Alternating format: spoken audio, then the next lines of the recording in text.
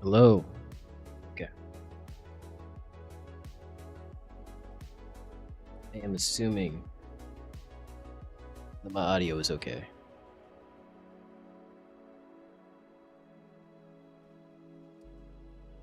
Okay, so to make a very long story short, there's this game jam that I'm a part of. It was supposed to be 7 days, an entire week for me and three people to make a game. I don't know how. Genuinely don't know how. I asked a whole bunch of people who are more into tech than I am how it happened. Even they don't know. But somehow, half of it, or halfway through the jam, the entire project got destroyed. And so it's just been us rebuilding that and then trying to make something. It's due tomorrow morning, 8 a.m. So I'm probably just gonna literally be up all night, all morning, just working on this. And hopefully I can stream for that long too. But if my audio isn't as, I don't know, acceptable as it usually is, more often than not, it's probably because I have like three fans pointing directly at me. The weather, the internet, AI overview said the heat wave will be over by Friday evening. It's not. It's still very much hot. So we're both, well, all of us are just gonna have to be dealing with that. I'm probably not gonna be as what's the word? As hospitable. I'm probably won't be able to look at chat as much as I often do because I'm probably just gonna be hyper focusing. So I do want to apologize in advance for that. That aside,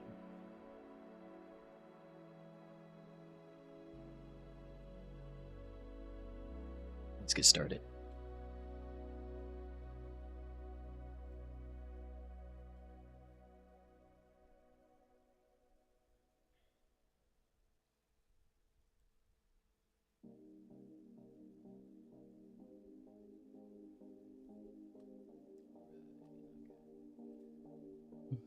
This is the game so far. Usually, in this scenario, I would talk about the game. There's honestly not that much to talk about because it doesn't really have any systems just yet. One of my team members actually sent me over some art assets that I need to import sooner rather than later. I think I was just thinking of something. I think I was just thinking of something, bro. I am tired.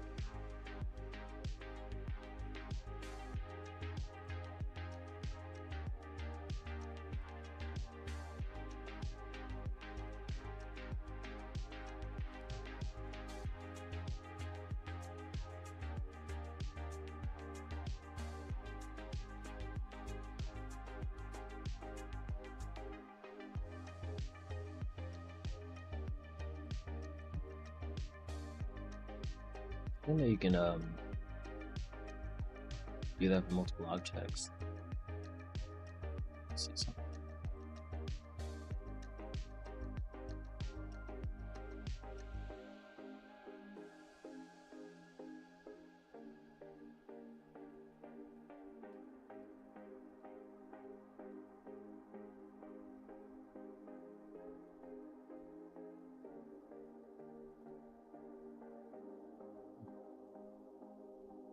Alright, that's alright.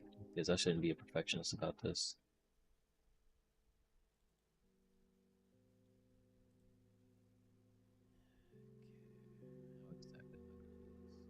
Right now I'm trying to make a mini map of sorts. Should be using this color palette.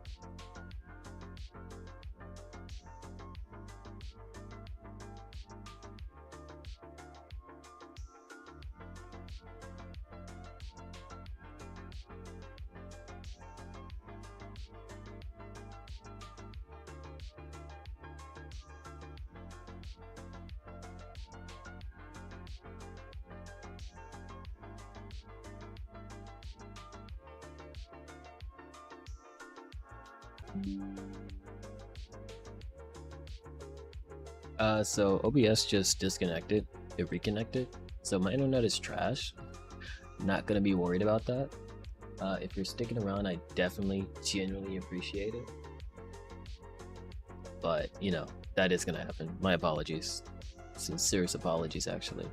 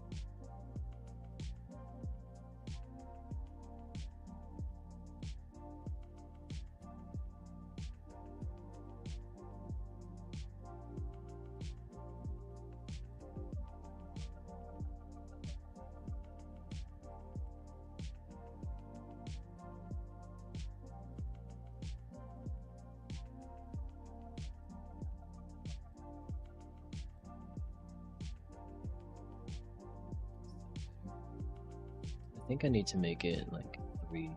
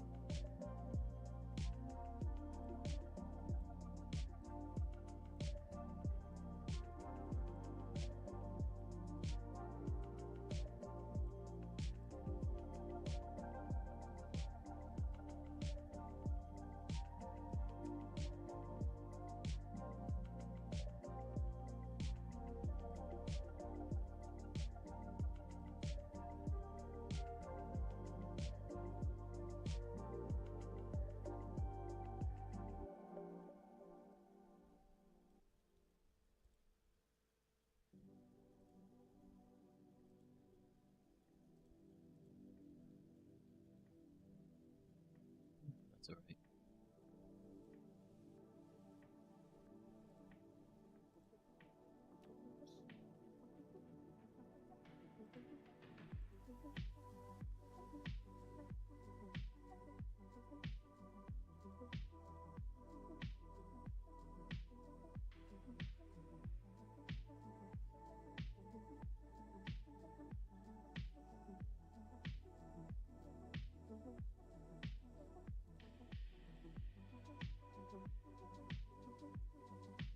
these are more center blocky now.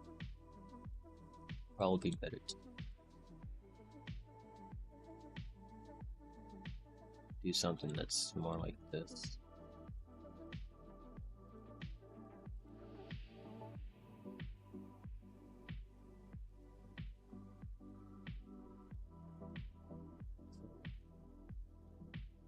I think it conveys the idea.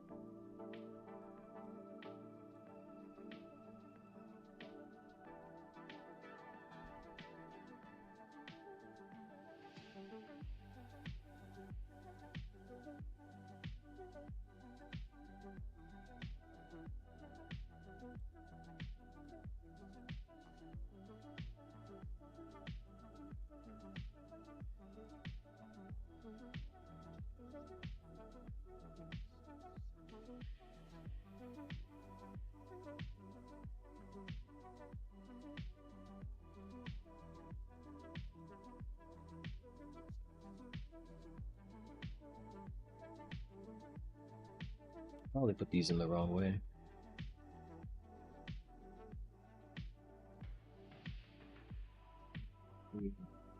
One, two.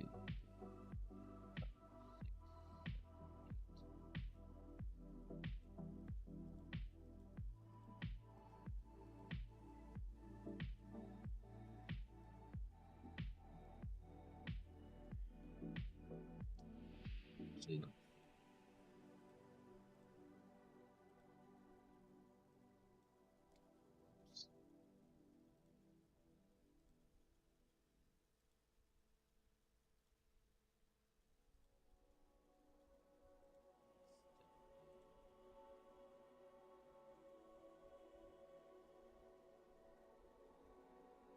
Oh, there isn't a more as vibrant red. This is kind of like tomato orange. It's fine.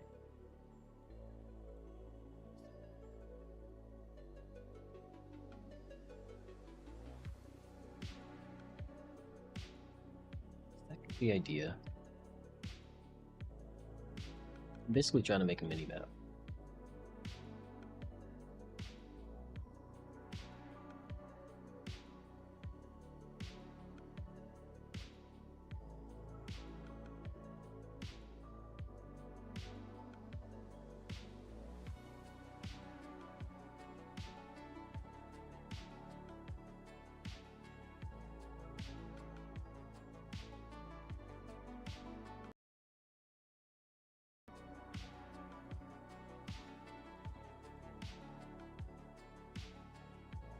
Kind of a sunset yellow.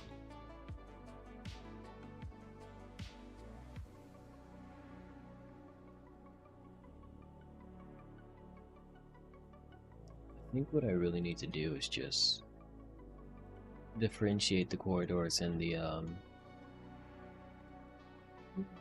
give it more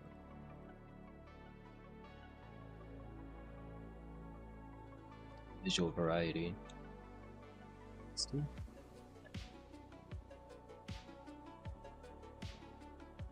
making it dark.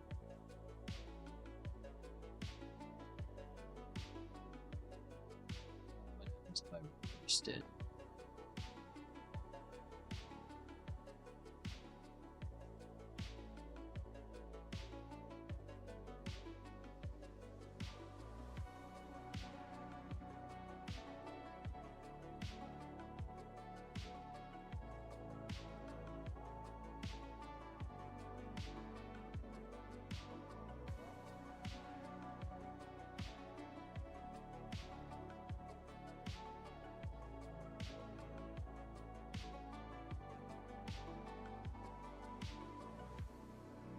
This looks better. I feel like this is easier to see.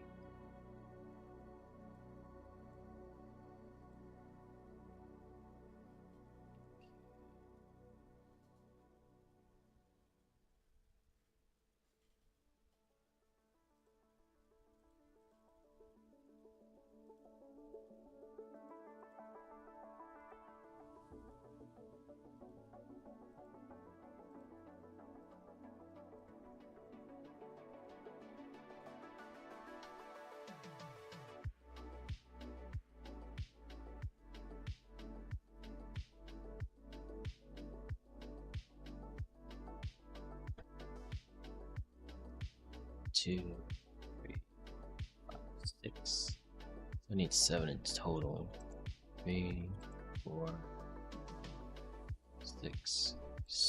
Oops. 6.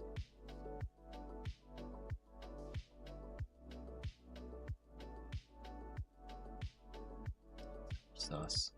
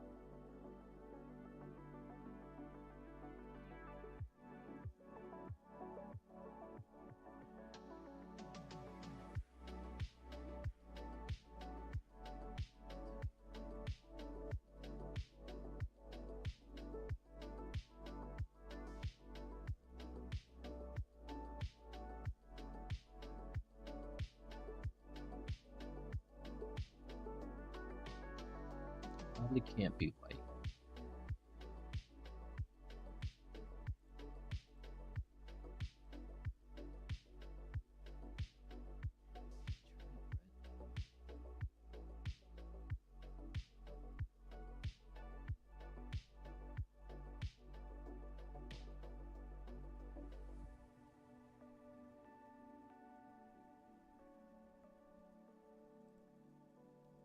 Let me just keep this until it's finished.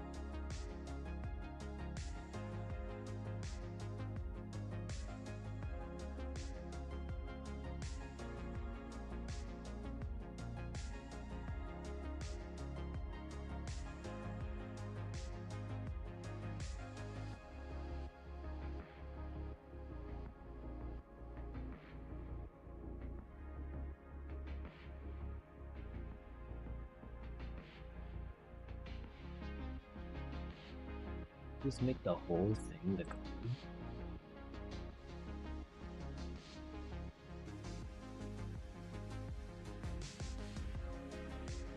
That honestly feels better.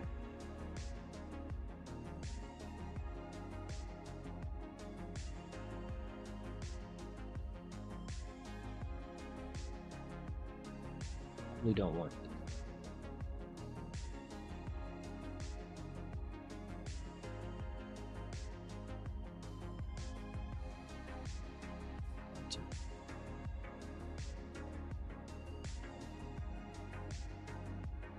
Try this red. I think the magenta.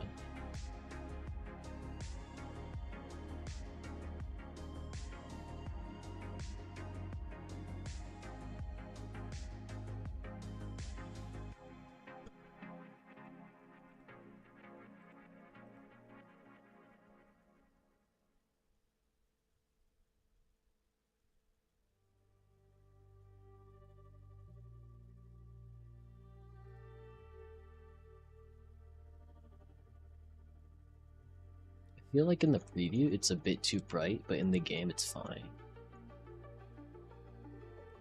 Let me try this one just to be sure.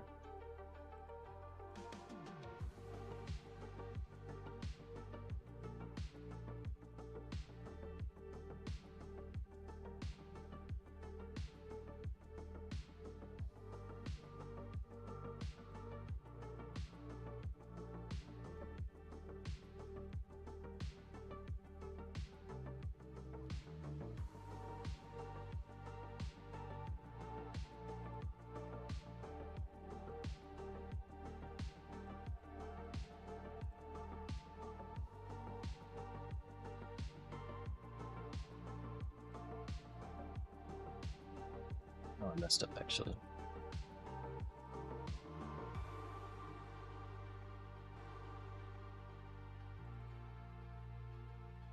Can do 60 frames per second, so two might be a little too fast.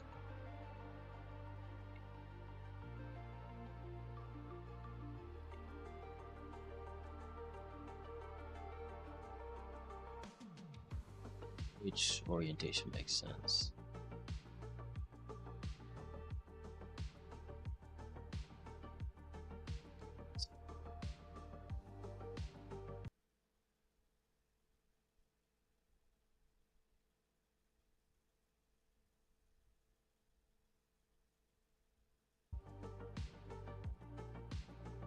Weird because YouTube was just buffering.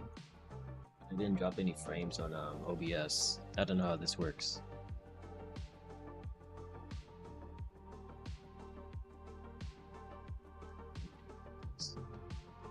Just so the frames have more cohesion.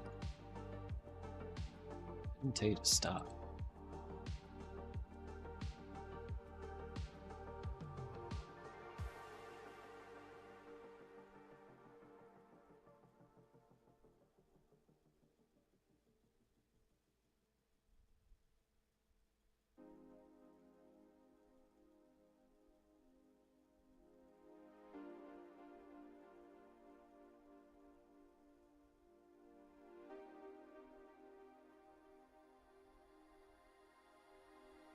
Because I don't feel like do a whole bunch of math.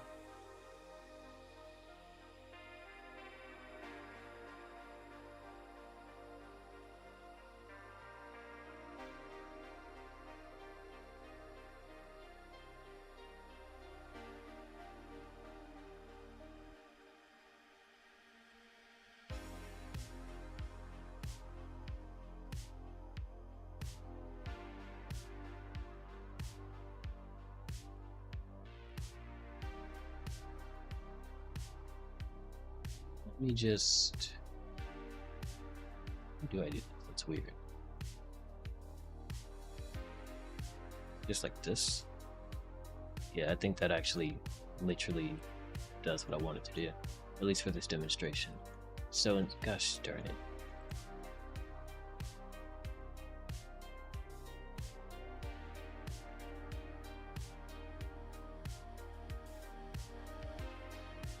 Probably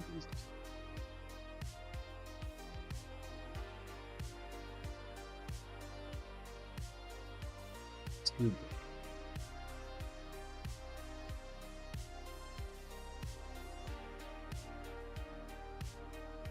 I think that's alright. I don't want to think too much about it.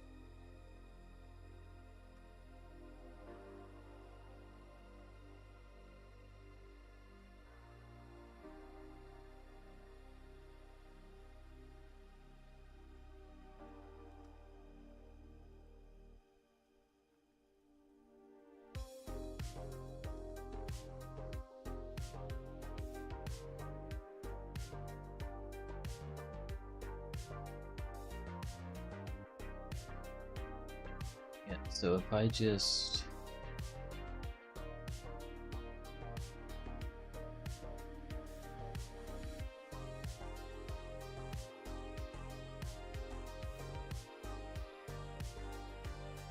no matter what happens, I'm gonna overcome it.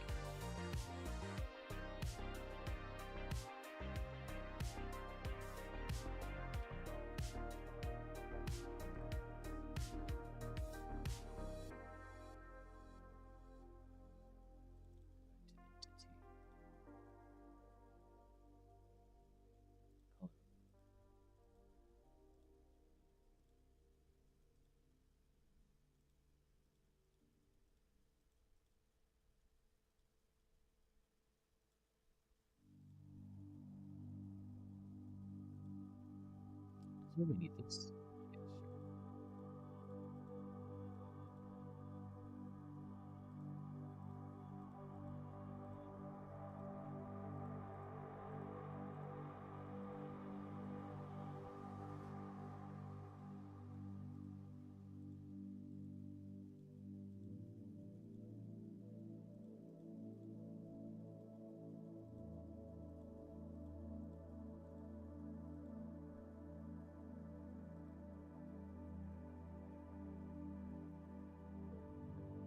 It's a little tricky.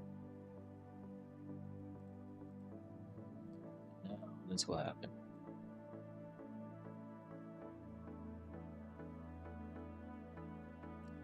Found it. It's supposed to be like this. Yeah, it is. Okay. So now they're overlaying with each other. Which makes things a lot easier for me.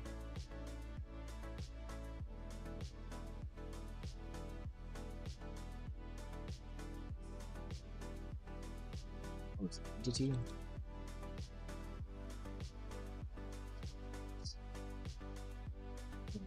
The frame rate back to 0, so that way it doesn't change.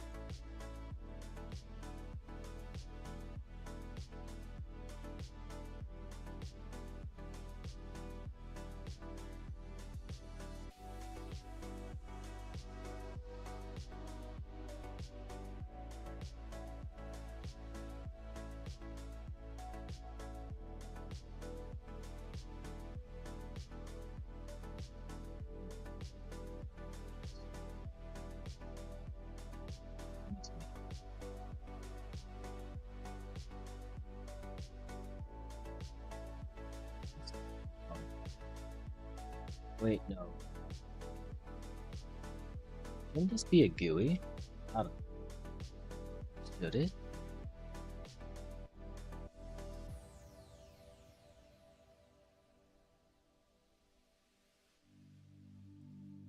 It's logistic.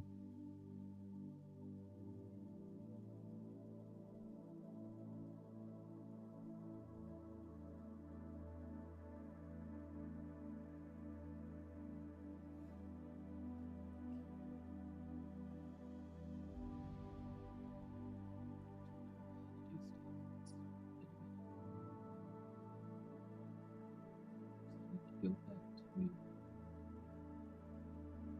minimap object. Shift draw.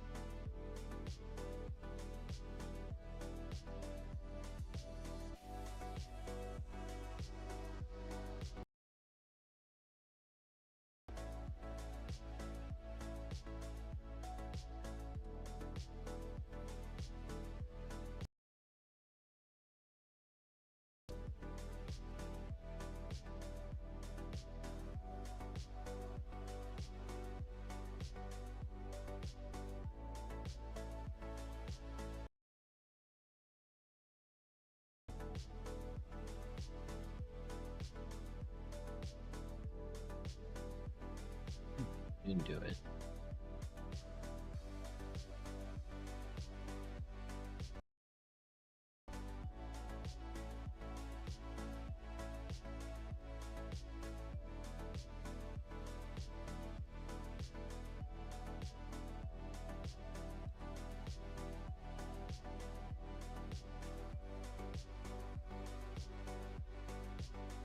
Oh, so it's just behind. So no, no.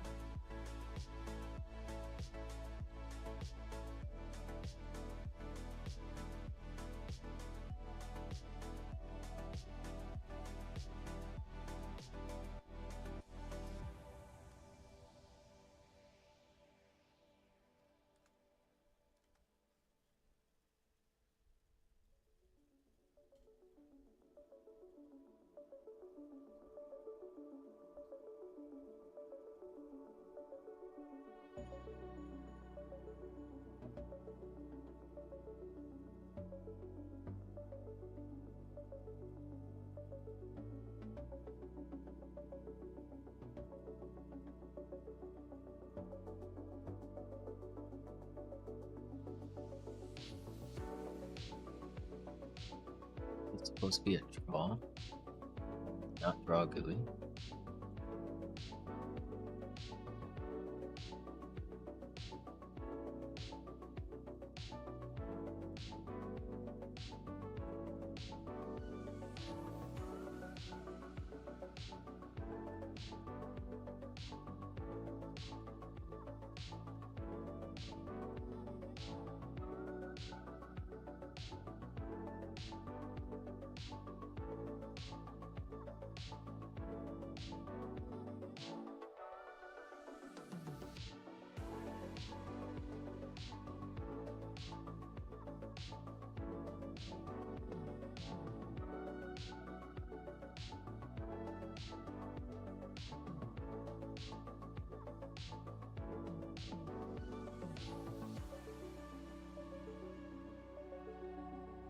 It's real tripping.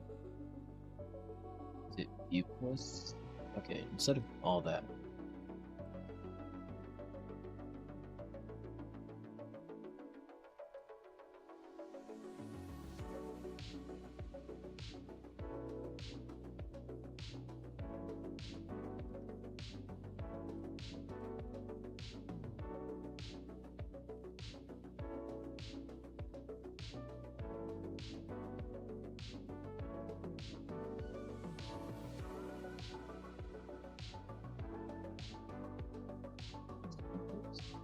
Streambo.com. Why does everyone always, or why do all the bots advertise Streambo? Isn't there like more scam websites for viewers? There must be some other way.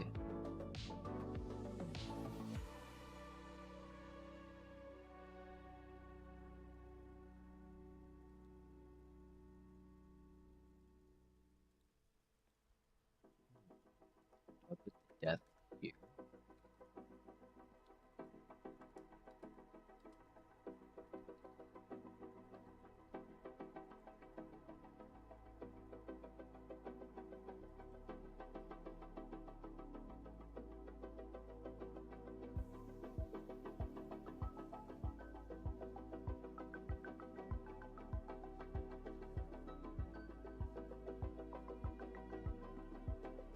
Okay, well, let me deal with that later.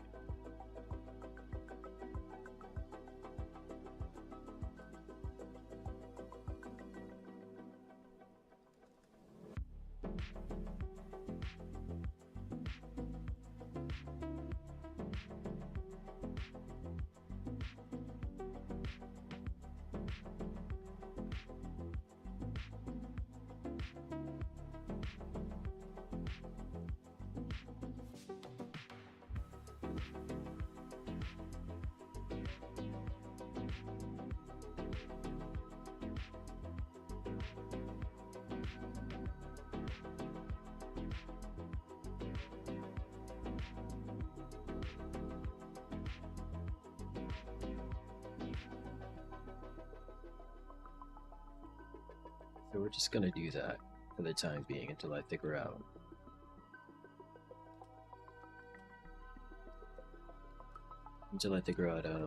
how to do it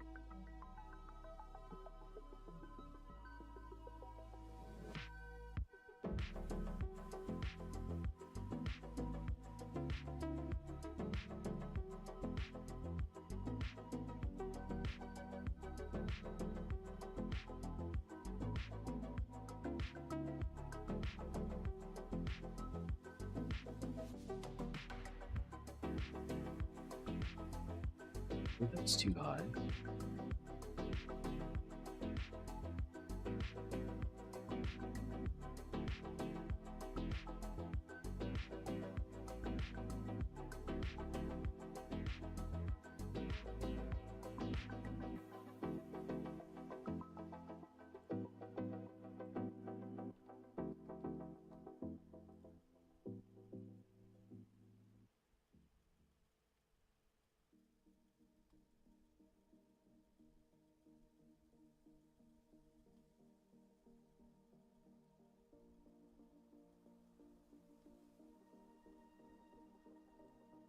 Sure. Let's get, or this sprite can go back to 0 frames.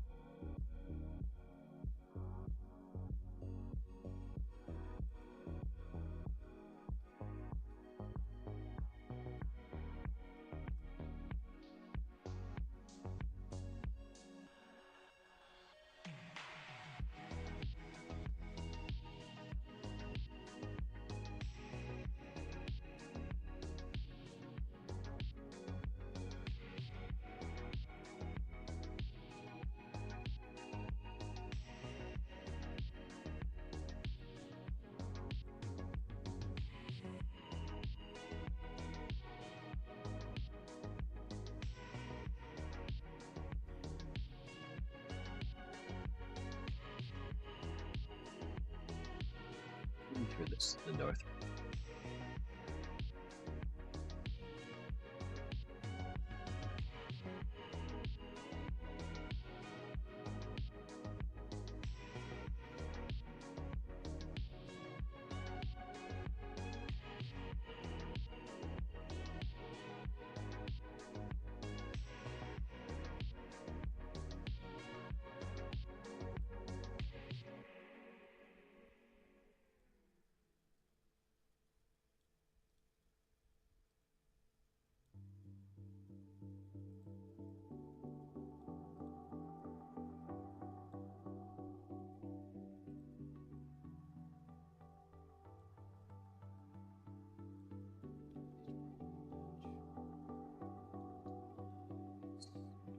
West.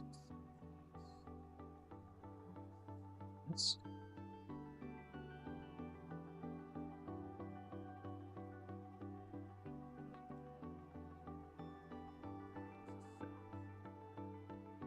Southeast.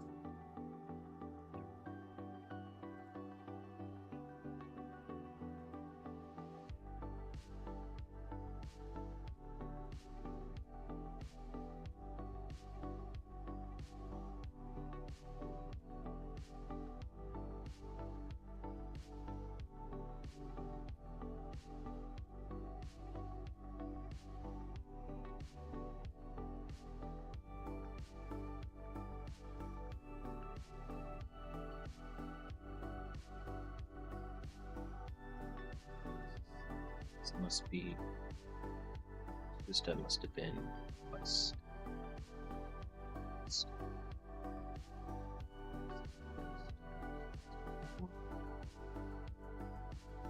Southeast.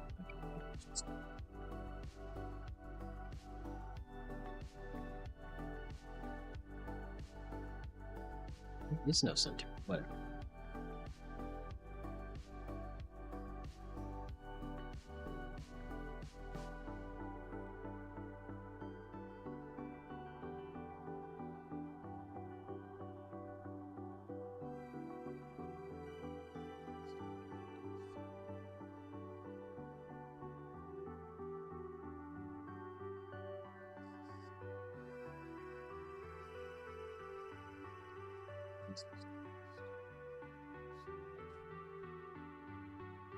Honestly, let's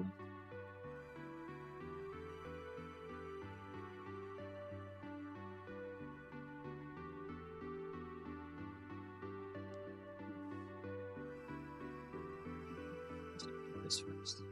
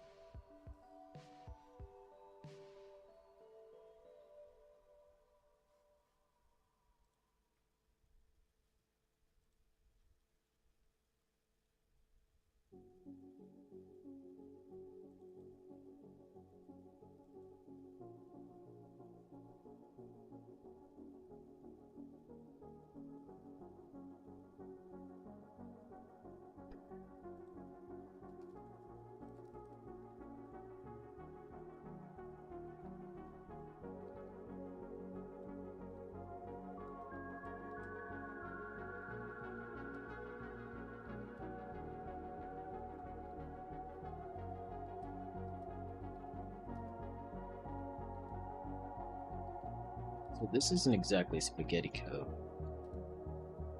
but like this is definitely inefficient. But the point of this, or the reason that I'm being so sporadic, is this project just has to get done. The deadline is Very close.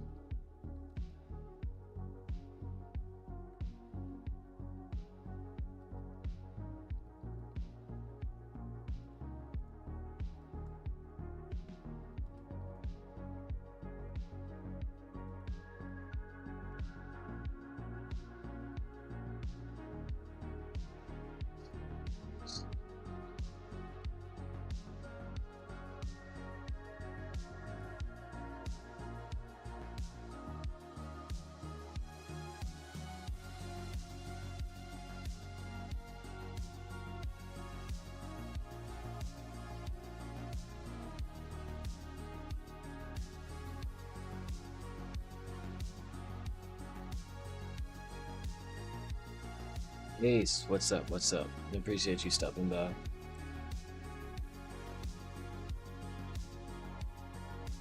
I'm currently going through it. How are you this lovely evening?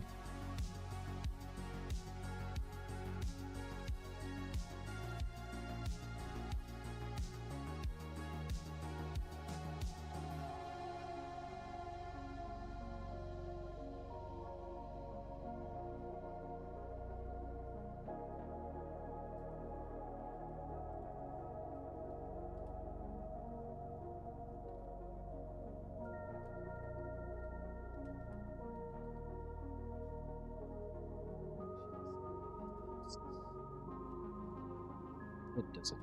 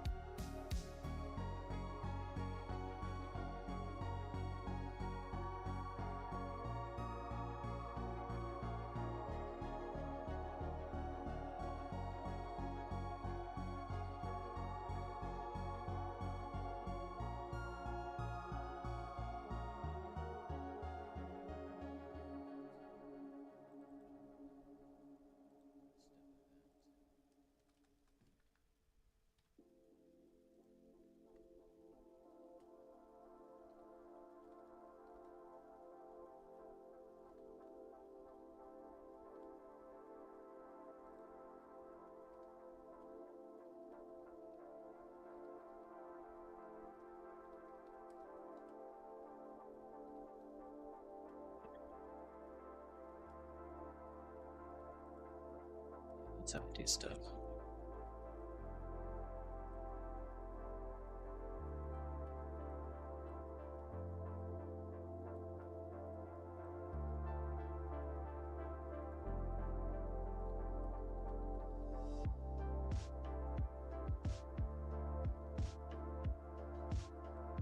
Is it?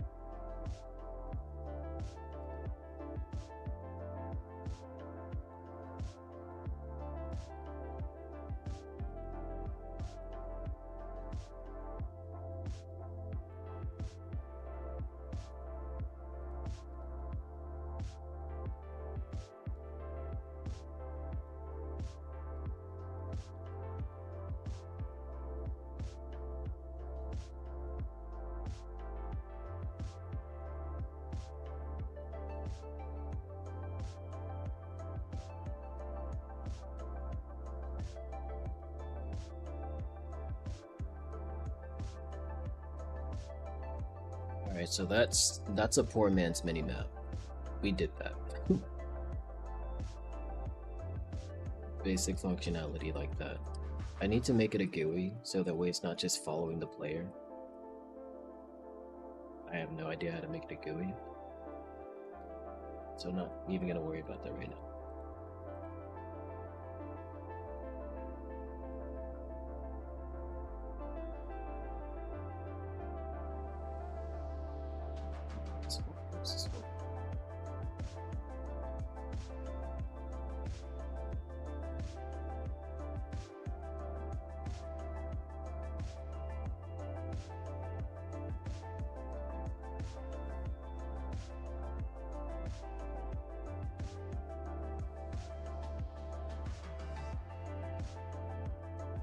So this is some of the stuff one of my team members did. For them though, it's like I brought them on the team, and I was hoping that it would just be like a stress-free or a relatively stress-free project to do, because we were all new to doing game jams and stuff.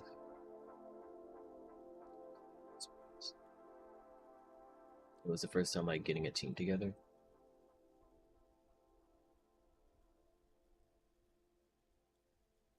Yeah, it was the first time getting a team together. So I'm like, oh, don't worry about it too much. Just do what you can when you can. We'll try to we'll get all the pieces or the puzzle pieces together. We'll pull it all together at the end. Like that's how we're gonna do it. And then that whatever that glitch was that just ruined everything. Because like it was difficult for me to find tasks that they could all do within that amount of time. So it's unfortunate. Like it's not anyone's fault, but it still sucks. Why is this bigger than? It just made me angry.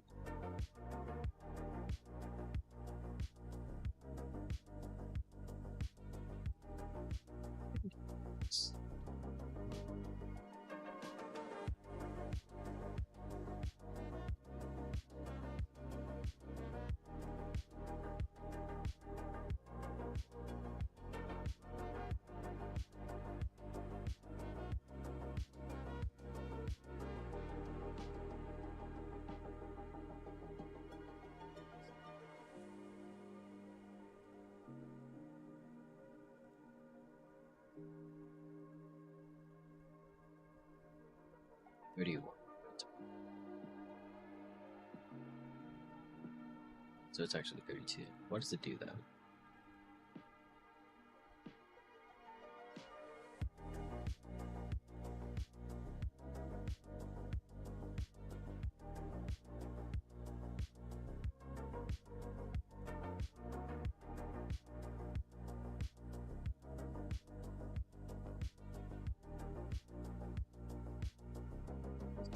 Wait,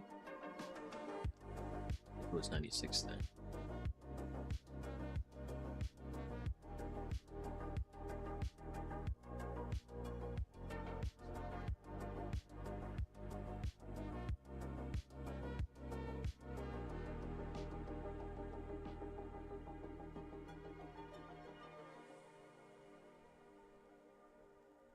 Two, it's a little too fast.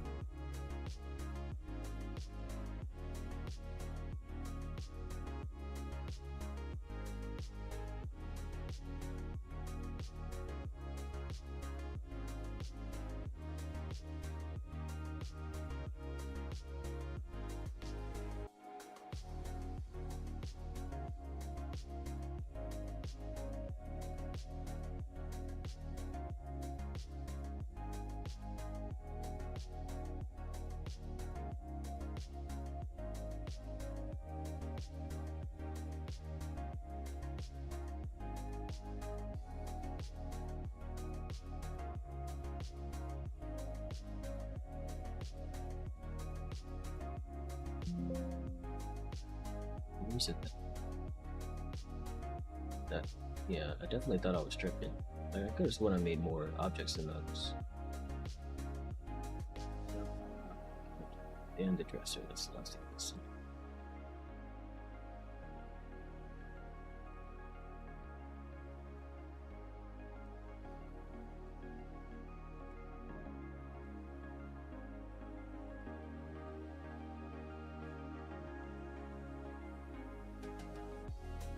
These are some really good sprites. Like, I thought I was popping off the doors. These are some really good sprites.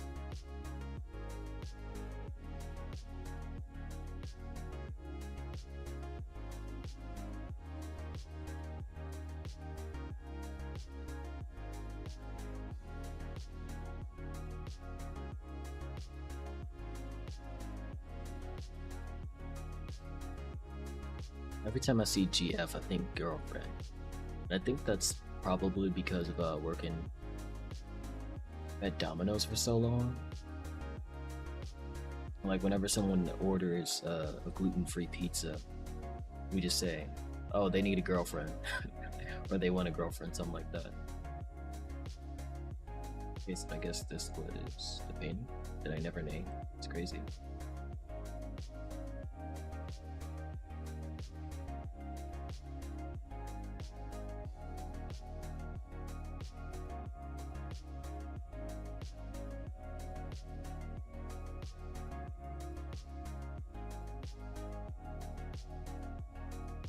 Definitely not gonna put everything.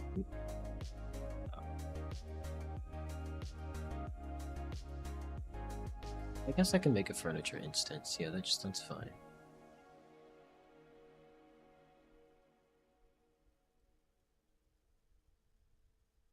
Oh, because it's behind. I guess the rooms is... Okay, let me put this in first, then it should... Yeah, okay, that's how it works.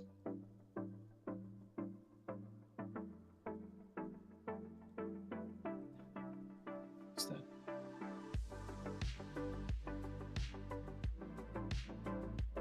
Or no, I think I could just make all these objects bottom left instead of top left. It's probably the simpler thing to do. The origin, I mean.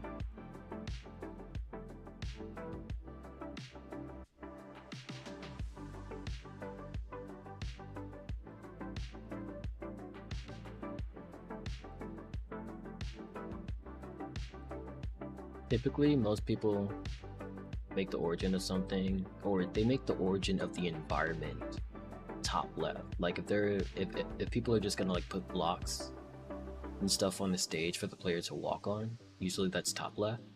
But anything that sits on the environment is usually bottom something. Like the players are typically middle center, just so it's easier to switch their sprites around or mirror their sprites. Objects like these, it doesn't really matter. Like, as long as it's at the bottom, then like it can just sit on anything.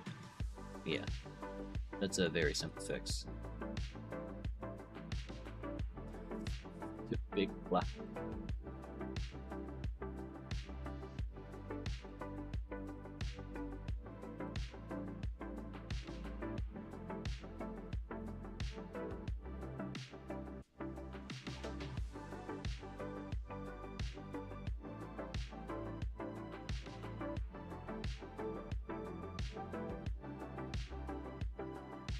I really wonder. I really wonder how to turn off this anti-aliasing. Where, like, the lines are very blurry. I think that's anti-aliasing, but the lines are blurry because I guess the computer is trying to fill in the blanks. And that's not like AI or anything. That's something that's been around for a very long time. You're probably familiar with it if you play like Game Boy emulators and stuff like that. I forget the names. Maybe it is anti-aliasing, but I really want to know how to fix that so I can keep the pixelated aesthetic. But I guess it's fine. Like, it doesn't look bad. It's definitely just something I don't prefer, but it doesn't look bad. I just wish I knew how to fix it or change it.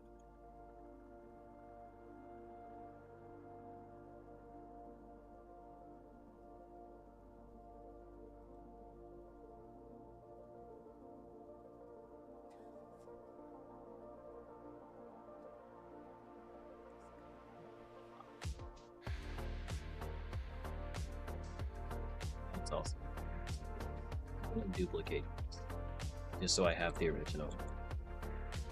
Oops. Oops. Well, this is all going terribly.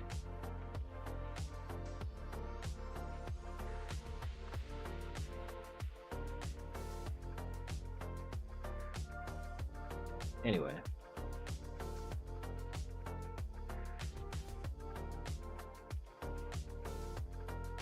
Let me make sure everything's...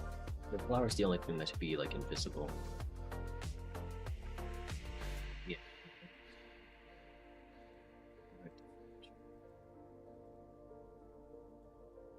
Delete this.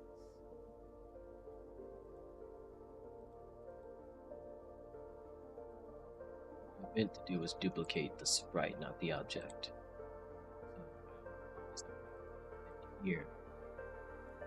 Let's go ahead and just the spreadsheet.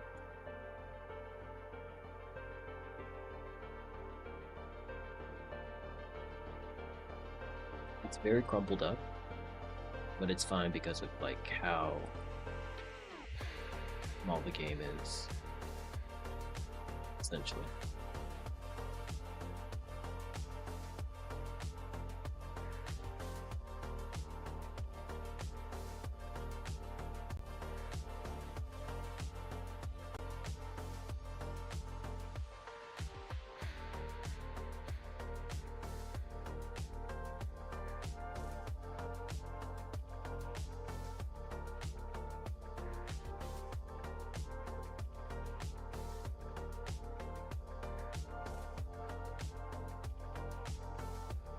It's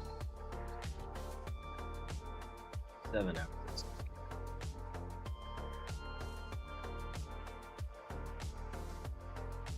I have an idea, a very simple idea to make a puzzle game that's pretty simple but also kind of intense.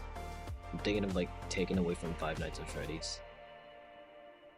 It's just really the matter of like how much brain power do I think I'll have by the end of this? Because I think I need to follow up on an interview tomorrow. Like they weren't specific, or it's not that they weren't specific. They weren't thorough in explaining. I guess that does mean that they weren't specific. Basically, I did an interview yesterday, and it said like, okay, usually there's a second interview, and we're gonna get everybody, get everybody together, and that's usually the day after. But they didn't tell me anything.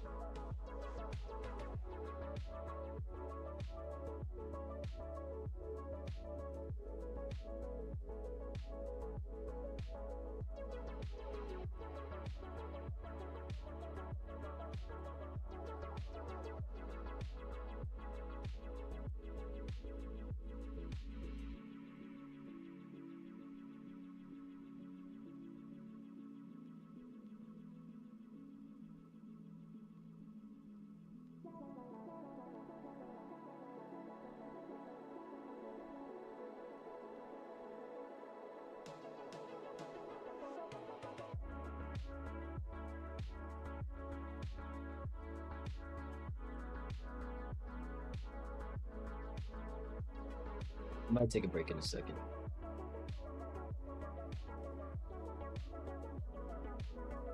Probably when I get to like an hour.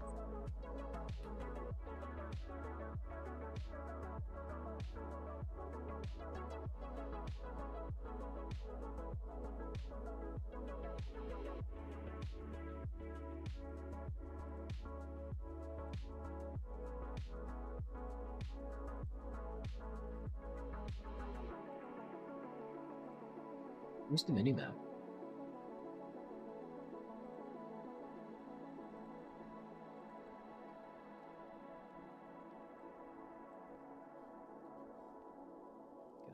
This.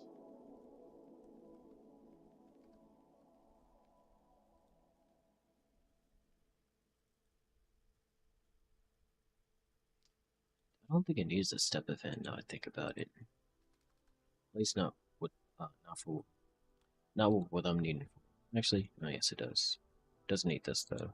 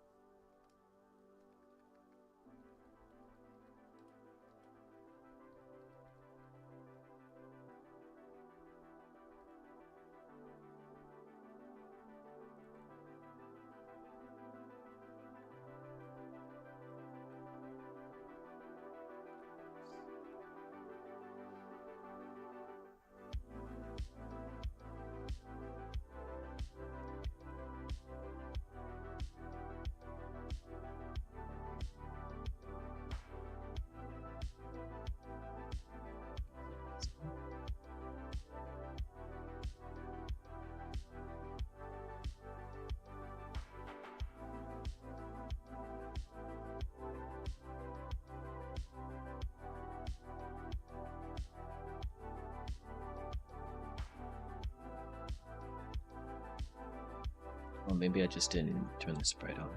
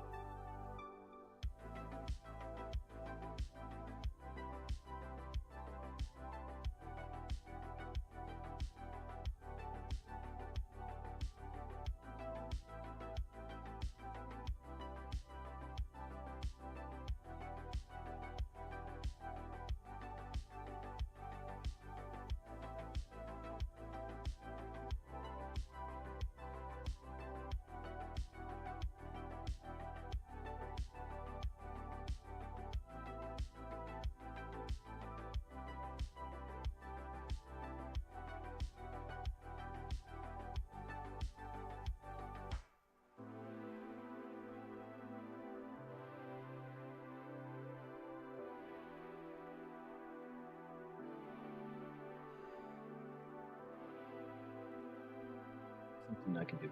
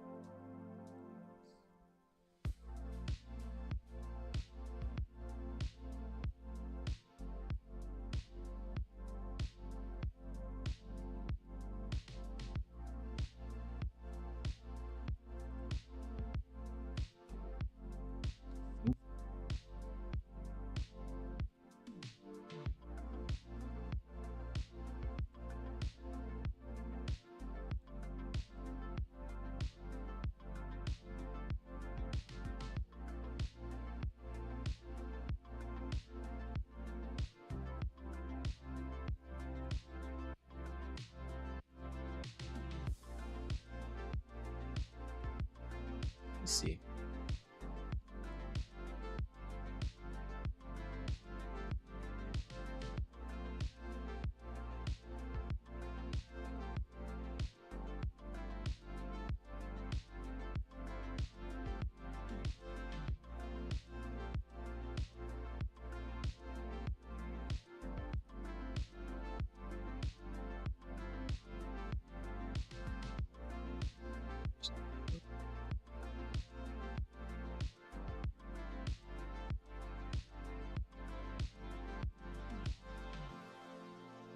Actually, not bad.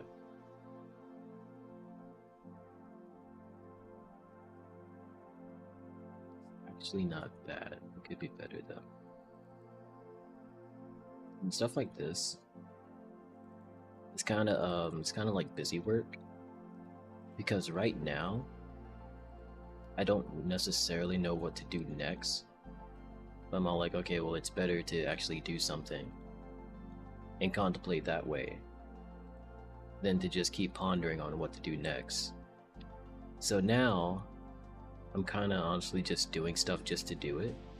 I know that I need a nightstand or some type of desk to put this flower on.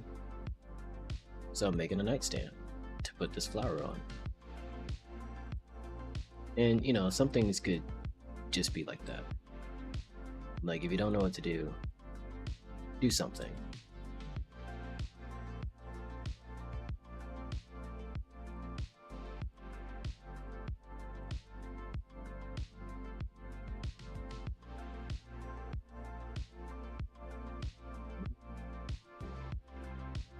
That's too much 3D.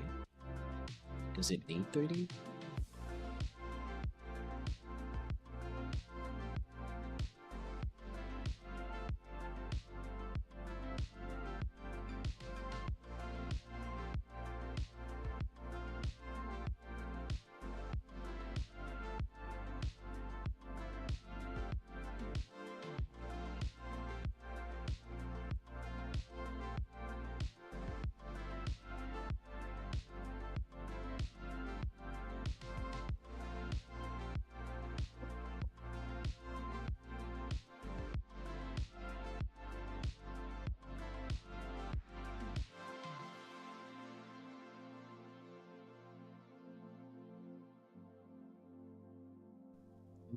Oregon, how long have you been here?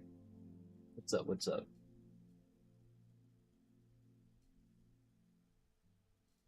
I'm working on the game jam that some people in the Discord were doing. I don't know if you've been keeping up or if you've been reading our messages, but eventually, did we even talk about this in the Discord, like in text? But like halfway through the game jam, the entire file got corrupted. No one knows what happened. I've talked to a whole bunch of people. They don't know what happened. And so we got into this situation where basically whatever I finished by like 8 a.m. 7 hours and 30 minutes from now is gonna be the game. So yeah, I'm just working on that. I'm most likely gonna be up all night. But hey Corbin, what's up? What's up? Glad you're here.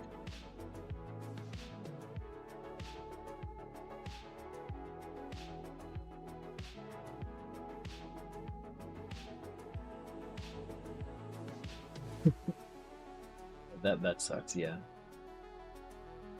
Luckily, from the beginning, I told them like, hey, you know, this isn't that serious. We're just doing it just to do it. So I am happy for that. That this was supposed to be low stakes in the first place. So I'm not too upset about it. But at the same time, like, darn, I really wish I could go to sleep.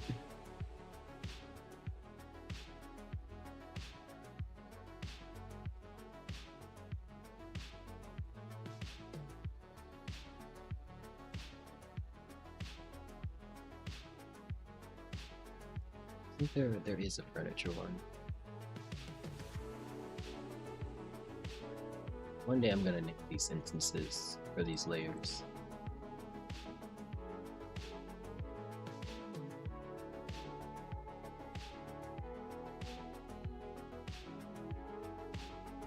Proud of me for trying to get something done. Thank you.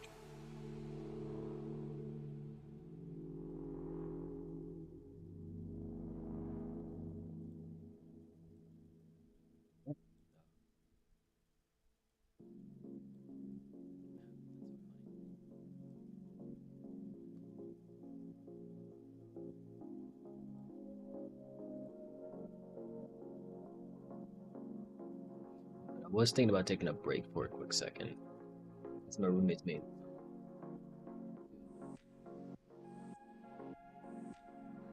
Got corrupted this game. So we do it all. It's terrible.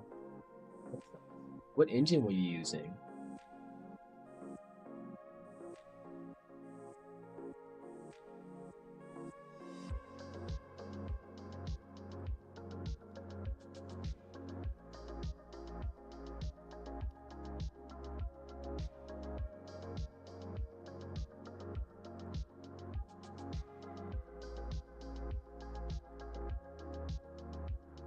Doing everything in Clip Studio?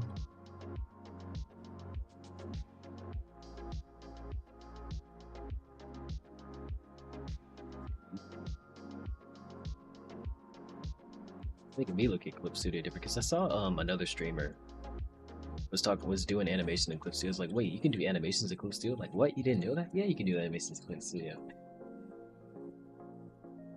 I don't know. Clip Studio is so weird because like it's such an affordable tool. It's very accessible and like a lot of different things you can do with it. Well, I guess that also means like it's probably not the most high tuned thing. I don't know. I do know that I don't like Adobe though. Yeah, we'll be getting some lasagna. I'll be back probably 10 minutes. Have fun with the possibility to do pixel art in it. So I got Ace Bright. So I'm 6% right now. Oh yeah. One of my friends got on Ace Bright. Or did they? I don't know. We still haven't figured that out. But yeah, I love Ace Bright. I saw someone doing pixel art in Photoshop. It's like, what? You can do Photoshop? You can do pixel art in Photoshop? Like, yeah, you can do pixel art in Photoshop. What have you been using your pictures? What have you been doing your pixel art in? I'm like, Microsoft Paint. Anyway, okay. BRB.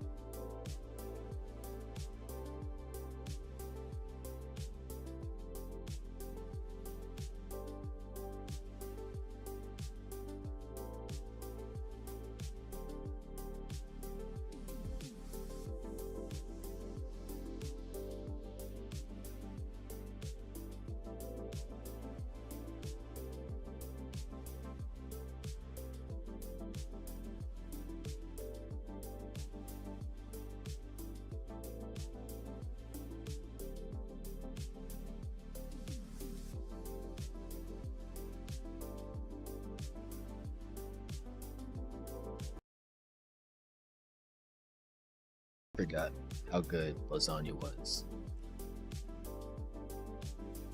I don't even think it's the pasta. Like, it's really the cheese. I feel like lasagna is just an excuse to eat cheese.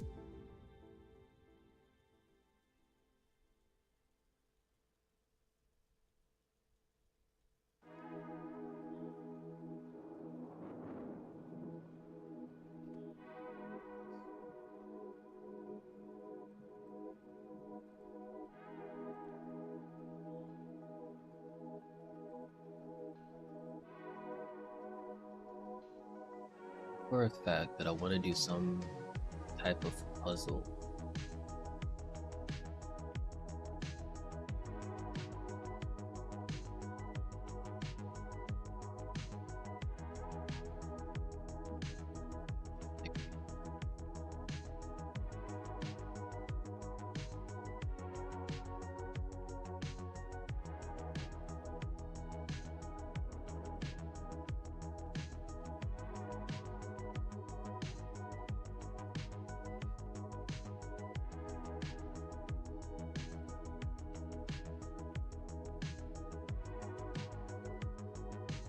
Do some type of puzzle.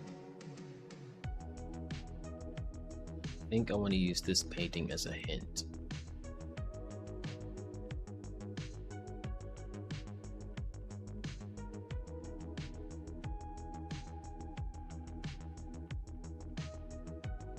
Probably best if the player probably best if the player starts the game right here. What wing is this? South wing? Yeah, that's about right. It's fine.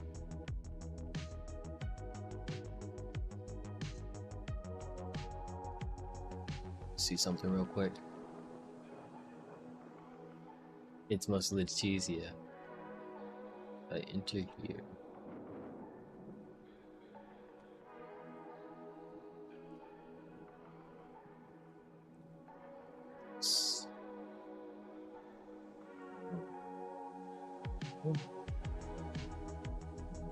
Also,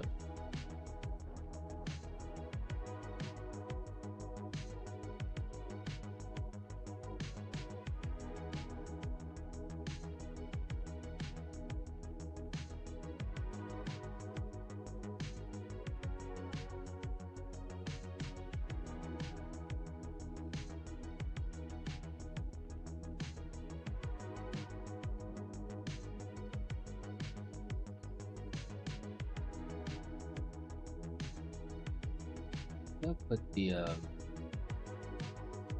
so right here. How does that look like?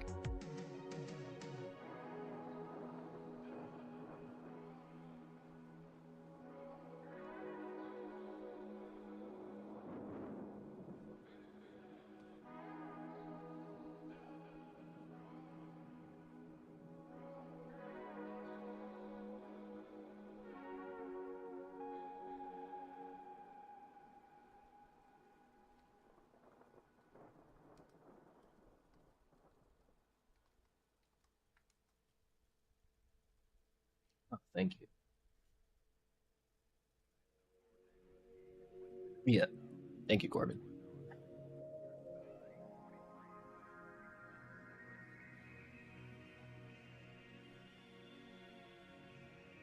I think got a teleporter for this one.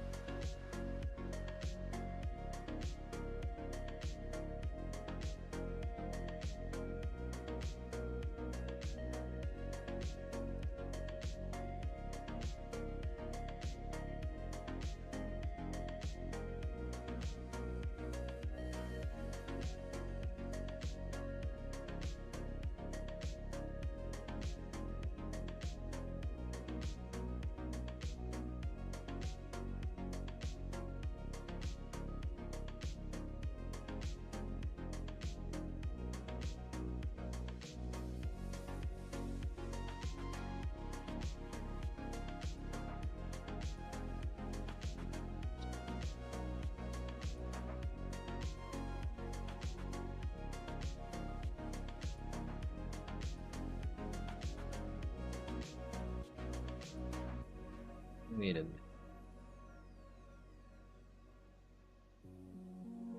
No continuity error. Because if I'm in the south, west,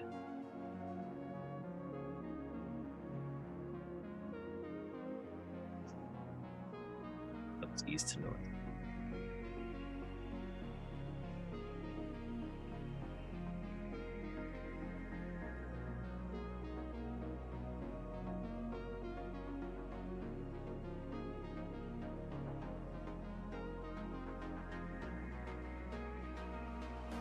Okay, no, I was tripping.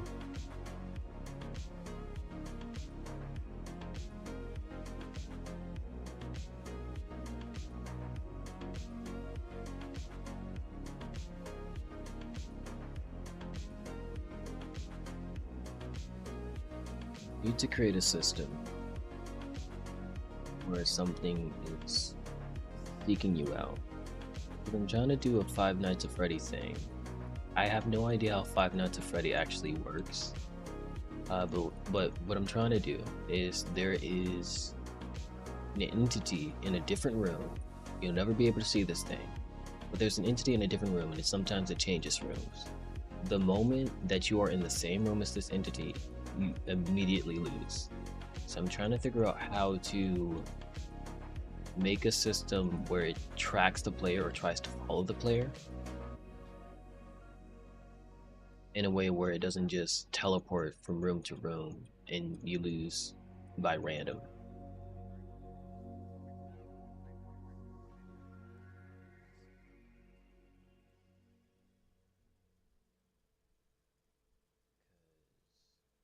Oh, they started the East Wing. That's interesting. I thought I wanted them to start the West Wing. I want them to start the South Wing.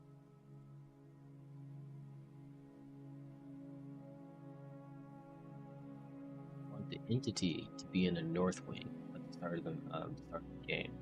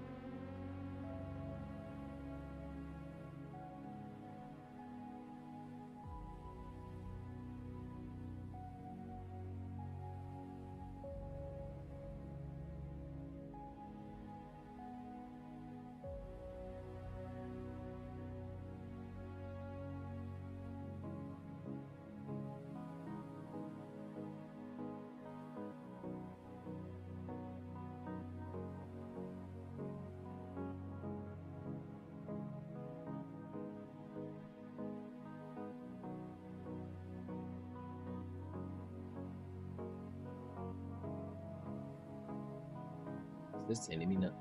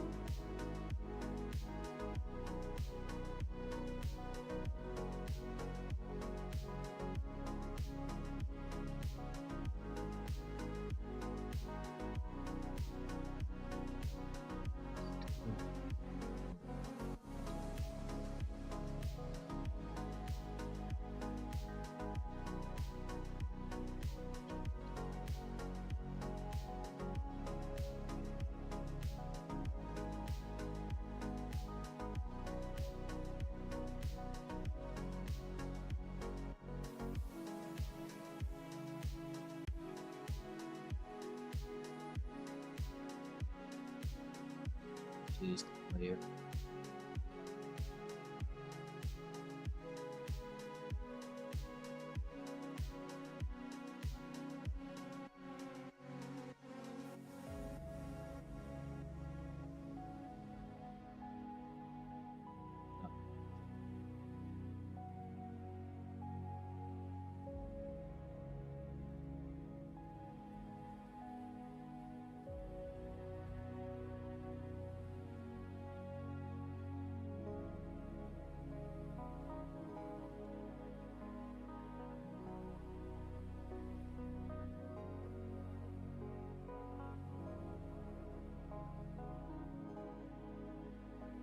the alpha.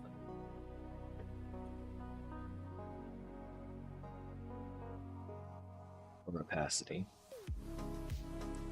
Are these things?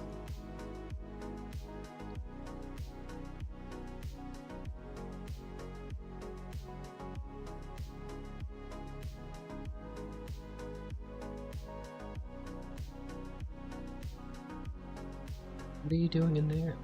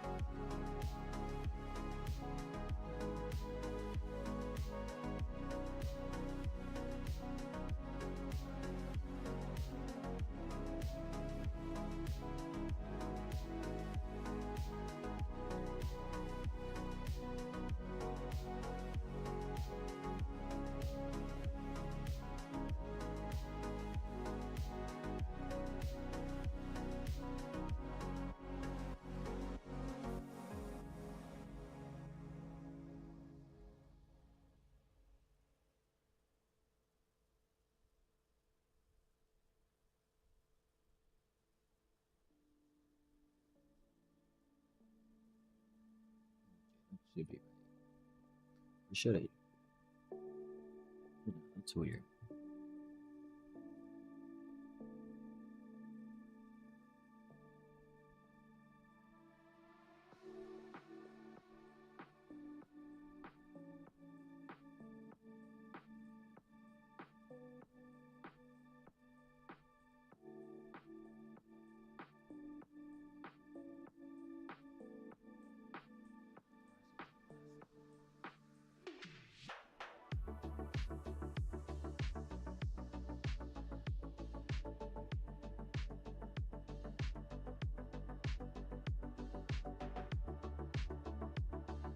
Wow, driven.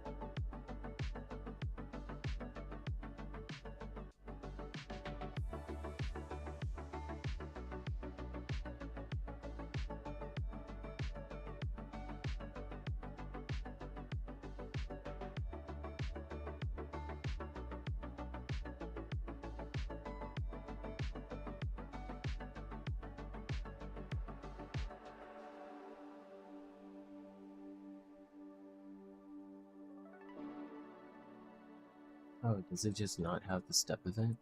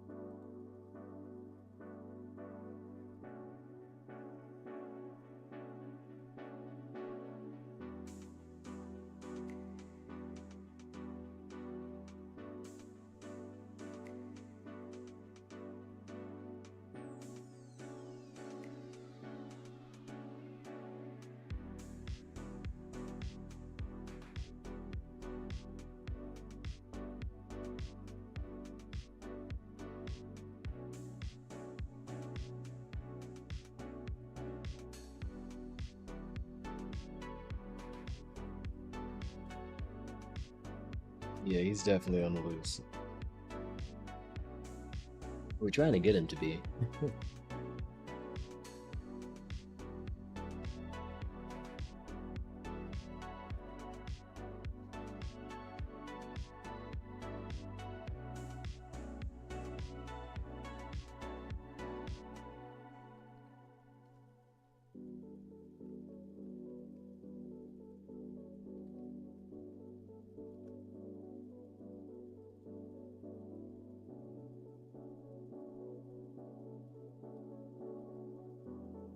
He really likes that room for some reason. But what happens if he's actually in that room? I don't think that's the right room.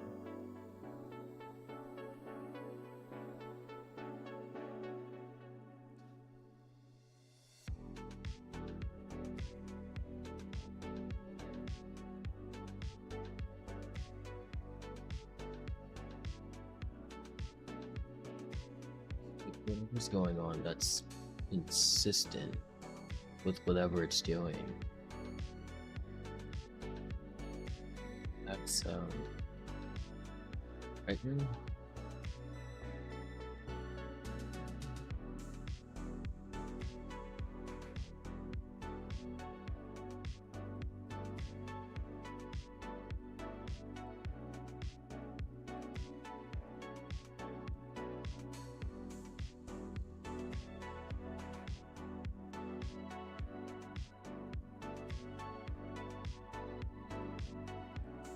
Yeah, so I think whatever I originally had here was true or was working, but then I changed it, assuming that that was the problem.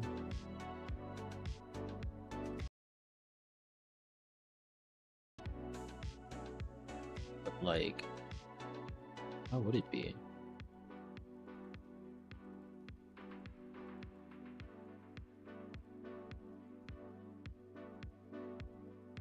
I mean, it works.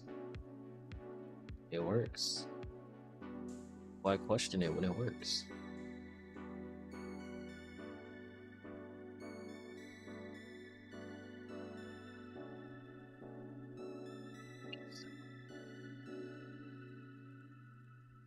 This one.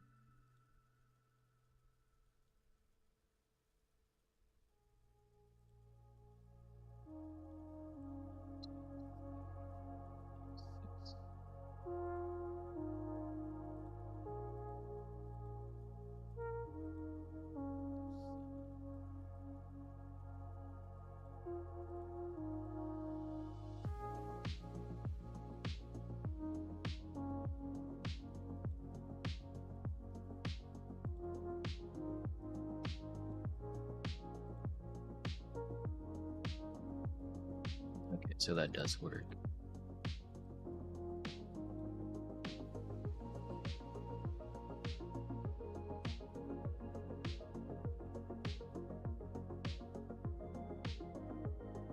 We're using GitHub Desktop? Yes. What's wrong with GitHub Desktop? Don't tell me there's something wrong with GitHub Desktop. I actually like GitHub Desktop more than the website. I feel like it's a lot easier to understand. Don't tell me I'm in a toxic relationship. Anything but that one.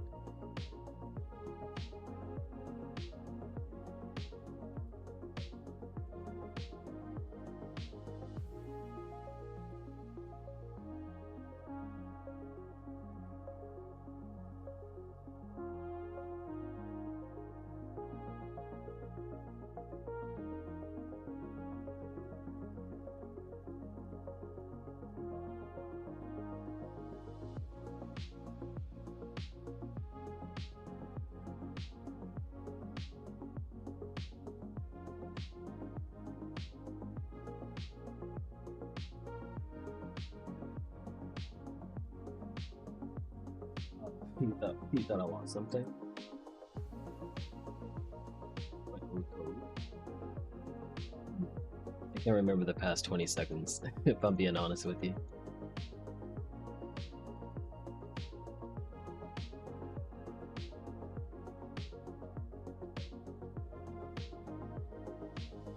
How am I gonna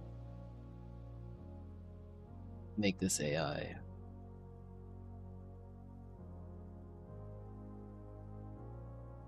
could just do a timer.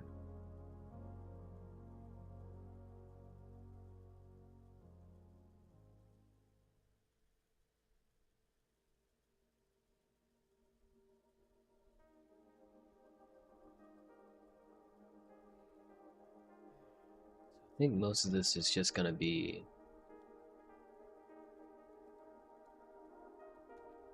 making the AI this enemy, this singular enemy.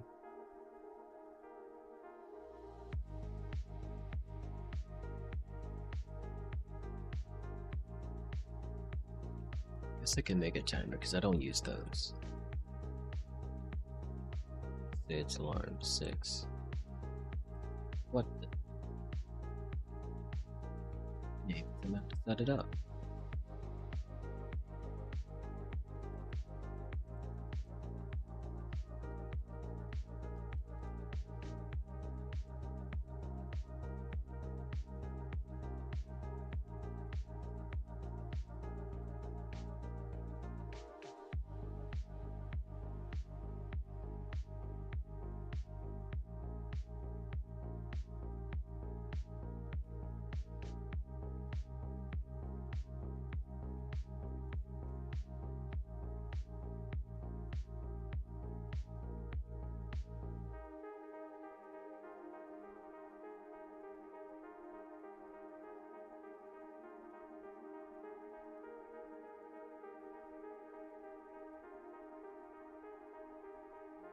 Let's go to the GNF.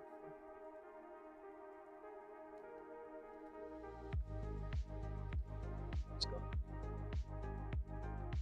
Is this for an older version? That would suck.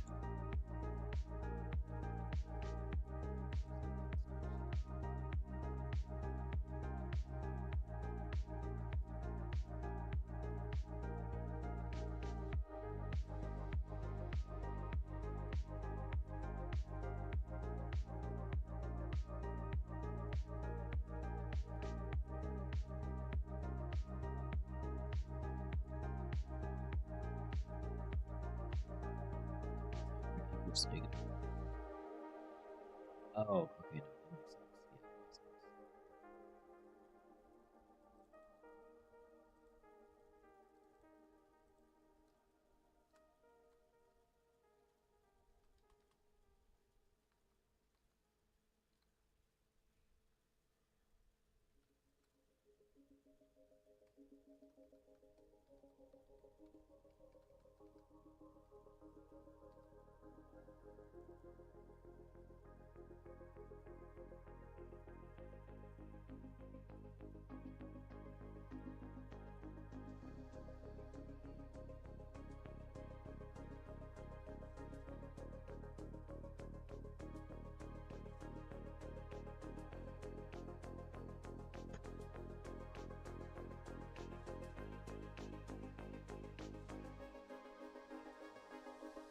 Yeah, that makes sense. You understand mode, that's understandable. Get the old code work, but you still see that. Oh.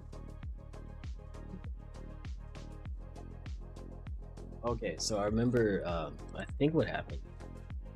Yeah, I even like still have it copied. So I copied this code from this enemy or for this enemy. But then when it didn't work, I thought I messed up and put all of the true statements to false, or vice versa, or something like that. Something like that happened. But then how it originally was how it was supposed to work. So I changed it back to what it first was. Yeah. That's logic. That makes sense.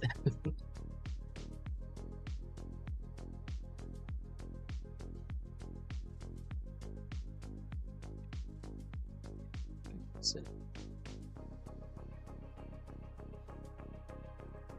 Make destinations.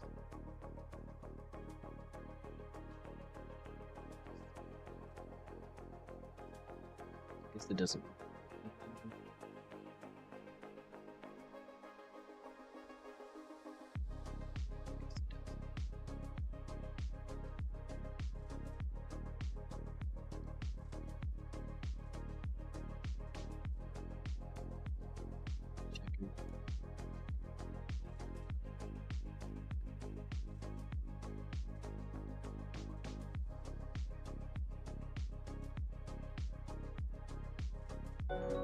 Oh, Ace, I did not know you were streaming. What's up? What's up? Thank you guys for coming in. Not nearly as, I don't know, exuberant as my friend Ace. I'm a lot more chill around here. Just come in and vibe and watch me have a midlife crisis as I figure out this code. Appreciate the raid. Appreciate the raid.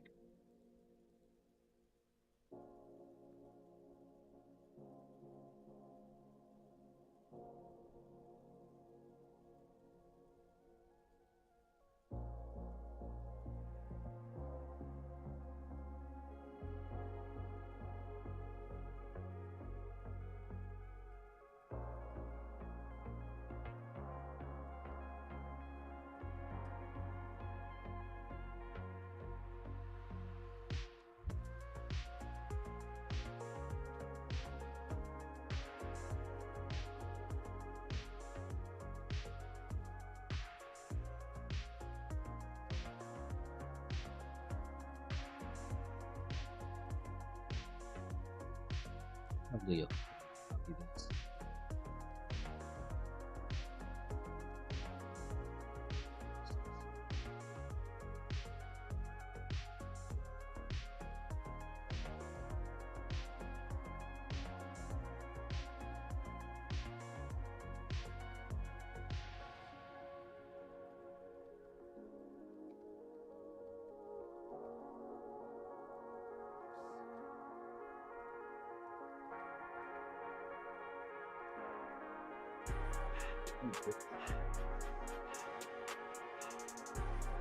Let's go 21 now. Appreciate you for coming in with that walk. Thank you, thank you, thank you. The vibes. I feel like I know who you are. If I do, let me know.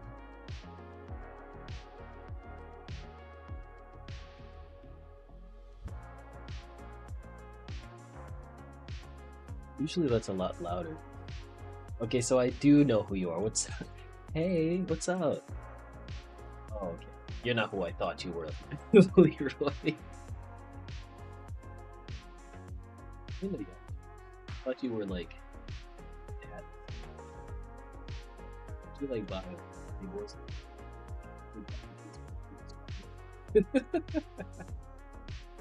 So what's up, Leroy?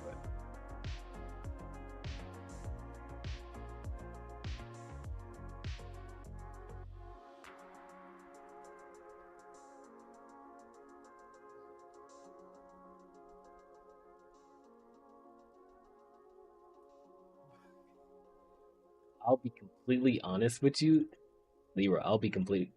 Twitch names, Royce up. Roy. I'll be completely honest with you, my guy. Like, I asked James out of like, well, because I felt like he was the most convenient person, and like, obviously, it's freaking James. Like, you've heard his voice.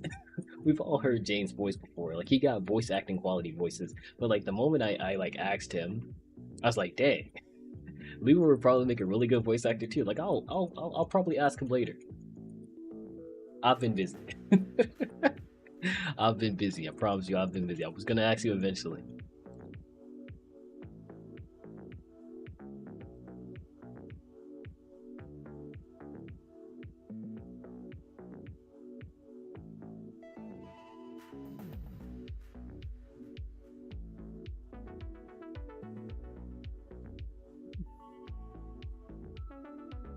I think I need to make these functions. Oh, you're still with them? What were you guys streaming? The last thing I know was Ace was playing Cuphead with E.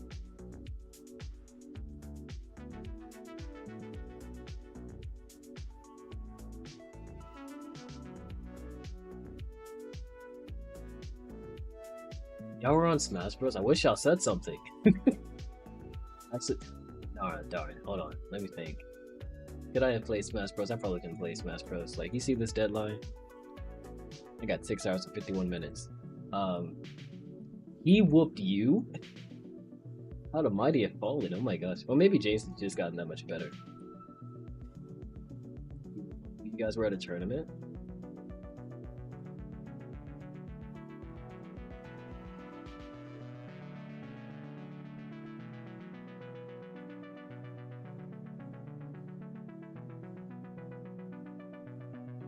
Oh, do you mean that yes, what he's doing like local?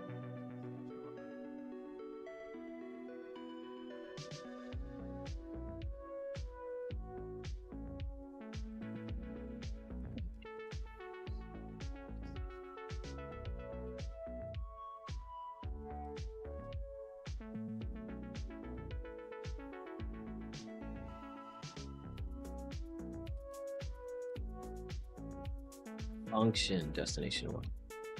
Okay.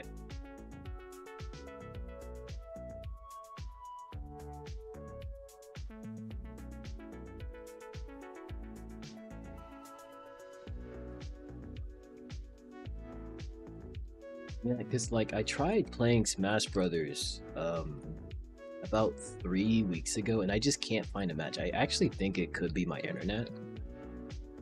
I actually was trying to get back into it along with Splatoon 3.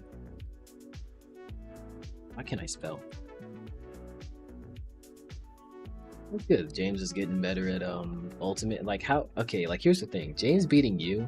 You know, sure, that's in the realm of possibility. But how did Lucas lose to Incineroar? I feel like that's your fault, Leroy.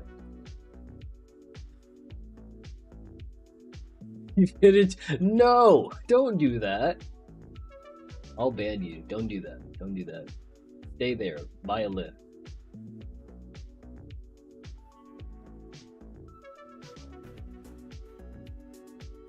Drink tons of water. Do it in the morning.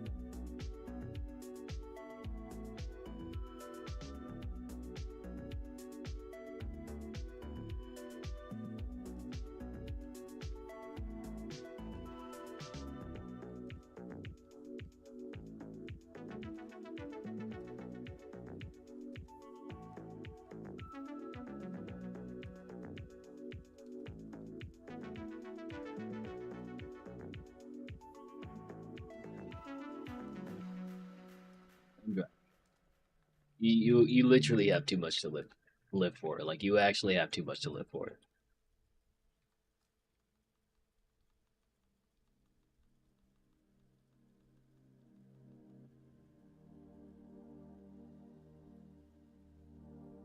I guess I just grab these. I like how I have no idea what I'm doing, but I'm still know what I'm doing. That's so weird. So weird.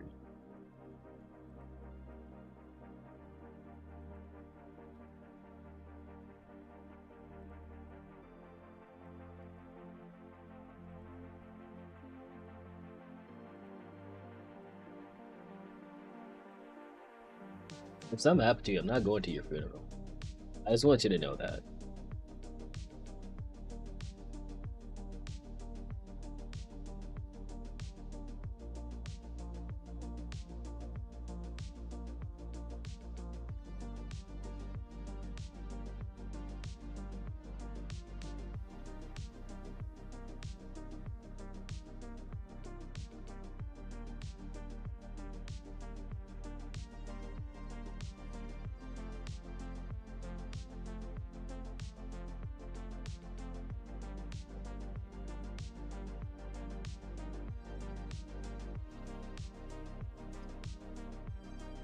What the fallen? Hit me up on Discord. You have a Discord?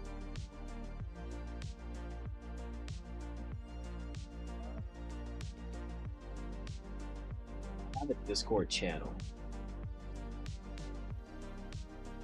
You can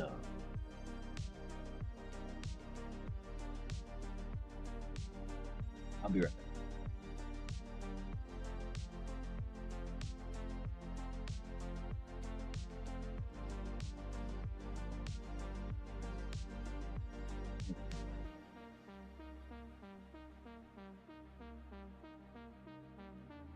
I don't remember this call with me, you, and BJ. Let me get my.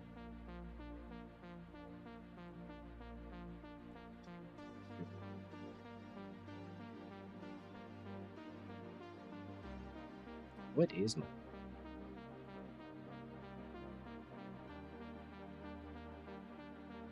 Definitely need to close out of it. This one's on.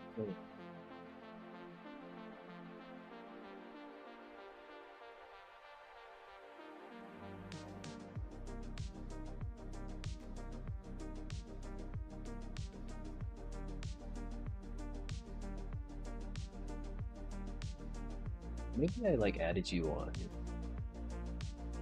one of my servers. How do I enable that's super cool.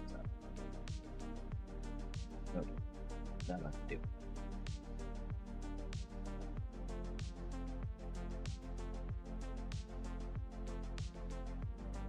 Guess I could get a random number. And just like I win.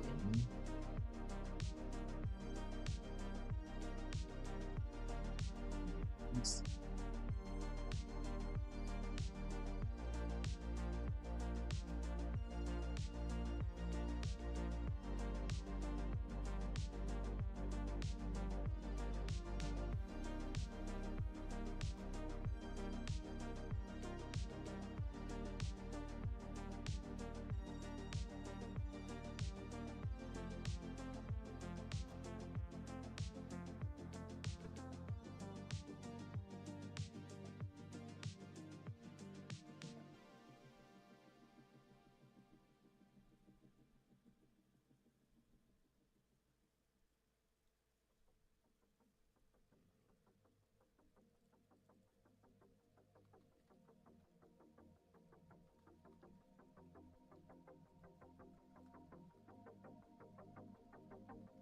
So it has to be under those functions.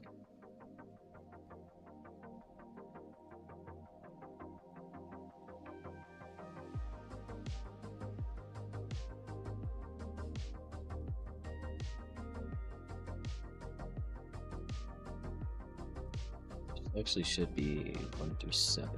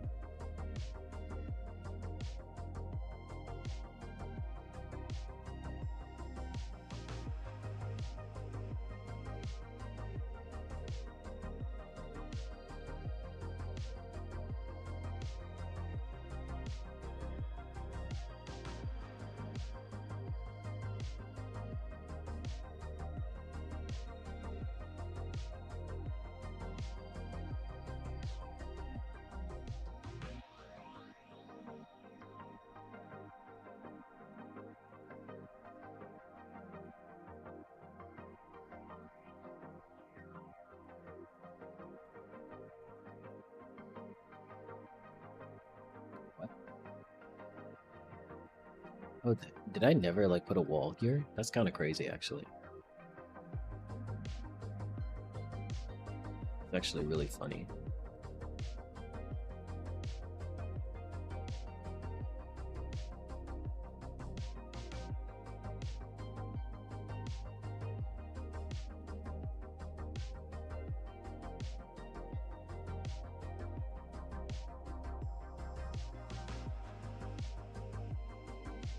I think I can put these.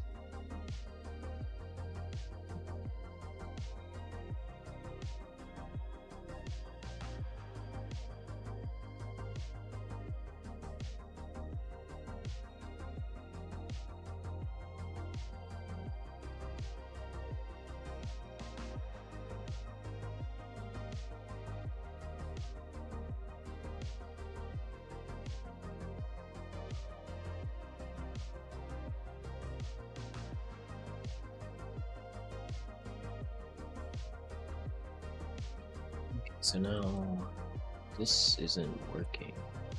Oh wait, okay. Oh no, this is still.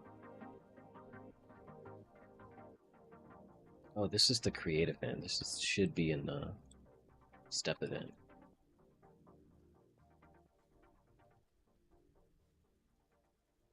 Do functions save in create events? I never really thought about it.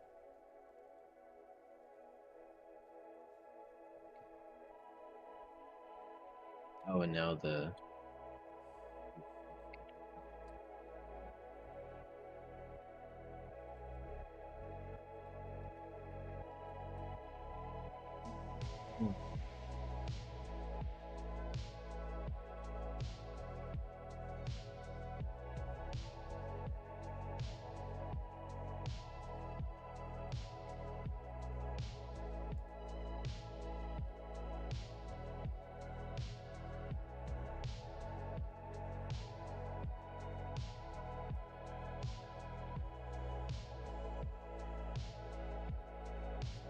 60 frames per second.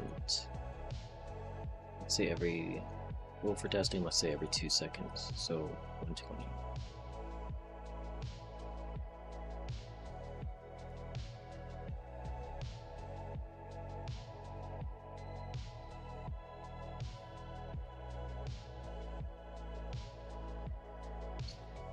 Zero.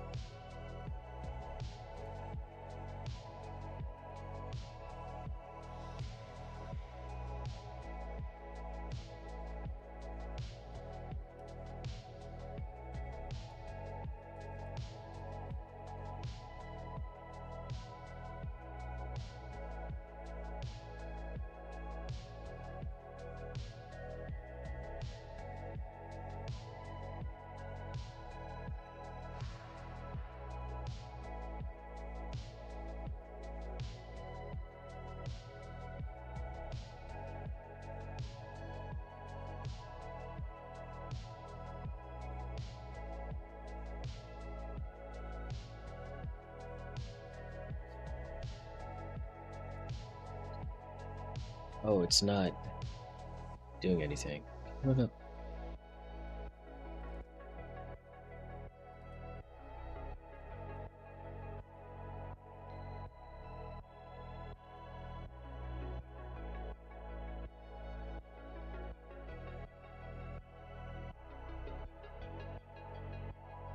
So now I just need to set conditions.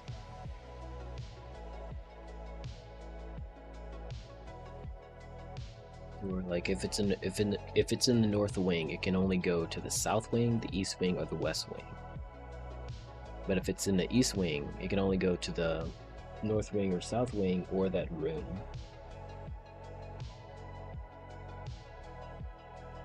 Yeah, okay. So I know now to make a system.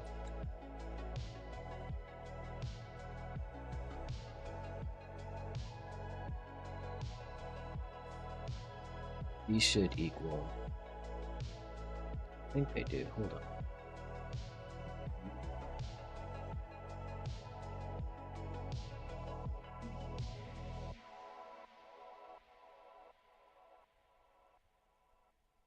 Let me double check.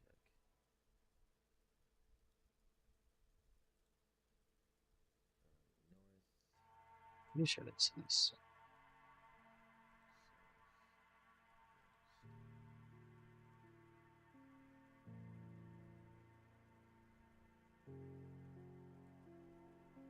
East, southwest. Okay, that is it.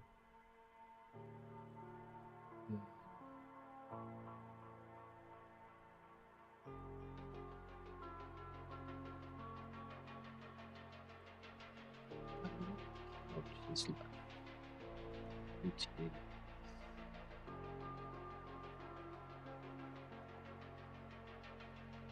five.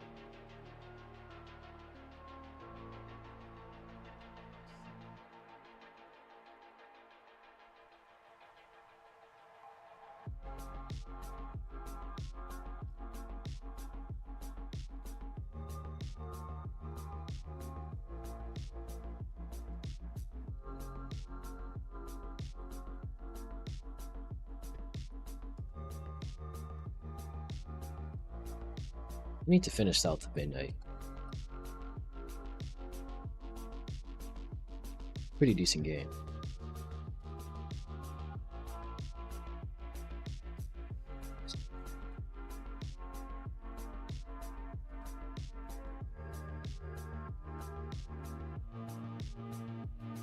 Did I press? Oh, period.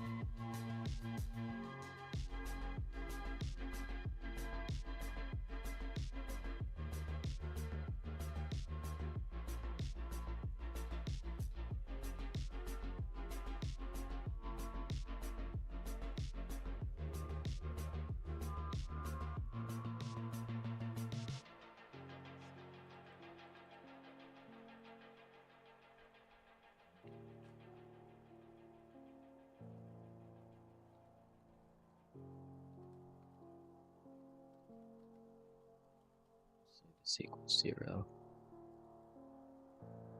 So now in each of the functions, instead of travel to equals random high random range, it's just gonna equal random travel. And then this is gonna change depending on which room they're in. So north, you can only go east or west. Darn, can I not put specific numbers in there?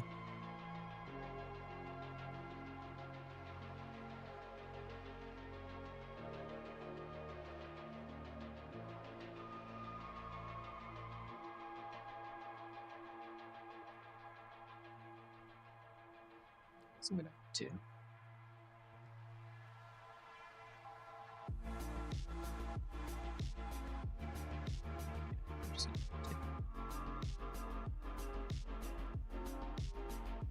I think in every instance, this thing is able to move to 3 other rooms. No, I'm tripping.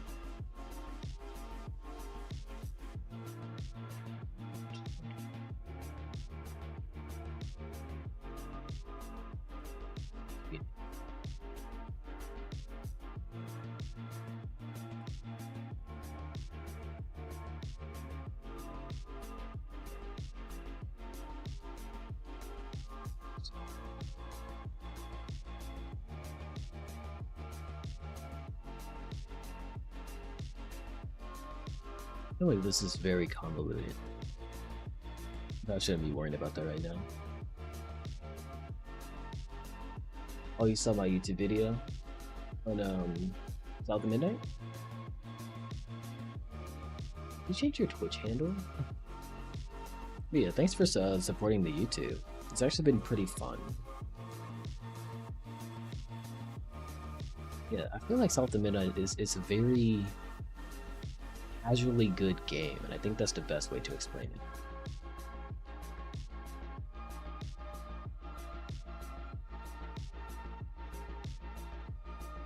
They do.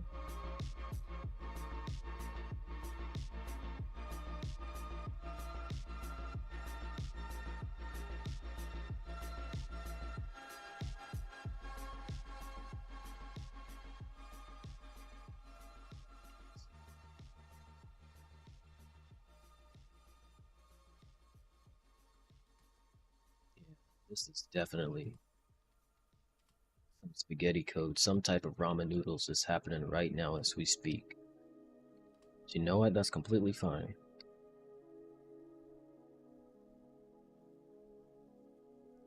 North, east, west, or south? It's 3. Just repeat that for all the others.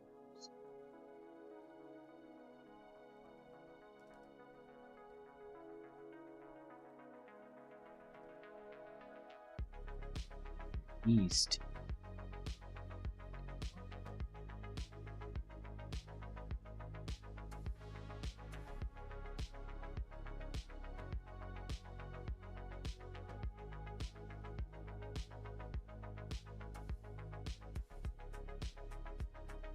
Working to the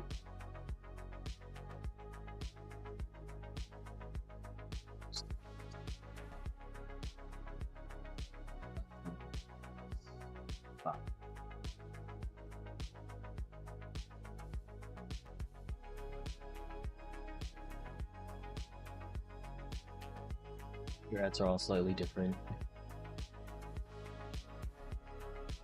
It's okay, Corbin. You always have Corbin, so I know it's you from that.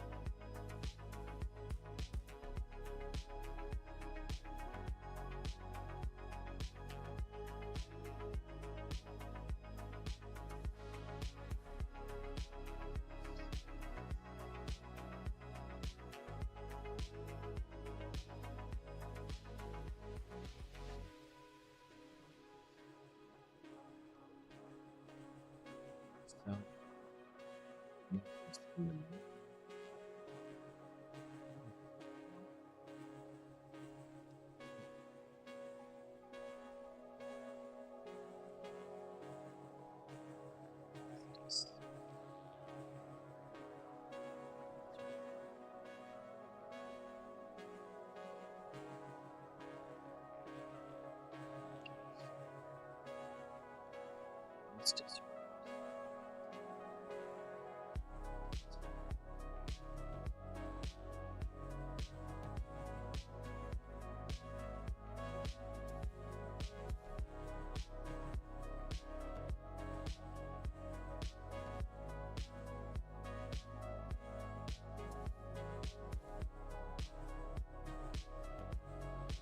mixed stuff.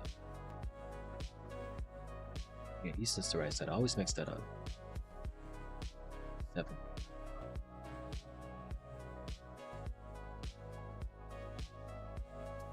West.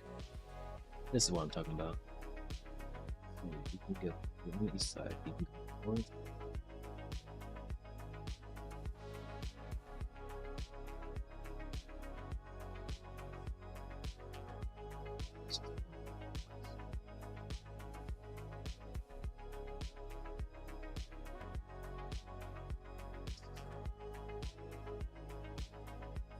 South.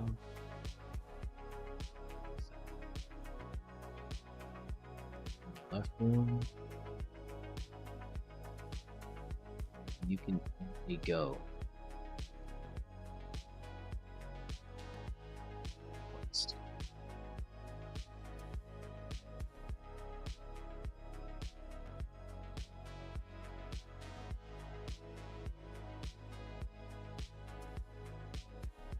Not 4.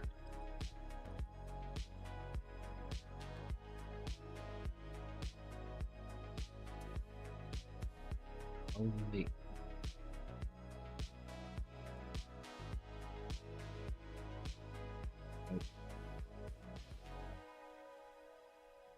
east, which is 2.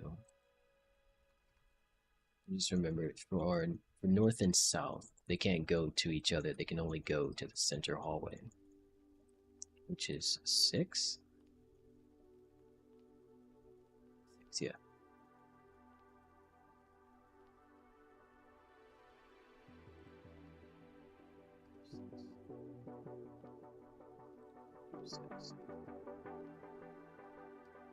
Let's change this from 120 to 60 just so it's faster.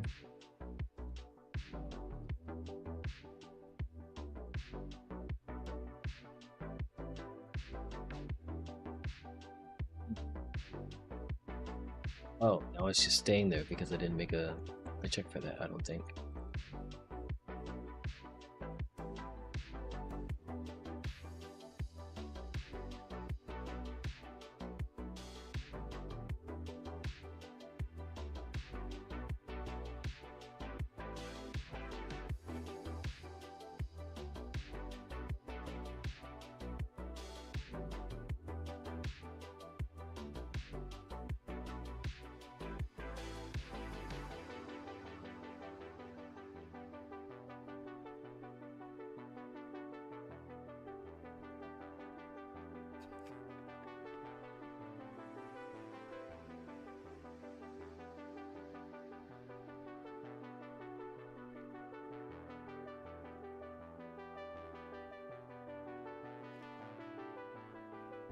And I was looking at the screen like, what is that thing shaking angrily on the left side? Like, oh yeah, that's the enemy.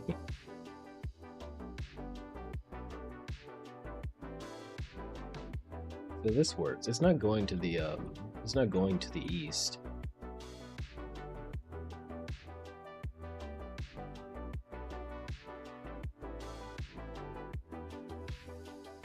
So it goes to the east from south. Did I mess up? Yeah, did I mess up from the north?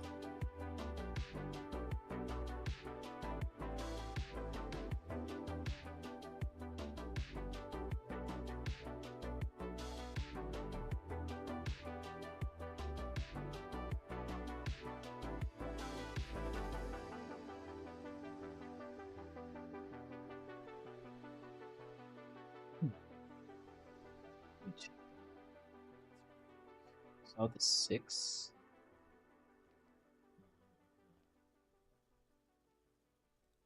Yeah, it should work. I don't know what happened. I guess it genuinely just didn't do it. Random numbers be like that.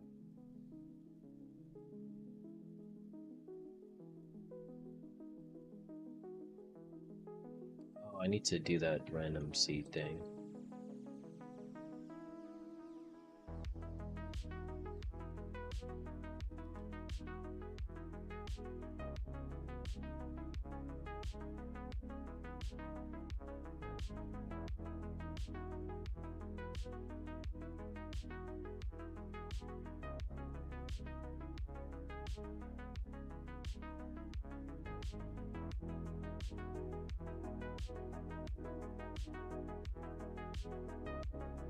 I think I only need to do this once ever. Yeah, and that just makes everything random. Why do computers? I feel like every single coding software does that, to where you have to set it up yourself, or you have to enable randomness. I wonder why they don't default to randomness and just set seeds. There's probably a good reason. It's not too big of a deal. I'm just curious. Yeah, it's not doing it.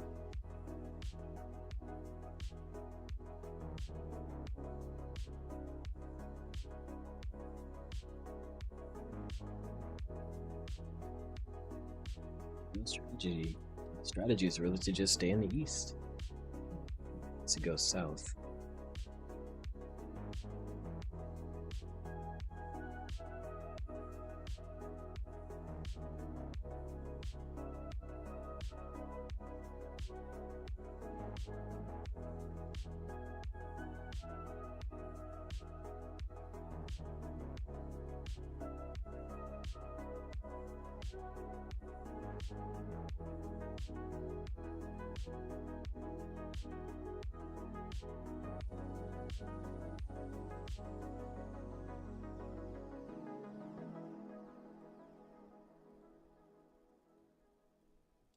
Yes, that's true. I feel like random is the most common thing to use. Yes, as far as I know.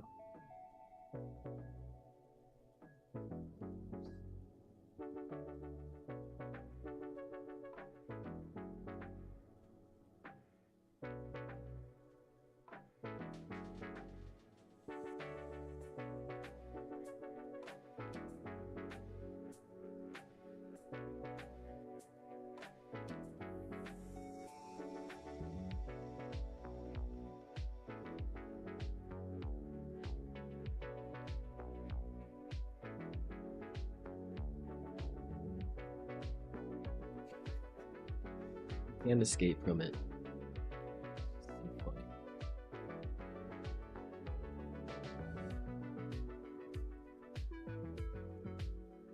It really doesn't go east.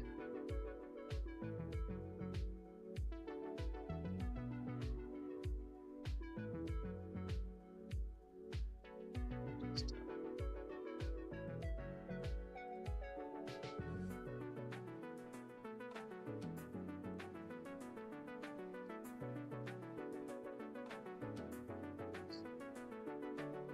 Oops.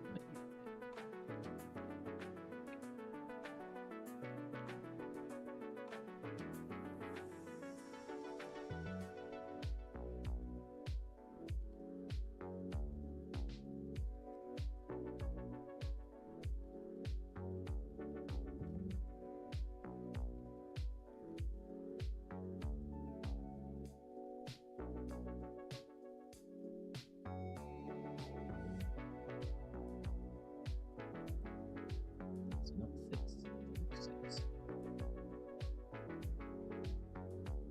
Is this not the center hallway? Was I lied to?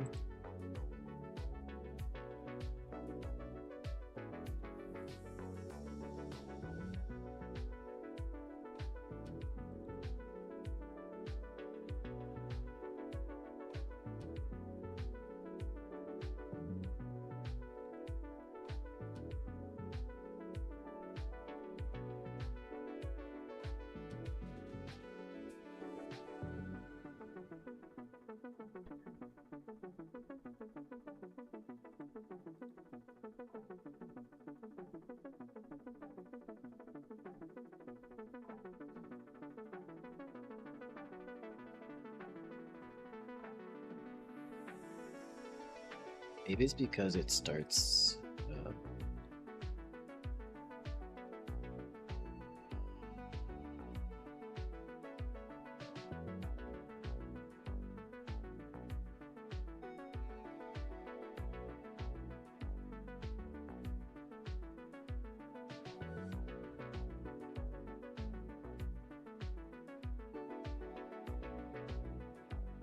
wait, no. I'm trying to do it for east, not center. Dripping.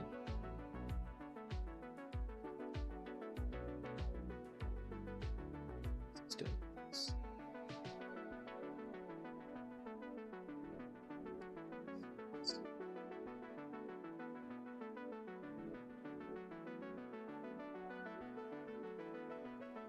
Confuse myself.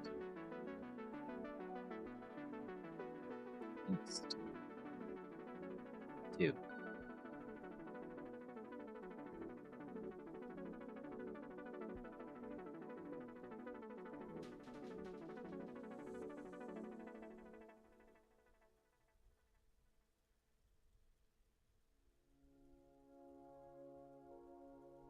It works. It was just so rare. All right, as long as it works.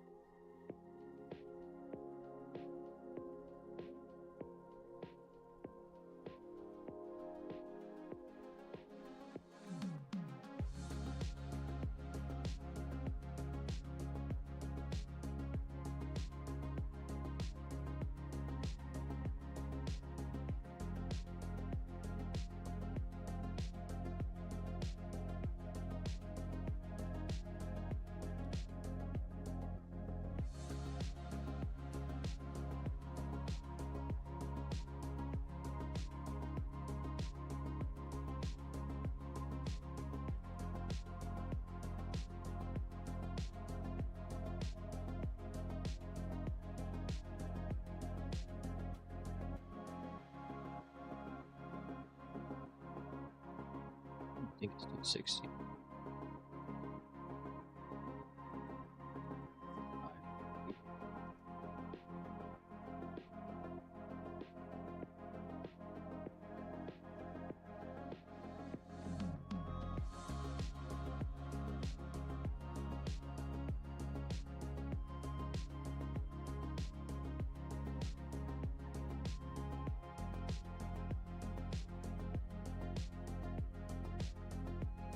Twenty.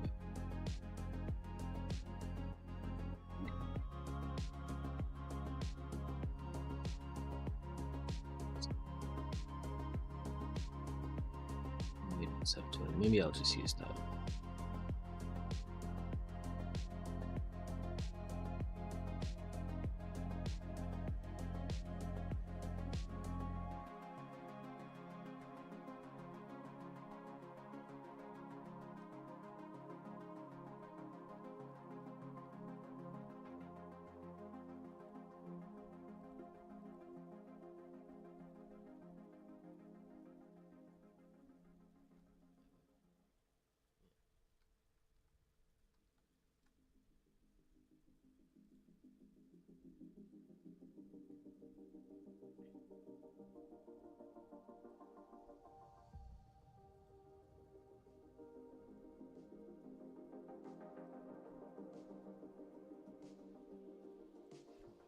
Let's see.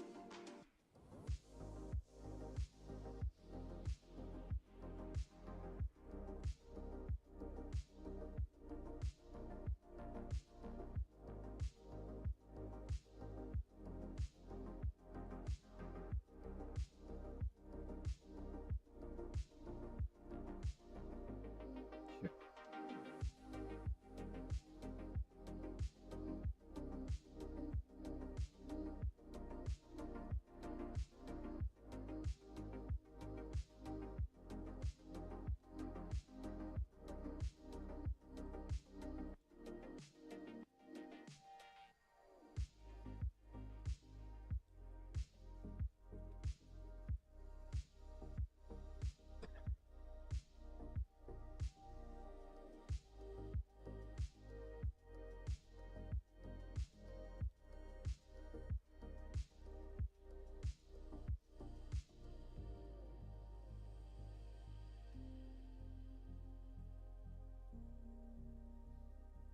We got points.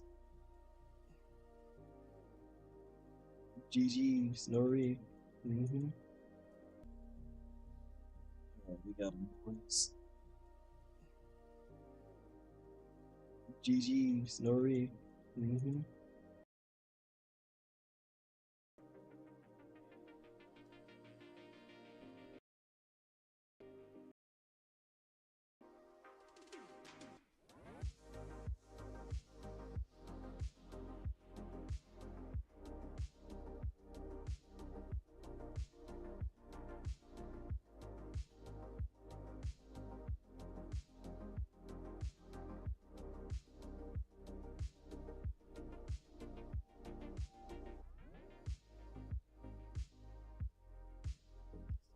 I guess the mouse cursor can do this. If I can find it. Here are the enemies, here are the enemies. Alright.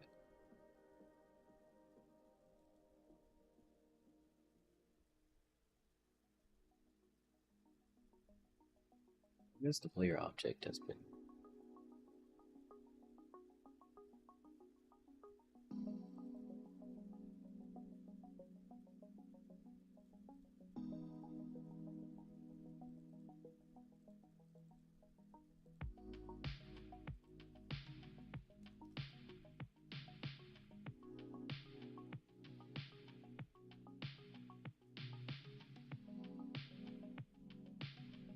I think I gotta do all of these individually.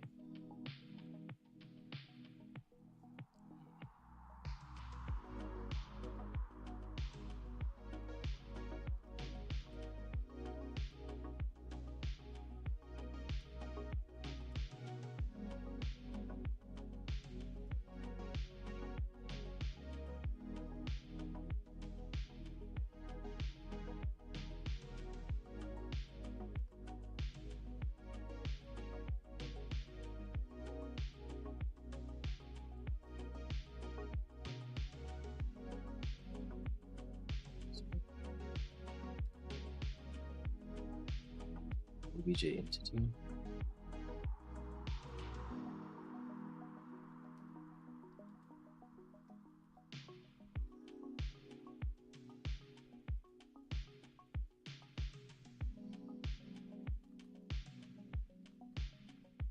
I don't think I usually write it like this. I think it's usually like this. Yeah.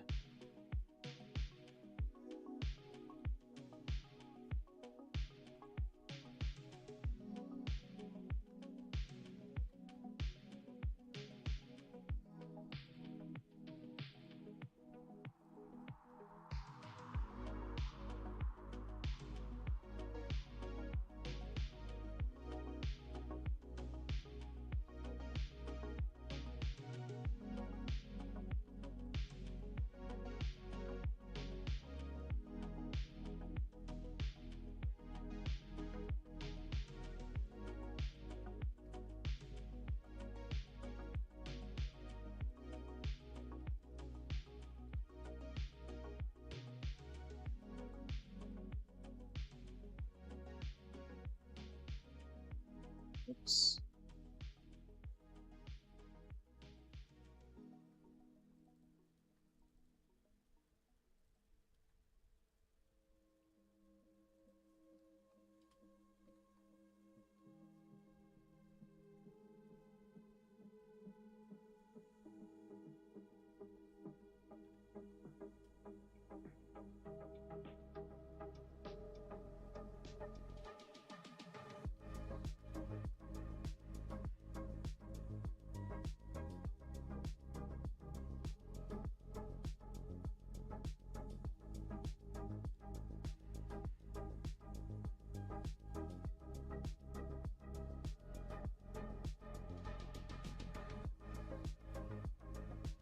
Oops.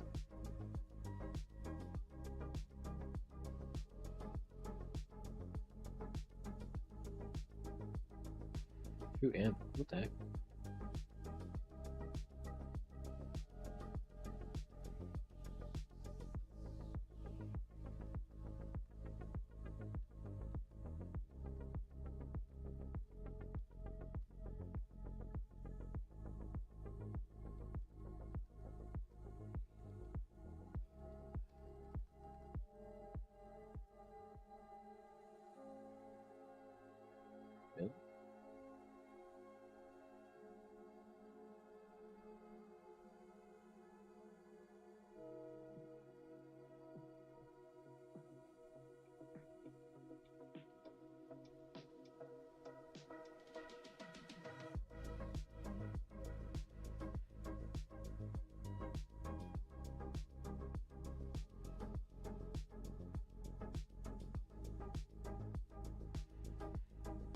We started in this room now. It's because... Yeah.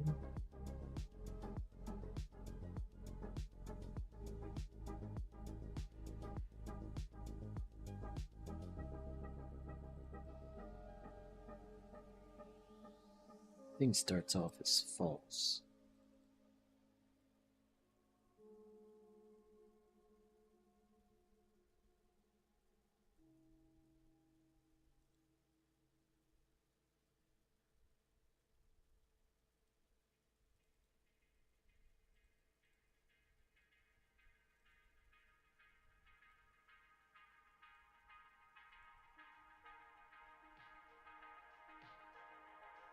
Hmm.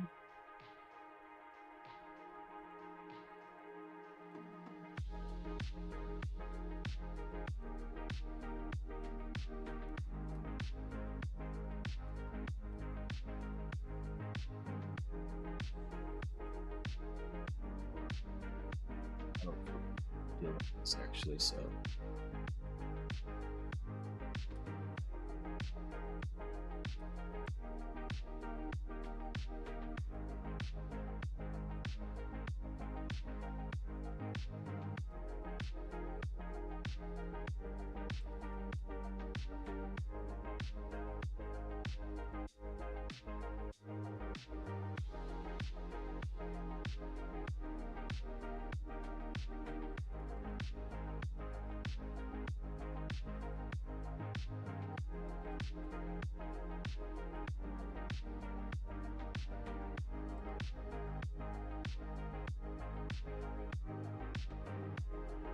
Real.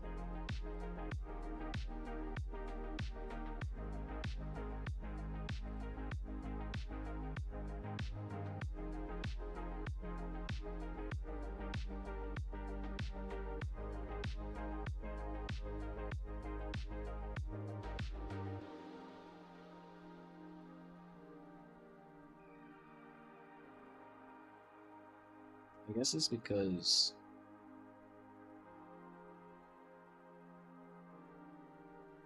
does the player ever turn them back to false? Yeah, they did. I wonder what's the problem.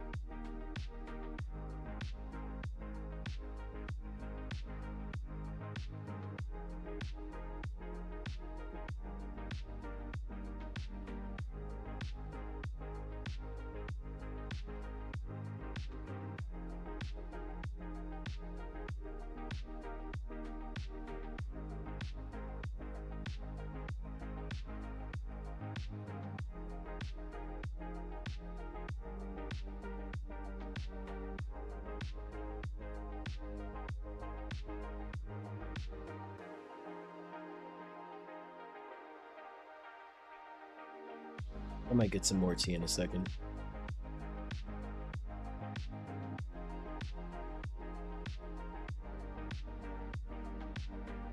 I think it's my ears, my right ear's been getting clogged up. What was I saying? Oh, it's already been another hour and a half. It's actually crazy.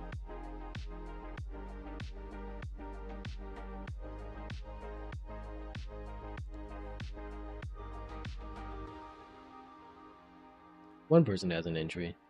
Can I see it? I don't think about it too much.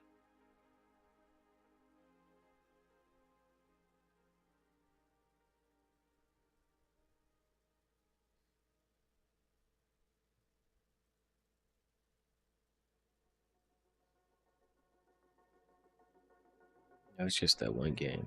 Is this also Game Maker? HTML5? That's really crazy. HTML is the code used for making websites. I don't think it's like that crazy, but it's always just it's crazy to me that people use HTML to make video games. Well, I guess web browser based games, yeah, that makes sense, but still. Actually, yeah, Crosscode was made in HTML.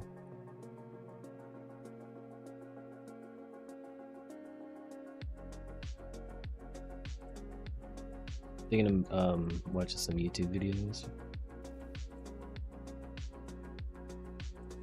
I have a whole playlist. It's ready.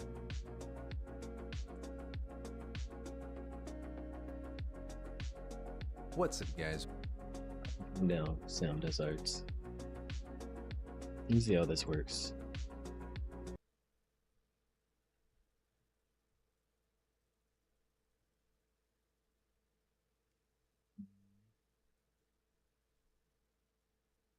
There's this option, and there's this option. I feel like this would be better.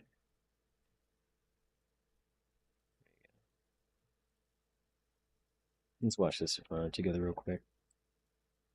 What's up, guys? Welcome. So today I want to talk about an interesting topic that I saw recently. Pixar just released a new movie called Elio. Is that how you say it?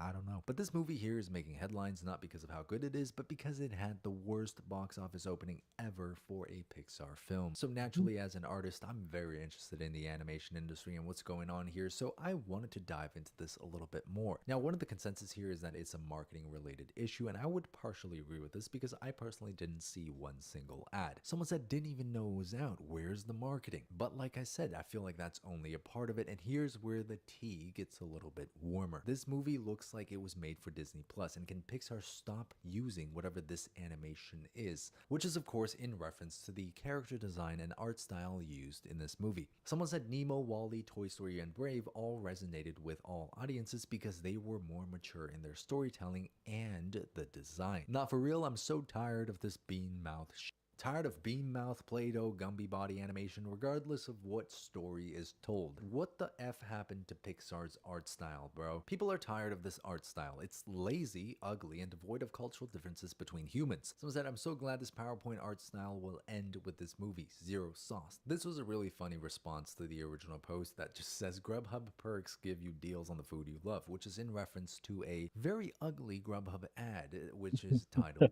Delivery Dance, and you can find it on YouTube. Now, funny enough, that aired in 2020, and it just so happens that Pixar started doing this type of style after 2020. Maybe they're copying Grubhub. I don't.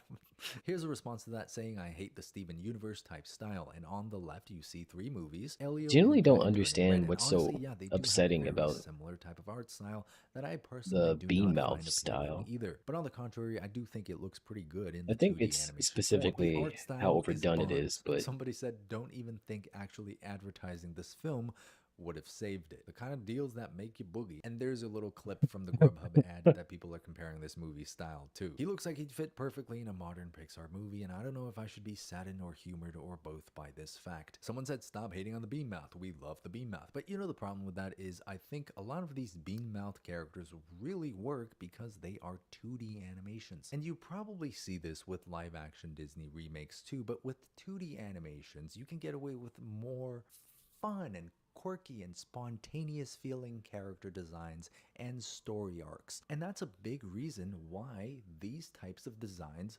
really work in 2D animation. But of course, at this point, I thought to myself, this is Twitter, and people on Twitter are probably going to just complain about anything and everything. So I ventured to some of the other cesspools of the internet where people like to discuss these topics, and behold, more of the same complaints. Tip for Pixar, stop using the same art style. Their style is just boring now. It worked in the 2010s, but now we have Spider-Verse and Puss in Boots. I don't think Pixar is used to competition. They got too comfortable. I think even with marketing, people just wouldn't care for this movie. So because I'm nosy and I like to go down these rabbit holes and get all up in other people's business, I went and researched the history of all Pixar movies from their very first film, which is Toy Story, released in 1995. First of all, that is insane. I can't believe it's been 30 years? so like 30 years ago, that doesn't really bother me, But but it's here's the actually thing, from crazy the to think that very Toy Story first came out in release, Pixar has 1995. always been Like a I thought it was 3D later than that. That animation movie is so well studio. And made. for 22 years, all the way from No offense to 1995 to older movies. 2017, from Toy Story to Coco, I don't think anybody ever complained about Pixar being a 3D animation studio and doing 3D animation styles. Now, I'm of the firm belief that the reason we didn't complain about their 3D animation style is because they had genuinely good character designs. Every film was unique. Every character's design was iconic. Think Mike Wazowski from Monsters Inc., Lightning McQueen from Cars. I mean, picture the characters from Finding Nemo, from The Incredibles, and WALL-E. How could you ever forget about WALL-E? These characters were designed so differently from each other, and they were so iconic in their appearance. I think people are complaining about the art style, not exactly because it's an art style that they've always used for the last 30 years, but because it's actually genuinely gotten worse. They've lost the sauce. Just look at the movie Coco, for example, which I adore, and it came out in 2017. They were so expressive, so animated, and their visual design actually directly reflects the culture of the characters. I personally thought Coco was a fantastic movie, and then from that point on, from 2020 onwards,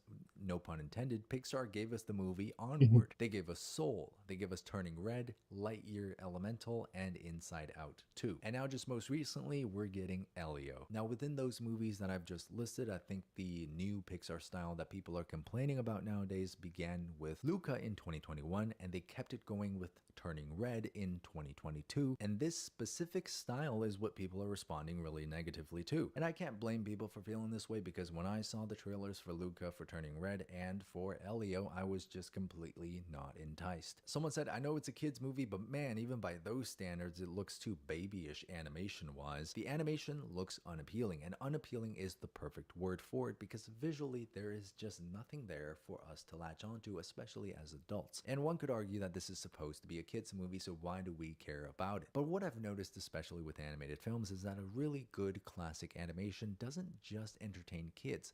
It also makes parents want to take their kids so they have an excuse to see that movie. Think, for example, the Spider-Verse movies, or even Puss in Boots: The Last Wish, which is again a fantastic movie. So you guys Busy, can let me busy. know What's what you up? think What's about up? this What's up? too in the comments, but at the end of the day, I think the monumental flop of Isn't this new this like Pixar demon IP is hours probably where due you to live? a Or I guess wide we have the variety of same reasons, hours. like I guess we're no both demons, marketing, huh? everything now being on Disney Plus, so people have less incentive to actually go see things in theaters, as well as a serious lack of visual appeal. If you look at something like Puss in Boots: The Last Wish, you can clearly see that the character designs are simple and their silhouettes are very intentional. There's a level of anthropomorphication here that makes these characters really resonate with the viewer. Take something like Arcane, for example. You're getting a much more realistic style for each character. You're getting something a lot more complex as well, but each character still remains simple and iconic in their own theme. With teal hair and purple shorts, you can immediately recognize Jinx. Even in Coco, Miguel with his guitar and all the skeleton motifs that you see in that movie, it's iconic and it's simple, it's straightforward. It knows exactly what it wants to be. The same thing could be said for the character designs from WALL-E, from Toy Story, from Finding Nemo. But now, if we just turn our attention back to the films Elio, Turning Red, and Luca, and we completely ignore the stories and just look at the visual appeal of the characters, there is clearly something lacking here. I mean, you can compare these characters to some of the older characters that Pixar used to make, like maybe think about the movie Up, you know, Carl, Russell, Charles. You could argue that it's a very similar type of polished 3D animation style, but what sets Up apart from these post-2020 Pixar movies is the character designs, right? Carl is so distinct. You can recognize him anywhere. And then you have Russell with the funniest proportions, just a cute, cuddly little dumpling kid. I mean, even Doug, you know, you can tell these characters are designed extremely skillfully in a way that makes them instantly recognizable just by a silhouette. Now let's look at Elio, let's look at Turning Red, let's look at Luca. These characters, if I were to black them out and just hand you all of their silhouettes on a platter, you would not be able to know who's who. And not even just the silhouette. If you look at the features of these characters and take in their design as a whole, there is a clear lack of creativity, especially when you compare it to some of Pixar's older films. I'm not gonna lie, and this might just be my personal opinion, but when I see an image like this of the character Elio, this does not entice me to go see this movie at all. Not a single cell in my body wants to move my ass off this seat and head to the theaters for this. What is that on his head? Why does he have spoons and forks on his shoulder plates? From an artist's perspective, this just feels like a design that didn't know exactly what it wanted to be, so it just became everything. Same thing with May from Turning Red. Now, completely ignoring the story and everything, when I saw the trailer, the most exciting thing that I saw was the CN Tower in Toronto. As an Asian person, I find no part of this character's design resonating with me whatsoever. It's just generic, for the lack of a better term. I mean, the costume feels generic to me, the proportions feel generic to me. It pains me to say this because I used to always look up to Pixar for inspiration. Pixar was always known to push proportions. You know, they make these iconic character designs like you see in The Incredibles, right? Just think of the silhouette, right? You know exactly what Edna looks like because she's got such a striking silhouette, and it's something that ties to and matches her personality just perfectly. Now, it is my sincerest hope that Pixar as a studio can bounce back from this monumental failure. The people online have spoken, and this is clearly just not something that's working for Pixar. Anyways, guys, so I don't know what's happening right now, but Disney, Pixar, they're not doing well. And I hope this is not a signal of the end I of haven't days for watched these a animation Disney studios movie and a because Pixar Pixar and movie in a Disney long have given time. me some of my best Anything childhood itching your memories. You know, brain these in terms movies of meant things a to be lot to me when I funny? was growing up. And I would love nothing more than Not for kids today to necessarily, grow up because I having can't these think of amazing anything pieces of media like we did when we grew up. that would be helpful aside from like coding, but it would be really difficult to collaborate with coding when we only got like 6 hours left.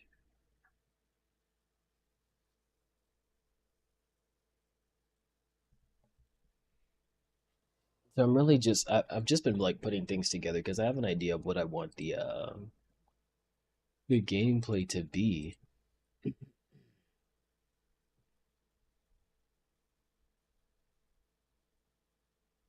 Yeah, nothing comes to mind.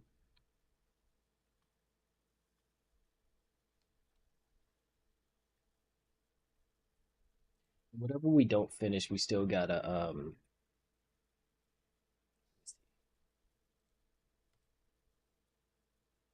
submissions due. This is a lot. This is a lot. Whatever we don't finish by the 29th. Yeah, whatever we don't finish by the 29th, we still have until the 6th, or I guess the 5th of July, to just start putting extra things together or to add a little bit more polish.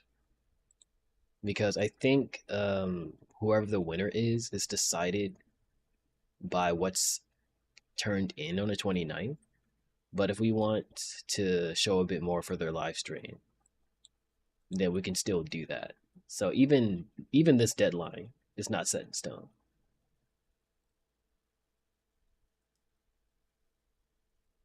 I think what you showed me looks great. Aw, thanks, Fizzy.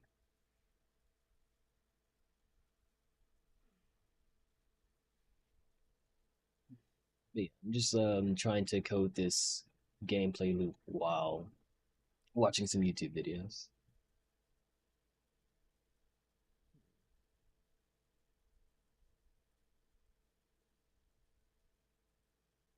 Trying to figure out what the next YouTube video to watch is.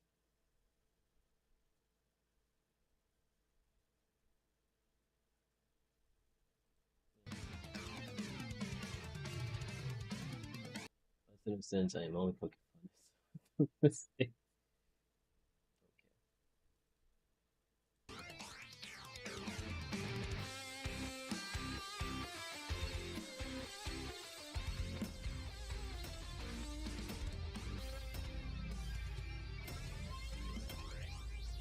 Hopefully this isn't too provocative.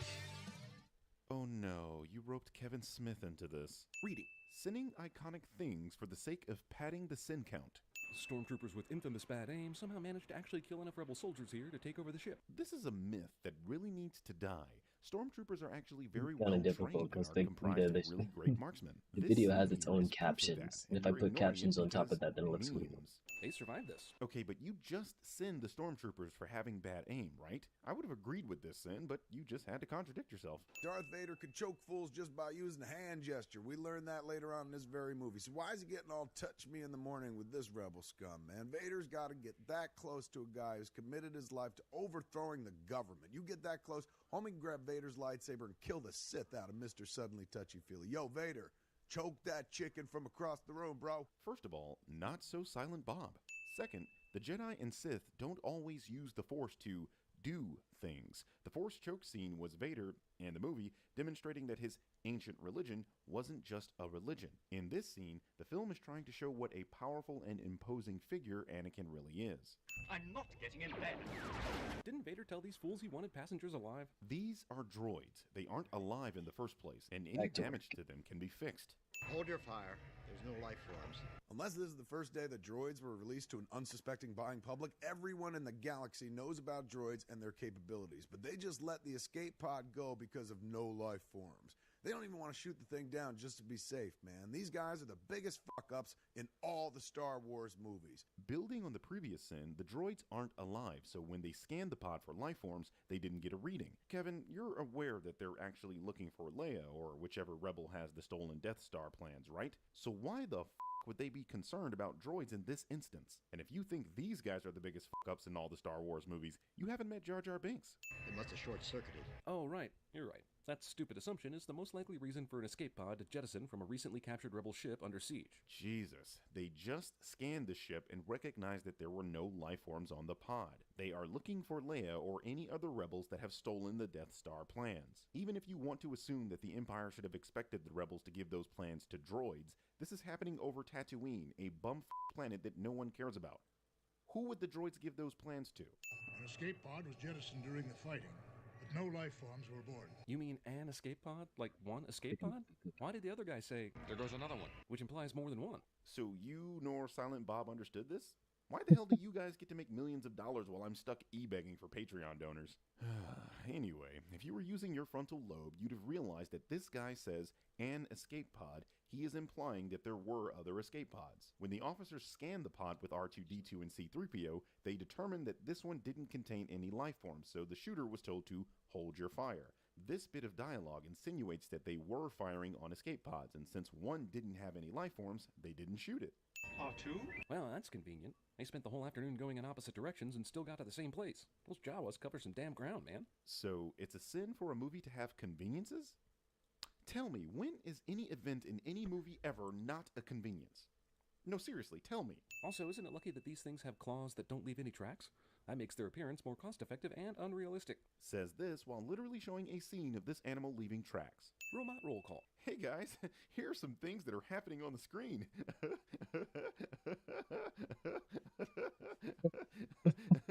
Sin.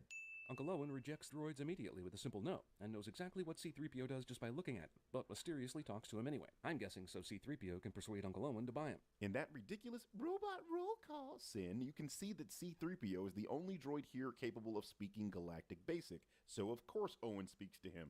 He's the only one that can speak. But I was going into Toshi Station to pick up some power converters. All right, every right-thinking human being on the planet is gonna sin this awkward line, and it's equally sinnable reading. Heavens, we were looking for some Damon here, and we got some Affleck instead. Like when my friend Malcolm would say, I'm going to City Walk, eh? And then he'd secretly hook up with dudes at bear bars. So I'm saying Luke wanted to go to Tashi, but it wasn't his power he wanted converted. He was sneaking away for public restroom rendezvous with Arcturians, man. Male or female, don't matter, it's Arcturian, baby. We are now skipping every line that involves Kevin Smith. Red droid melts down conveniently so that R2 can get a job and stay with his buddy. Conveniences. You know what else is convenient?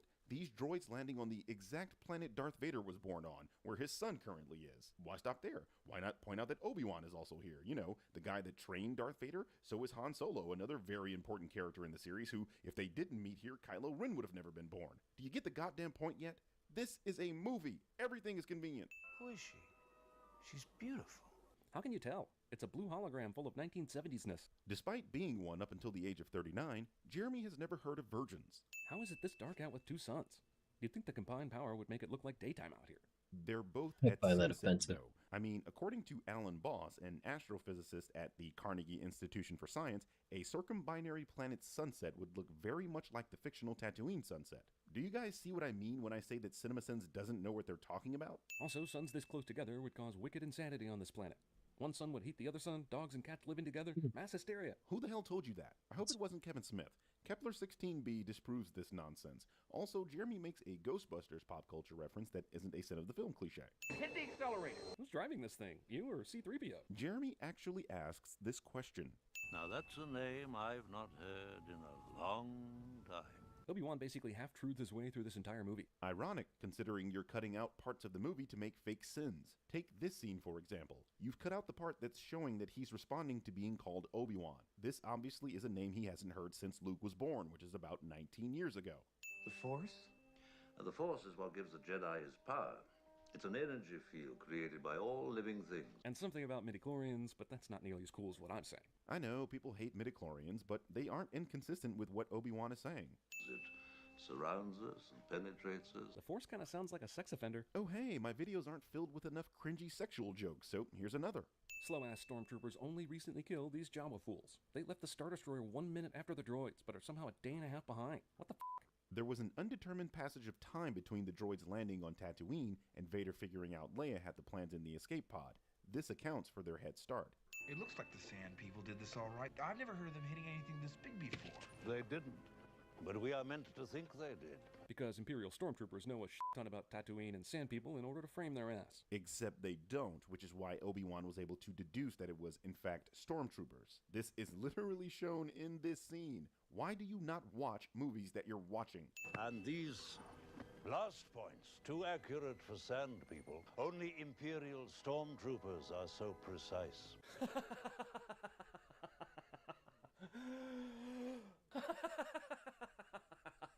This fucking laugh.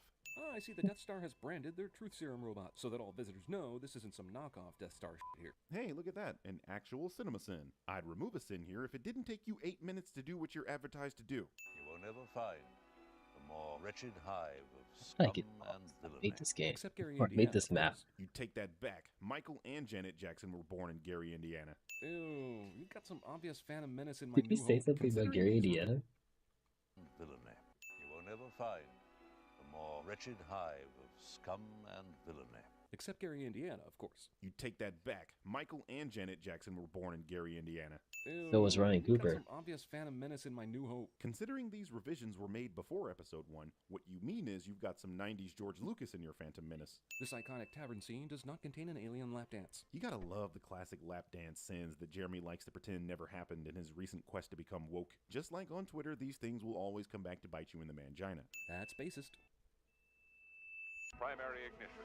It takes 10 seconds for the Death Star to shoot its laser after this. Remember that, kids, when this takes forever later. I don't necessarily have an issue with this sin, only that you're going to attempt to double sin this when it could have just been brought up later. Here we call that padding the sin count, bro. You mean it controls your actions? Partially, but it also obeys your commands. Oh. Wait, what? I'm going to ignore and sin Jeremy being stupid here, but I wanted to point out that the real sin in this scene is that Anakin's original lightsaber is actually greenish white, and the re-edit of this scene does a terrible job color correcting it to blue here. Your eyes can deceive you. Don't trust them. Yeah, but I'm gonna guess your eyes don't deceive you as much as everything else you use to detect things. It's not like the Jedis go around blindfolding each other before a lightsaber match. Jesus, Jeremy, you'd have flunked out of Padawan school your first day. Obi-Wan is trying to get Luke to feel the Force. In other words, to allow it to guide his actions. Yeah, what a bunch of bullshit that is. This asshole Luke isn't feeling the Force already after spending just a couple hours with that floaty ball. Except the film is demonstrating that he is, directly contradicting your inane bullshit. We come out of hyperspace and a meteor shower. Did they get out of hyperspace just before chunks of Alderaan slammed into their ship? Yes? What the f*** is this question? Did you expect them to get hit by the remains of Alderaan while they were in hyperspace? You're aware they set coordinates to go to Alderaan, right? Also lucky is that the Death Star just happens to be around Alderaan right now. That way you can save Princess Leia and this trip won't be meaningless. Alright, 20 cents for this nonsense, and no, I'm not going to waste time explaining why this was dumb. They must be trying to return the stolen plans to the princess. She may yet be of some use to us. You can't possibly think that they'll get the idea to rescue Leia from her prison, or that they'll even find out she's here. Remember, it takes a crazy-ass plan to get into the control room and R2 messing around with the computer to even find out that information. Even if you have an idea to capture them, put them in Leia's cell, and hope she blabs to them about where the secret base is, this is silly. Leia bullshit you and proved too strong for the mind probe, so she's officially useless. Darth Vader needs to start setting up charges on the Millennium Falcon, take the Death Star plans back, destroy Luke, and execute Leia at the same time, while his children get baptized in the Catholic Church, Godfather style. You're aware that Vader has some form of precognitive ability, yes? I mean, that ability is literally the reason he is Darth Vader and not Anakin Skywalker any longer. I sense something, a presence I've not felt since... Since when? Since when? Since he lost the high ground on Mustafar. This video came out in 2015. You know what he's talking about, you ignorance-feigning, slimy piece of worm-ridden filth. There's no one here. They've already reported to Vader that no one is here, so these stormtroopers were sent on the ship to basically, what? Walk around and confirm what the last crew of stormtroopers just did a second ago? If you listen to the orders Vader gives the officer, you'd have heard Vader say that he wanted a scanning crew, meaning this part of the crew is better equipped to find those that are hiding. And why did Obi-Wan get his own compartment while Luke and Han had to go three-way with the Wookiee? That beats my fanfiction, but why? Everything wrong with Star Wars, ladies and gentlemen. Obi-Wan got his own compartment. Scanning the ship requires loading this huge, cumbersome box on the ship itself. I know this is set a long time ago in a galaxy far, far away, but you have technology that beats us here in 2015. And I know that simple heat signature technology would tell us there are assholes on this ship. This is still a movie that was made in the 70s. Besides, in 2015, we had cell phones that were more powerful than the computers they used in this movie. So what they actually have is technology that is simply different than Three of a ours. kind. Phallic Together data with extraction. Jeremy says Oh, boner. Also, thankfully, the Death Star has a computer port Okay, that so has the suit access to doesn't the entire matter. station that also happens to match R2-D2's output thingy. You've made this mistake before. R2-D2 is an astromech droid. These things are ubiquitous throughout the galaxy. This is like asking for a computer without a USB port. At the beginning of this movie, you can clearly see that the Empire uses astromech droids like this R2 and R4 unit. What is it? I'm afraid I'm not quite sure, sir. He says I found her and keeps repeating she's here. Who? Who has he found? Princess Leia. You just said you didn't know who he was talking about, and R2-D2 has not said anything since the conversation started. What? He did not say he didn't know who R2 was talking about. He said that he isn't sure what he's talking about. Either you're manipulating your audience or you're dumb. Both are sins. Well, more wealth than you can imagine. Luke is drawn by the power of boners to take on the whole goddamn Death Star, and Han is drawn by the power of money boners. Jeremy says boner twice.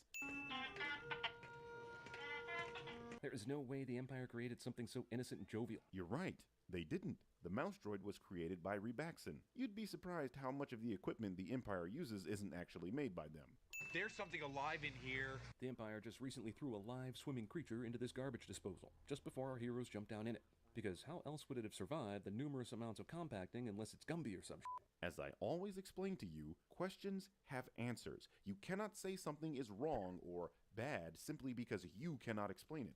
That is called the argument from ignorance fallacy. Anyway, here's the answer straight from the horse's mouth.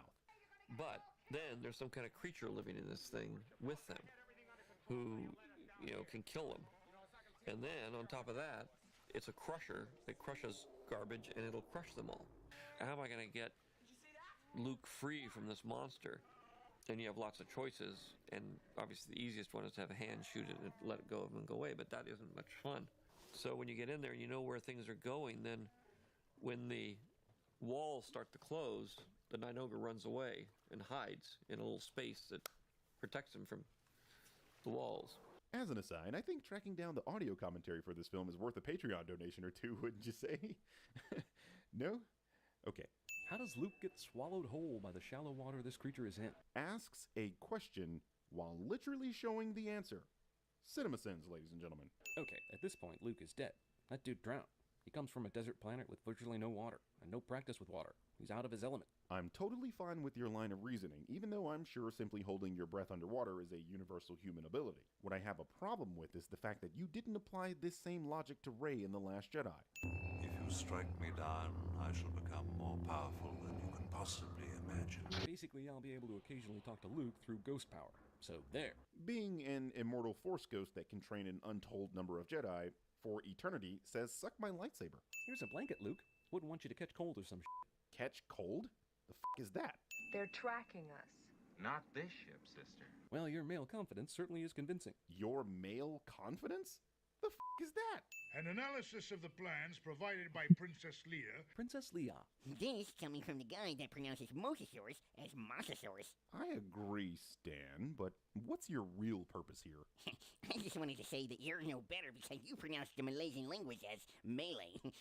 Anyone want to play some Smash Brothers Malaysian language? I brought my GameCube. Future Birdman. Already on it. Come here, nerd. I got a game for you. For some reason, the Death Star doesn't use its tractor beam to render these ships useless. Obi-Wan turned it off, but he didn't destroy it. Couple things wrong with this. First, X-Wings are small and nimble, which would necessarily mean that it would be more difficult for the tractor beam to latch on. Second, Tarkin didn't believe the X-Wings to be a threat, so using the beam on them when they had superior forces would be a waste of time. Third, if it's a tractor beam, that means the beam has some kind of limits, such as width or only being able to do one ship at a time. And finally, Obi-Wan sabotaged the tractor beam. It wouldn't be much of a sabotage if they knew about it and could just turn it back on. We've analyzed their attack, sir, and there is a danger.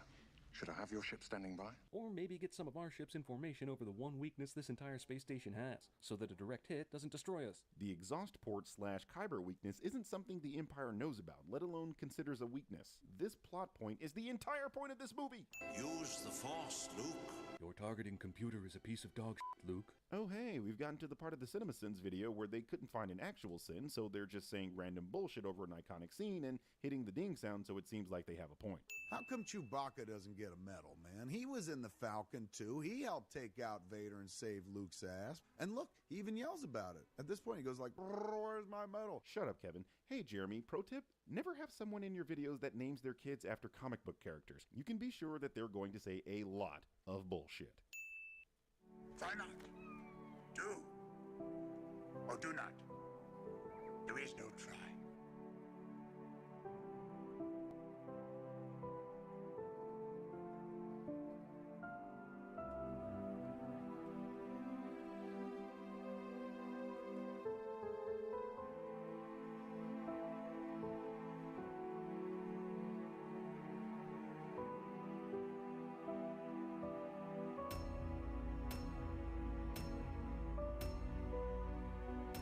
It's over already?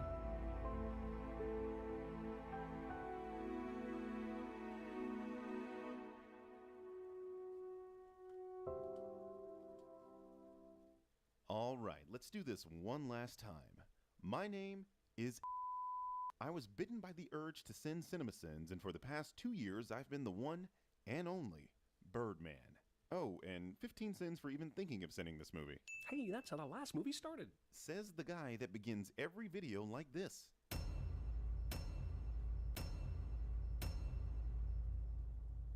Also, if I'm supposed to be reading and absorbing all this, f*** you. And if there's a quiz, I'm keying your car, teach. What the hell did I say about sending the opening text crawl in a Star Wars movie? Give him another 15 sins. Is that Bird Patine? Do it. You're the boss. As we're about to see, the Empire is going to get their asses kicked yet again, with Luke Skywalker leading the charge. Aside from the Death Star, during this entire series, we never see the Empire bring an aerial attack on a planet. They just send down these cumbersome Imperial walkers. So what did they do to actually win something for once? And if they were winning, why were so many of the rebels allowed to flee across the galaxy? First, the Battle of Hoth was a decisive victory for the Empire. They destroyed Echo Base and forced the rebels to retreat. In every war ever, forcing your opponent to retreat is called a victory. Next, it's hilarious to me that you suggest, besides the Death Star, the Empire never attacks a planet. Hello? Anybody home? Think, McFly. The Death Star was the only weapon ever capable of assaulting a planet without sending troops down to it, and it was destroyed. What the hell do you expect them to do here? Okay, so this is a remote ice planet, I'm assuming, where no one really lived before, because it's colder than f***. But the rebels came here and then found, tamed, and learned how to ride the indigenous Tauntauns, and built a whole base inside the mountain in 3 years, and no one from the Empire had any idea. Don't you think this was a little like the Oregon Trail for a while? You have died of dysentery. You know, it's kind of annoying how you spout verbal diarrhea, asking multiple, only tangentially related questions, and then treat those questions as sins. It makes it really difficult for anyone to think about what is you're this thing saying, called? let alone provide an answer. Anyway, the rebels had been on this planet since at least the Battle of Yavin. It doesn't take too long to set up a base, and giving them 3 years is ample time to do so, especially when all they had to do was carve out some ice. And the reason the Empire didn't know about this was because of those reasons you listed. Hoth is remote, over 50,000 light years away from the core worlds, and is nearly uninhabitable. Well, that was some convenient timing, assuming this planet is not super tiny. What are the odds Luke's patrol coincides perfectly with the probe's arrival? That's kind of what a patrol is there, bud. You patrol so you'll be there when shit happens. Duh. Movie rips off Rudolph the Red-Nosed Reindeer's abominable snowman. I'm fairly certain the concept of a Yeti or Yeti-like creature predates the Rudolph cartoon by at least 100 years, but thanks for that pop culture reference, I guess. Holy shit. Who would have guessed that of all 3 movies, including the one where she wears a bikini, that this would be the sexiest Leia moment of all? Not only is this not sexy, but you literally send this. What the hell, man? Do you like it or not? I thought you had decided to stay. Well, the bounty hunter we ran into when Lord Mendel changed my mind. First off, Han refers to some other adventure we have no context for unless we read the f***ing books. Wrong. The first film showed you that Han has a bounty on his head when Mr. Monkey showed up to take him back to Jabba. This is the movie following up on that loose thread, suggesting that Jabba is still looking for Han. Are the speeders ready? Not yet. We're having some trouble adapting them to the code. Which is weird, because everything else works on this planet regardless of cold. You know what else has trouble dealing with the cold? Airplanes. You see, airplanes are on this relatively warm planet, but even they can have issues with ice and ice crystals forming in the fuel. If we're using your logic, everything else on Earth shouldn't work because airplanes have issues with ice. And Luke has been dangling upside down unconscious for who knows how long. Blood running to his head. And before you go telling me his Jedi ways help him avoid traditional physiological problems like that, I'll point out his Jedi ways did jack and shit to help him avoid landing in this situation to begin with. Yeah, but we don't know exactly how long he's been hanging, so you're basing this sin on an unknowable time frame. You don't have enough information to count this as a sin, so I'm sinning you. I get what you're going for here, I really do. But in the last movie you showed me this asshole using the Force while blind to deflect unseen laser blasts from a drone. How can he do that, but not this? What do you mean, how can he not do this? He does it. What is it about this series and cutting arms or hands off? That's kind of what swords do to unarmed assailants. Pardon the pun. Tauntaun ex machina. Rise, my young apprentice. Henceforth you shall be known as Darth Penguin. Do what must be done. Yes, my master. 15 sins for misusing Deus Ex Machina. But it'll keep you warm. How does Han stuff Luke into a Tauntaun belly? They're not much bigger than humans. Says this while showing videographic evidence of Tauntauns being roughly twice the size of a human. Why is this asshole flying up and down over the hills, rather than just flying over the hills? Does he like to cheat death on rescue missions? Well, CinemaSins, if you were actually watching the movie that you're watching, you'd have noticed that they are looking for Luke and Han, and are attempting to hail them via radio. If they just flew their ships high over the mountains, they'd have never been able to see the people they were looking for. Hot spa. It's a Bacta tank. What kind of spa have you been going to where they completely submerge you? I don't know where you get your delusions, laser brain. What's worse, this lame-ass insult or the fact that Chewie found it funny? I have a third. You not realizing it's the 80s. These kinds of insults were common during this time period. What's next? You're gonna send the Wizard of Oz for hitting the Tin Man with this heat? You clinking, clanking, clattering collection of collisionous junk! Neither the Force nor Obi-Wan has told Luke about Leia being his sister yet, even though it's been 3 years. This must be a massive, very dark practical joke. Who knew that Leia would kiss her own brother to make jealous the person she actually loves? I mean, not even the entire state of Alabama saw this coming.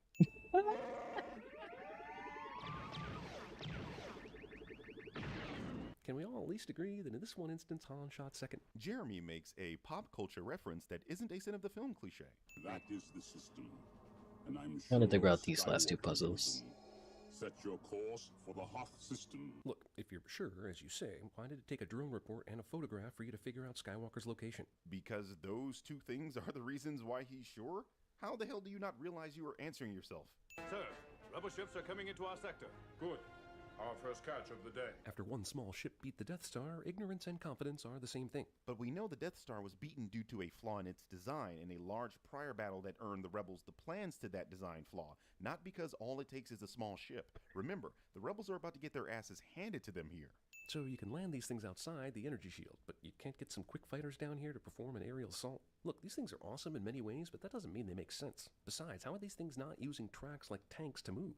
They needed to use actual freaking legs. Jeremy, you just sin this movie for forgetting the cold affects ships. Then it couldn't be one of those creatures. Could be a speeder, one of ours. You mean the speeders you were just told last night can't go out in the cold? And now you're here doing it? Besides, the design of AT-ATs is based on fear. Seeing a giant lumbering mechanical monster is supposed to break your will and make you want to give up. That's the point. Rogue group, use your harpoons and tow cables. Go for the legs. Why the hell do these small fighters have tow cables? For towing a 1974 Buick? And harpoons for, I guess, whaling? Because T-47s were originally made for industrial cargo handling. They were modified by the Rebels for use in battle. Does any of this matter for the context of the film? Absolutely fucking not. The birthing process between walkers on Hoth was accelerated tenfold, and the baby is already walking. I didn't even skip Ku Klux Stormtrooper. That's racist. This bucket of bolts is never gonna get us past that blockade. That's kind of true, but why was Luke's X-Wing somehow able to get through the blockade no problem? I like this answer posted by Josh Burke on Sci-Fi Stack Exchange, so I'll leave it here as the definitive answer, as he's using the actual script. I would add on here that the Millennium Falcon is quite famous at this point, and it makes more sense to assume he's aboard the Falcon than a random X-Wing, which could have been anyone. Who's flying the ship right now? Leia? Autopilot evasion software? You know it's Leia because the movie clearly shows you that it's Leia. Water creatures in the Star Wars franchise never find the heroes tasty. R2 is a droid made out of metal. What kind of organic creature likes the taste of metal, besides guys that don't mind when their girl is on her period? Whoa, that does not look like James Earl Jones at all. And Clancy Brown doesn't look like Mr. Krabs. And the Birdman doesn't look like this. You sending actors to do voiceover now? I resent that. Shame. Me too. I'm gonna check in as well. I'm looking for someone. Looking? Found someone you have, I would say.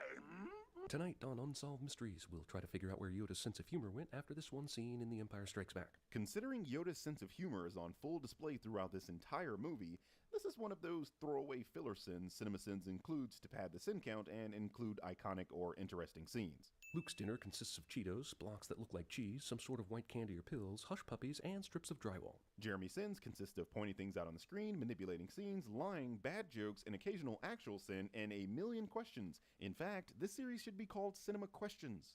You seek Yoda. You know him?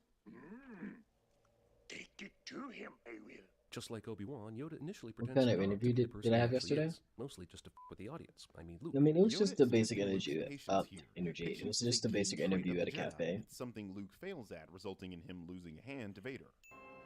So it wasn't anything serious, but it's something that'll The C bring in in some C-3PO funds in the stands for meantime. cockblock. Actually, the C stands for cyborg.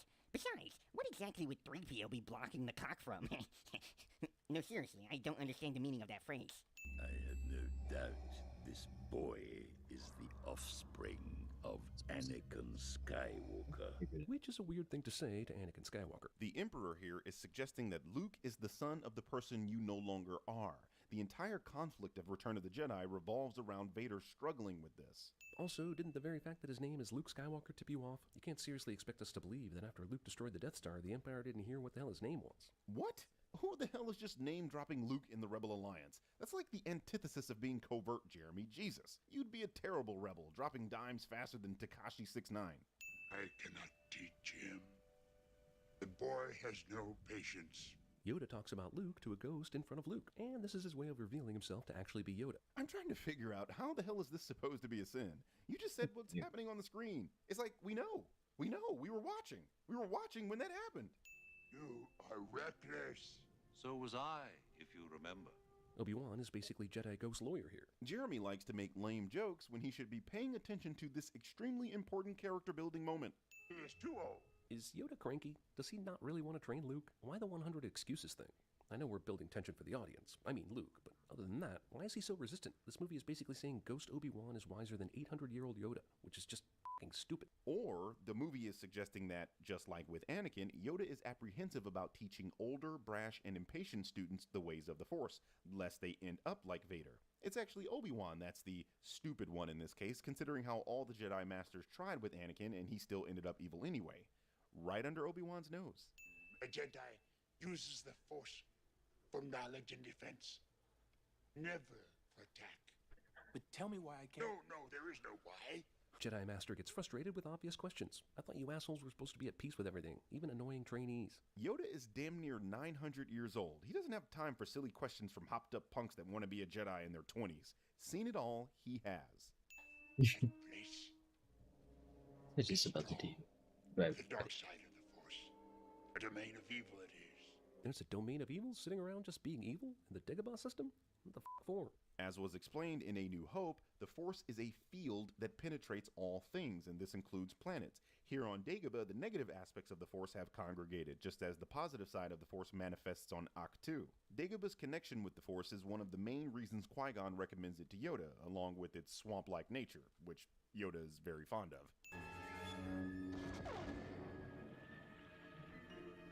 Someone set this video game to the easy setting. Comedy, ladies and gentlemen. You see, the problem with jokes is that they have to at least be funny. By show of hands, who found this joke funny? Now, if you're over the age of 12, put your goddamn hand down. Also, Luke cuts off Dream Vader's head and sees his own face inside, and still can't figure out what's going on. The Force is literally screaming the truth at him, but he's not listening. It always cracks me up that Jeremy of CinemaSins likes to pretend he gets these vague clues in movies when he can barely keep up with children's films. Nobody saw Vader being Luke's father coming until the actual reveal. Hell, from Luke's perspective, this could have meant that he could become like Vader in the future, or that he's fighting himself on the path to becoming a Jedi. There is nothing about this that screams you are the son of this person. 16 is 50. Do or do not. There is no try. Luminous beings are we, not this 20. crude matter. Yoda breaks the teacher-student boundary rule. Here is another example of CinemaSins giving us filler simply because they wanted to include an iconic scene in their video. The joke is that the teacher has inappropriately touched the student. The problem here is that Yoda was riding Luke's back like a goddamn horse just a second ago. That's way more inappropriate than a shoulder pinch. I mean, if one of my teachers rode me, it would have been wrong. Very wrong. Okay, so after this big talk about how rocks and spaceships are different from each other, and size doesn't matter and all that jazz, Yoda then proceeds to power the ship out of the water, but with considerable effort, I might add. If the Force supposedly doesn't distinguish the size of objects, this thing should have emerged immediately. Says who? Why do you just say these things and expect people to swallow it down with no problem? Because they do. That's besides the point, Future Birdman. Anyway, not only do you have no point of reference for suggesting this, you're also forgetting that Yoda is very old and near his death here. Even if the Force allowed Jedi to move large objects rapidly, it doesn't. Yoda's excuse would be that he's literally using up most of his remaining strength to even do this. If you leave now, help them you could, but you would destroy all for which they have fought and suffered. Because your dad is Darth Vader and he can turn you to the dark side and the rebels would lose the war. But that's a spoiler for the audience that you, the most important character in this movie, is just better off not knowing. That's precisely why Obi-Wan and Yoda do not tell Luke Vader is his father. People who don't know who their parents are will usually seek them out after finding out about them. In this instance, Luke is clearly not ready to face Vader and would surely be defeated or turned, the former of which actually happens in this film. This is what Yoda was trying to teach him. Patience. If you end your training now, if you choose the quick and easy path, as Vader did, you will become an agent of evil. Except he doesn't, so in your face, false prediction Yoda. This is one of the great things about this movie, subtly showing you that Yoda and Obi-Wan, and by extension the Jedi themselves, are actually wrong. The first movie builds up the Jedi as the consummate good guys, and this movie gives you a wise old sage who can't possibly be wrong, right? Except Anakin and Luke prove that caring for others can lead to the path of winning. Anakin ultimately went down a dark path, but in the end, the love he had for his son is what allowed him to defeat the Emperor, which wouldn't have happened if Luke listened to Yoda. Actually, they didn't really defeat the Emperor. Aha! Proof that Cloud City is funded by Gringotts. Jeremy makes a pop culture reference that isn't a sin of the film cliche. I have spoken.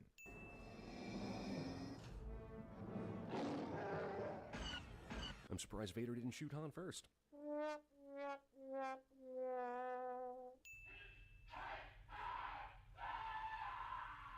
This contraption does things so horrible, it's better left off screen, because whatever bull that thing is doing is probably bull, but it sure does hurt. I'm pretty sure showing someone being tortured would negate this movie's PG rating, so this is the way.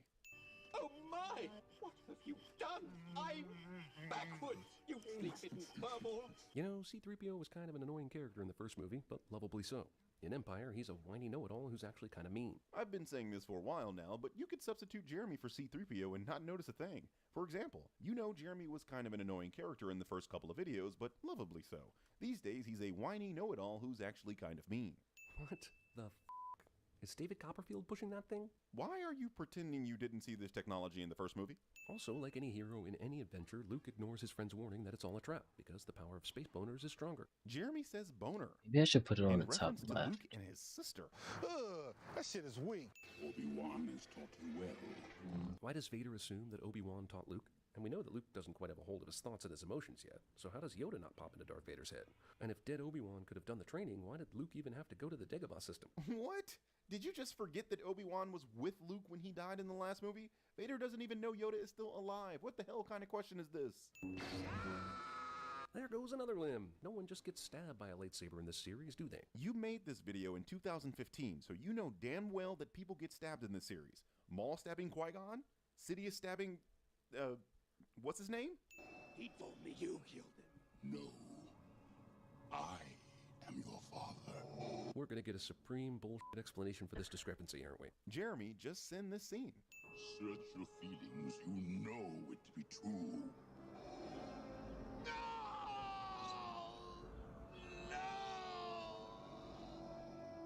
It requires about 10 syllables to say no in Tatooine English, or Tattoo English.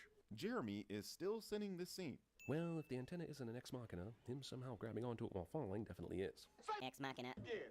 Say Ex machina. again. I dare you. I double dare you, motherfucker. Say Ex machina. one more goddamn time.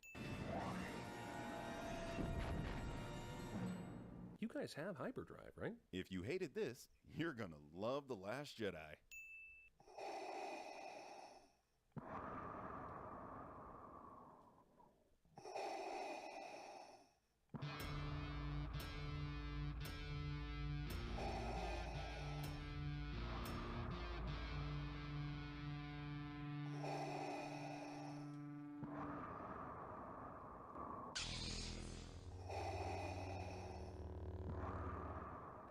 Reading.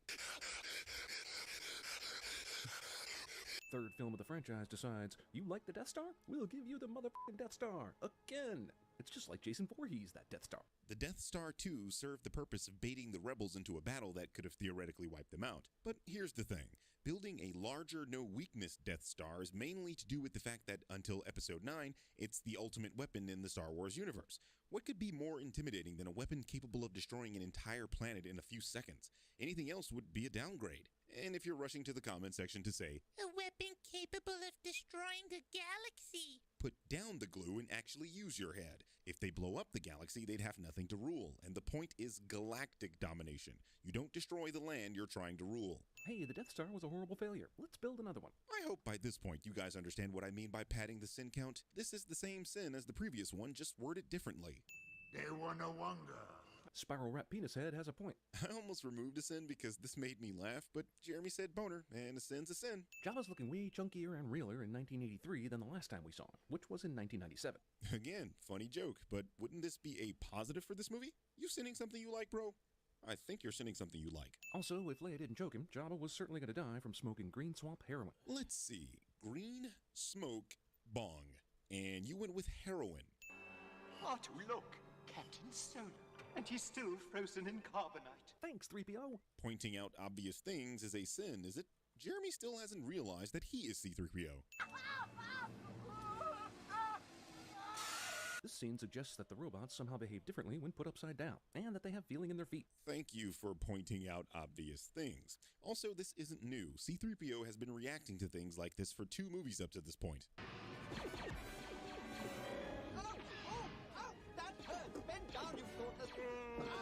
Remember, this is a fantasy film set in a galaxy far, far away.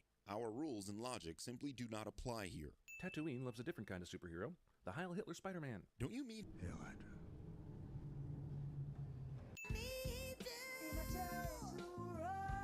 The song Jedi Rocks. Hey man, that song gave us Lin Me, this blue Twi'lek who, along with the green alien girls in Star Trek, I'm almost certain was the inspiration for the Asari in Mass Effect.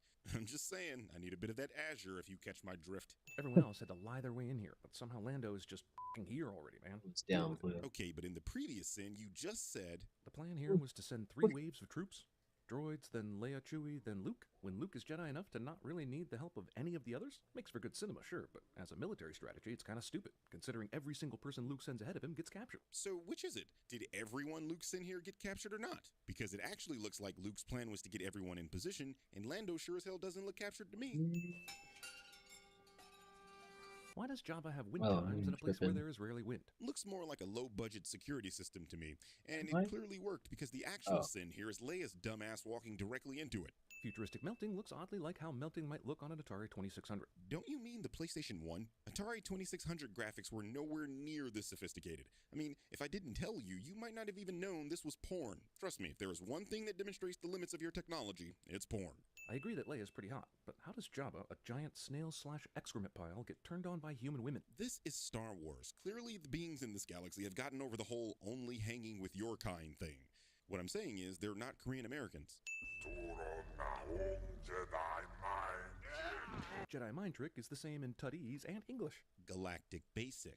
And clearly the Hutts don't have a word for this alien concept, so they would say it the way foreigners say it. Much the same way we don't have a word for sushi, so we say sushi. Luke tries to force pull himself a blaster, and Jabba somehow beats him to the punch. But more importantly, why did Luke try to force pull a damn blaster? Does he not have a lightsaber? Jesus, this is the worst rescue plan ever. You know damn well that his lightsaber is in R2-D2 at the moment, so his only choice was to take someone's blaster. I don't disagree that not keeping the saber on him was strange, but this sin is for feigning ignorance. Luke sticks the bone in horizontally, but it's a perfect vertical jaw prop in the next shot. What CinemaSins doesn't show you is the twisting motion Luke does to make the bone vertical. Magic Gate appears out of nowhere in this sequence, giving Luke the proper gate ex machina he needs. Magic Gate that appears out of nowhere? You mean the gate that was shown when the Rancor was released? Just stick close to Chewie and Lando. Han should be freaking out at the mere mention of Lando, the dude that sold him out in the last movie, because he got sold out and then went to sleep and literally just got up a few minutes ago and should still fucking hate Lando. Han and Lando's relationship was already detailed in the previous film. Han punched him and Lando prevented his guards from beating him, revealing that he was undermining Darth Vader. At this point, he recognizes that Lando is attempting to save him. What more do you want? I've taken care of everything. Oh, great. Han acts like Luke isn't the guy who murdered the fucking Death Star. Jeremy acts like Han isn't the guy that saved Luke's ass so he could murder the fucking Death Star. This takes forever, and none of the bad guys kill Luke while he's flipping around or waiting for his lightsaber to fall in his hands. On the other end of this, why didn't Luke command that thing to come to him faster? First of all of this happened faster than anyone could react, and Luke did use the Force to bring his saber to him. This all looks slow because this movie was made in 1982. None of these assholes can aim or shoot at the same time. It's kind of easy to look like a Jedi Master when everyone else sucks. Again, this is Luke making them look bad because 1982. Boba Fett, a skilled bounty hunter, can't aim either. I agree, that shot was pretty sinful, but you just called Boba Fett Bubba Fett, and that's worth 5 sins, so I'll give you 4.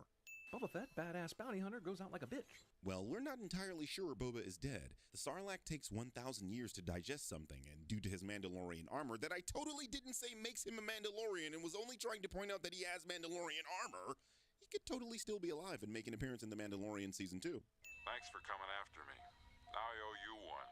In The Empire Strikes Back, Han tells Luke, That's 2 you owe me, Junior. but this is the first time Luke has done anything to return the favor, and suddenly Han has flipped the math where he owes Luke one?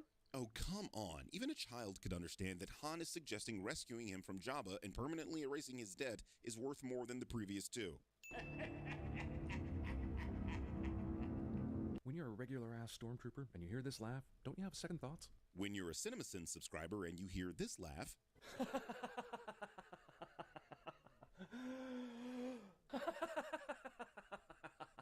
Don't you have second thoughts?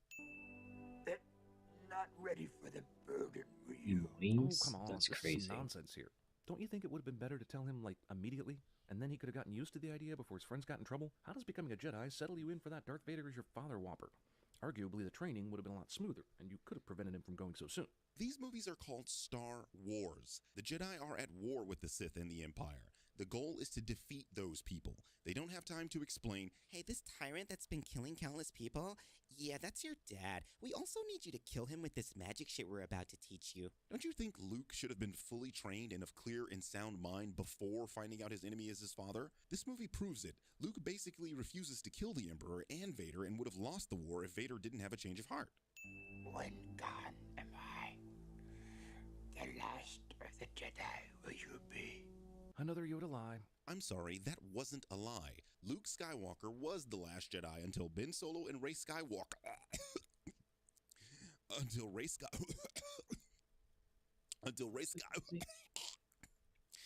Palpatine. He ceased to be Anakin Skywalker and became Darth Vader. So, symbolic technicalities prevented me from telling you the real truth. You can see how my hands were tied. The truth was withheld from Luke in order to prevent him from seeking out his father and potentially falling prey to the dark side. Yoda and Obi-Wan already have experience with a Skywalker falling prey to his emotions and were intent on not allowing this to happen again. But I was amazed how strongly the Force was with him. I took it upon myself to train him as a Jedi. It was actually Qui-Gon who noticed Anakin's specialness and took it upon himself to train Anakin as a Jedi. I only took over that after Qui-Gon died, but you don't need to know all that right now. You're on a need-to-know basis. Okay, since we're bringing up the prequels here, Qui-Gon died before he could even attempt to train Anakin. All Qui-Gon did was free him from slavery. Harriet Tubman could free more than one slave, and she didn't need magic in a pod race to do it. While the fighters fly into the superstructure and attempt to knock out the main reactor. Death Star has the same weakness as the original Death Star. This is not the same weakness as the original Death Star. The original had an exhaust port that led to the main reactor. This one is still under construction, so the reactor is somewhat exposed. However, anything that is a power source for something is a weakness. Destroy a car's engine? Same weakness as the Death Star. That's one. General, count me in. I'm with you too. Where did this asshole come from, and how did he hear that? Does he even know what he signed up for? It could be a gangbang for all he knows. Jeremy thinks people talking really loudly should be inaudible to someone coming into a room. Also a cringy sexual joke in yet another video, except this time it's with twins. Yes, my master. The Emperor gives Vader orders and then immediately consults with two purple dudes we've never seen before and never see again, making me wonder if the purple dudes are somehow above the Emperor. The two purple dudes we've never seen before. Could we stop pretending that you even care who these people are? I mean, because if I told you these two are Sim Alu and Janice Grijadas, Sidious's advisors, the knuckle-dragging idiots you call subscribers are going to yell, But it wasn't in the movie. First of all, movies do not have to explain every single intricate detail in the films. Otherwise, we'd be asking dumbass questions like, who tailors the Emperor's hoodie? Second, if the film wasted time explaining who these guys are, you'd either skip it or say the film was wasting time. Why do stormtroopers have different armor everywhere they go? It couldn't be anything to do with toys, could it? A stormtrooper's armor is based on their job. You know, sort of like how the military wear different clothing based on their current task. Want something to eat? Leia offers alien food to an Endor Moonanite. Dude, everything in Star Wars is alien, and most of the races in the galaxy eat the same shit. Hell, in the next scene, the Ewok eats the food and turns into me after I eat some pussy. He will come to me. I have foreseen it. Even though I did not foresee that he was on the moon right now, but whatever. Once again, Jeremy is assuming the Force is supposed to make Force users all-knowing. Oh, and to clarify, in that last scene I was totally talking about pistachios. Literal Deus Ex Machina. Much closer than your usual misuse of this term, but still incorrect. There is no God in this machine. If Luke can do this, why can't he untie the ropes? Because Luke's plan is to gain the trust and assistance of the Ewoks, not to intimidate them. Princess Leia was a what about R2? C-3PO's story of Star Wars highlights how very little there is to Return of the Jedi.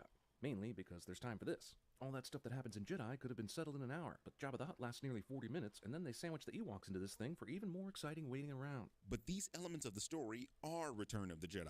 They are what make the movie the movie. You can do this with nearly any film if you want to be pedantic. The Wolf of Wall Street is a giant party movie until they catch his ass and force him to teach people how to sell a pin.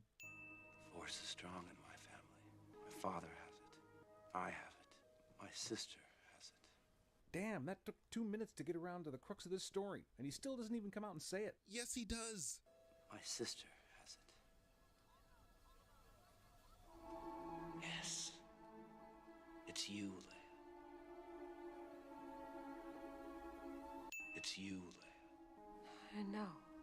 Somehow, I've always known. Even during this scene? Leia wasn't responding to the fact they're twins, but her connection to the Force. The Death Star still has the same progress it did at the beginning of the movie. These assholes aren't doing jack to build the rest of it. Are you unaware how large the DS2 is? It's larger than the original, which took 20 years to build. They've made more progress than the construction on Crenshaw. I see you have constructed a new lightsaber. Your skills are complete. When did the lightsaber weaving class take place on Dagobah? Or do you just know how to make one after various Force-related activities? Luke goes to Obi-Wan's hut where he discovers his plans to build a new lightsaber. There is a deleted scene that shows this process and also shows him putting the saber into R2-D2. And don't give me that bullshit about deleted scenes don't count. The clear intention was to show him building it, but the scene was cut for pacing and length reasons. Indeed, you are powerful, as the Emperor has foreseen. There is never a realistic moment that we see where Luke becomes a badass Jedi. At the end of Empire, he was more mature, he'd seen some but not quite awesome yet. This movie is apparently set a whole year after the last one, although it's incredible to think that they waited that long to save Han. I guess in the meantime, Obi-Wan conducted ghost ops with Luke, but the movie wants him to be awesome right now, with no hint of the journey that got him to this place. That's nonsense. The reconstructed hand, the green lightsaber, him using the Force at an expert level, all these things point to Luke being much more... I wish I knew how to make a UI. You'd have to be CinemaSins or their subscribers to not understand something this easy. It was I who allowed the Alliance to know the location of the shield generator. And part of that plan was hoping they would steal one of your ships so they could make it to Endor? How did you make that possible, or know it would happen? I find it incredible that you're asking this question. You've made many Star Wars videos asking why aren't the characters using the Force, and when presented with Rey's granddaddy explicitly stating he was using the Force, you ask, how is that possible? Strike me down with it. Give in to your anger. I really don't understand how he suddenly becomes a bad person if he kills Vader and the Emperor. The story requires them to die if the rebels are to win. So if Luke can't turn Vader, is he supposed to kill these guys with warm feelings? That's just it. Jedi kill out of a sense of justice or to protect, never because they are angry. Negative feelings cause Jedi to fall to the dark side. Making Luke kill him would effectively end the Jedi. Damn, why didn't they do this in the first place, rather than trying that hang glider rock drop bullshit from earlier? Probably because they were leading the AT-ST to this space so they could do this? I mean, do you think this kind of trap is just everywhere and can be sprung in any location? Use your aggressive feelings, boy. Let the hate flow through you. I still don't know how this takes... No. I don't care what silly reason you've come up with. Sending this scene with this line. Obi-Wan has taught you well. There he is, giving Obi-Wan all the credit again. Does Yoda not make any ripples in the Force? Yoda was in the Dagobah system, and he specifically went there because it was far out of the reach of the Empire. They did not know Yoda was there because if they did, they'd have killed him by now. Good. Does the Emperor not realize that taunting makes somebody not want to do what you want them to do? As a Street Fighter player, I beg to disagree. Gotcha, bitch! お前はもう死んでいる。何?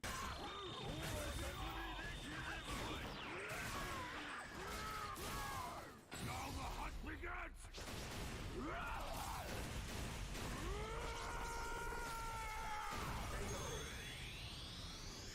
Force lightning is introduced as a power 10 minutes from the end of the third movie. Yes, it's as I've been saying. The Force is space magic and new abilities are literally introduced in every film. None of them are explained. So my question is, if you realize this, why do you always question it?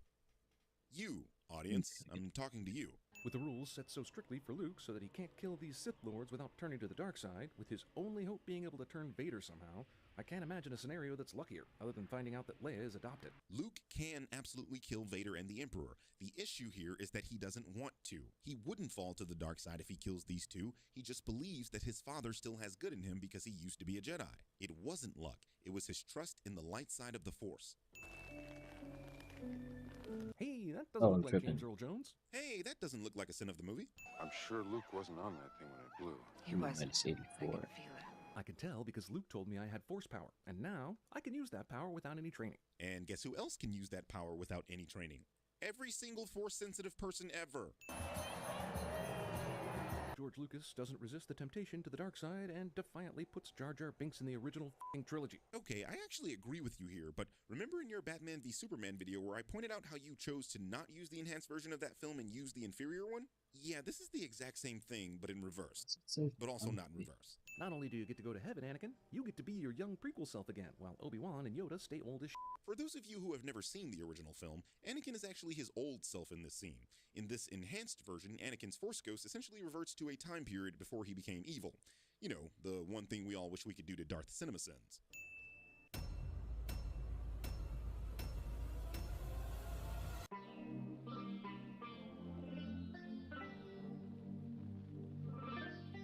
What the heck?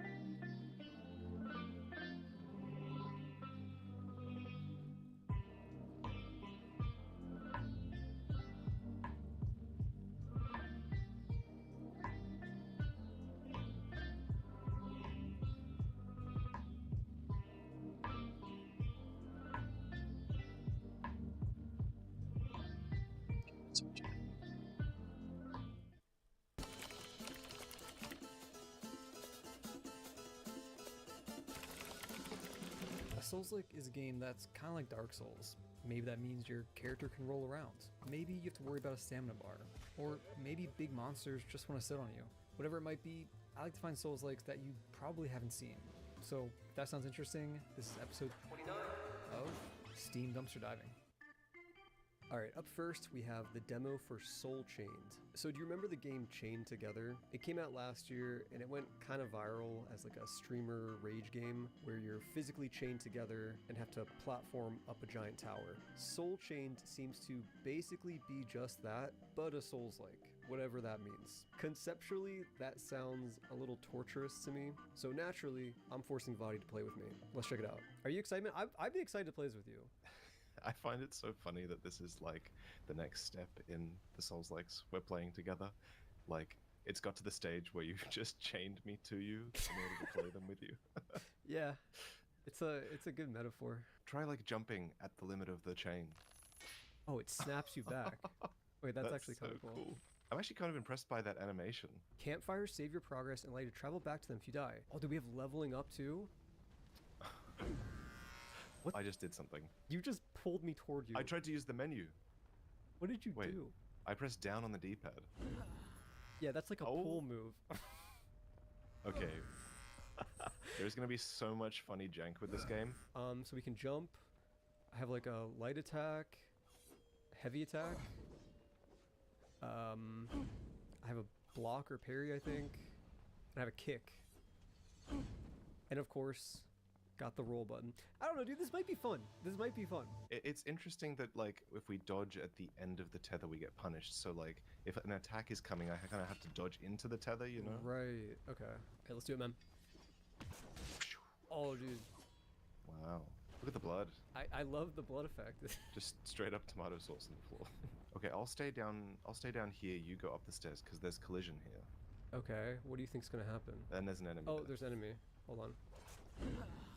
Dude, he hit me through the stairs. Wait, did you pull me through the stairs? I'm in the floor. Bro. Don't worry, I'll get you out, man. I'll get you out. Yeah. Wait, you did. Shit, you did. Okay. I wanted to break the game in the first 10 minutes, so now that we've achieved that, let's continue. I'm sure there'll be more of that.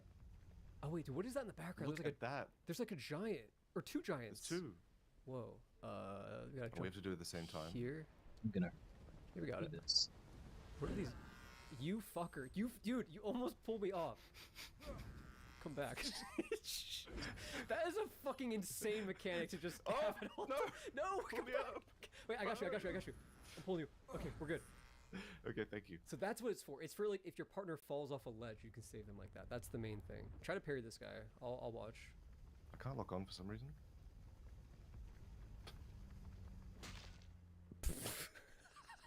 Nailed it.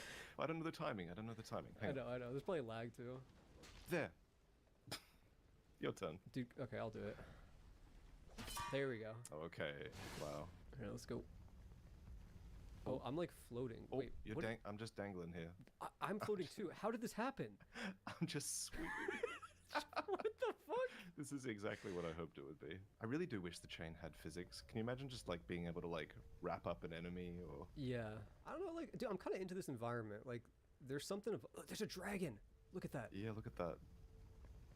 There's something evocative about this. Like, honestly. Pull the chain tight and run through enemies to Make a clothesline spade. them. Whoa. Line them. Wait. That's what I was saying. That's actually such a cool mechanic. Wait, this game might actually be cool. I really didn't expect to like be entertained this much. Listen, Pie, you are getting ahead of yourself. Okay, that's but also, true. Okay, clothesline. 3, 2, 1, go. Oh! Wait, he's like chained up. Okay. Wrap him. Fuck. I think we gotta get speed. We gotta get speed. Now. Okay. I love this, dude. I love this. This is so stupid. Yes. It does like no damage and it's useless, but it's cool. Yeah. No, I think the damage should be higher. Wrap the chain around enemies to entrap them. Okay. Also, wait. That's a different thing. That's a different thing. I was trying to do that. I'll go around the right. You go around the left. Okay, and then we'll just sort of. Yeah. Let's wrap him. Go into each other here. Okay. I think that kind of worked. I can't tell. Try to yank him now. No. Yeah. Okay. Wait. He's wrapped. He can't look. He can't move. See his like arms. So are he can't even attack. Yeah. Oh, so he gets completely entrapped. So it's like a crowd control technique. Yeah. Yeah. So it's not about dealing damage. It's only about restraining them. That's interesting. I wonder if that works on like bosses and stuff too. Yeah, like if it was a big enemy that you didn't want to deal with, maybe that's good. Yeah. There's something there. That's like actually a really fun idea. Let's try it here. We'll wrap the guy on the right and we'll kill the guy on the left or something. Or we just kill him while he's wrapped. Oh, I keep clotheslining on accident. Okay, he's wrapped. He's still wrapped. Okay, no, that's actually pretty good. He was wrapped that whole time. I can't. Look, I'm stuck. It keeps throwing me off this ledge. Oh. Okay, it's fine now. After you use like. Oh fuck, dude! I thought we were going. Okay, pull me up, please. Should I though? Shouldn't I? You fucker. It's fun. Swing you know up what? I'll there. pull you down too. Oh you fucker. shit! No. Yeah, that's what you get. Wait, spam it. Wait, we can do that. We have to rubber band up. Okay. Only use it when you're on top. Okay. Oh shit. Pine. I'm sorry. Oh no. Alright. Oh, okay. It's actually crazy. What's that sound? Oh, dude, there's bees. There's bees on me. Boys. Oh, I saw that before. I Bro, was so why? confused. Ow. Oh, they won't go away. We just got. I'm not gonna worry too much about this not being There's two bees. Dude, I'm getting bees. Van I'm Gogh getting levels bees. of art quality. I'm stuck on the thing. Pull me. Dude, you're moving on the bees. No, I have to deal with your corpse, fuck. The bees. Oh, they're on you. Alright, you can do it. Why are there more bees? The bees. Where are they coming from? Oh my god, I just want to be detached from you. Wait, I think I can res you? Wait, really? Amidst the bees? That's Nope. not gonna happen, Oh, bro. I'm resing you. What the fuck? I'm dead instantly. There's too many bees. Oh I my feel like it's Yeah. generating more bees. It is. There's more coming from somewhere. I'm actually crying. It's so loud. I'm actually crying. Oh shit. Looks like a boss. Okay, wrap Final it. boss? Wrap it. Oh, easy. We can just Can skip you do this whole anything? guy. He can do that. He did not care about the wrap. He just killed you in one hit. Fuck. No, I'm stuck on you. Oh, god Yeah. damn it. God damn it. This counts, right? We got it? Oh, He is fuck. just... This fuck-ass enemy, bro. He wants you. What's your plan? Still alive. Are you still alive now? Yeah, come to me. Oh, great. I'll res man. you. Don't worry, I got you, buddy. I'm resing you. Who's this? Wait. We're alive. Stop sliding! Stop Fine. it. Pull me up. Come up. I got you, bro. I got you. Don't worry, we'll get out of it. Stop moving. I can't. Stay. You. Okay. I got you somehow. Large enemies can be tripped, but only when they appear off balance. It requires significant force. Try rolling or sprinting to tug the chain with some vigor. Okay, so it's like the clothesline, but it's saying you have to be sprinting or rolling to like get the extra. Oh, this is the boss. Okay. All right. I'm not feeling good about this. No. You couldn't even beat the mini boss, dude. He's law walking towards us threateningly. This is gonna be tough. Here, dude, we can do that too.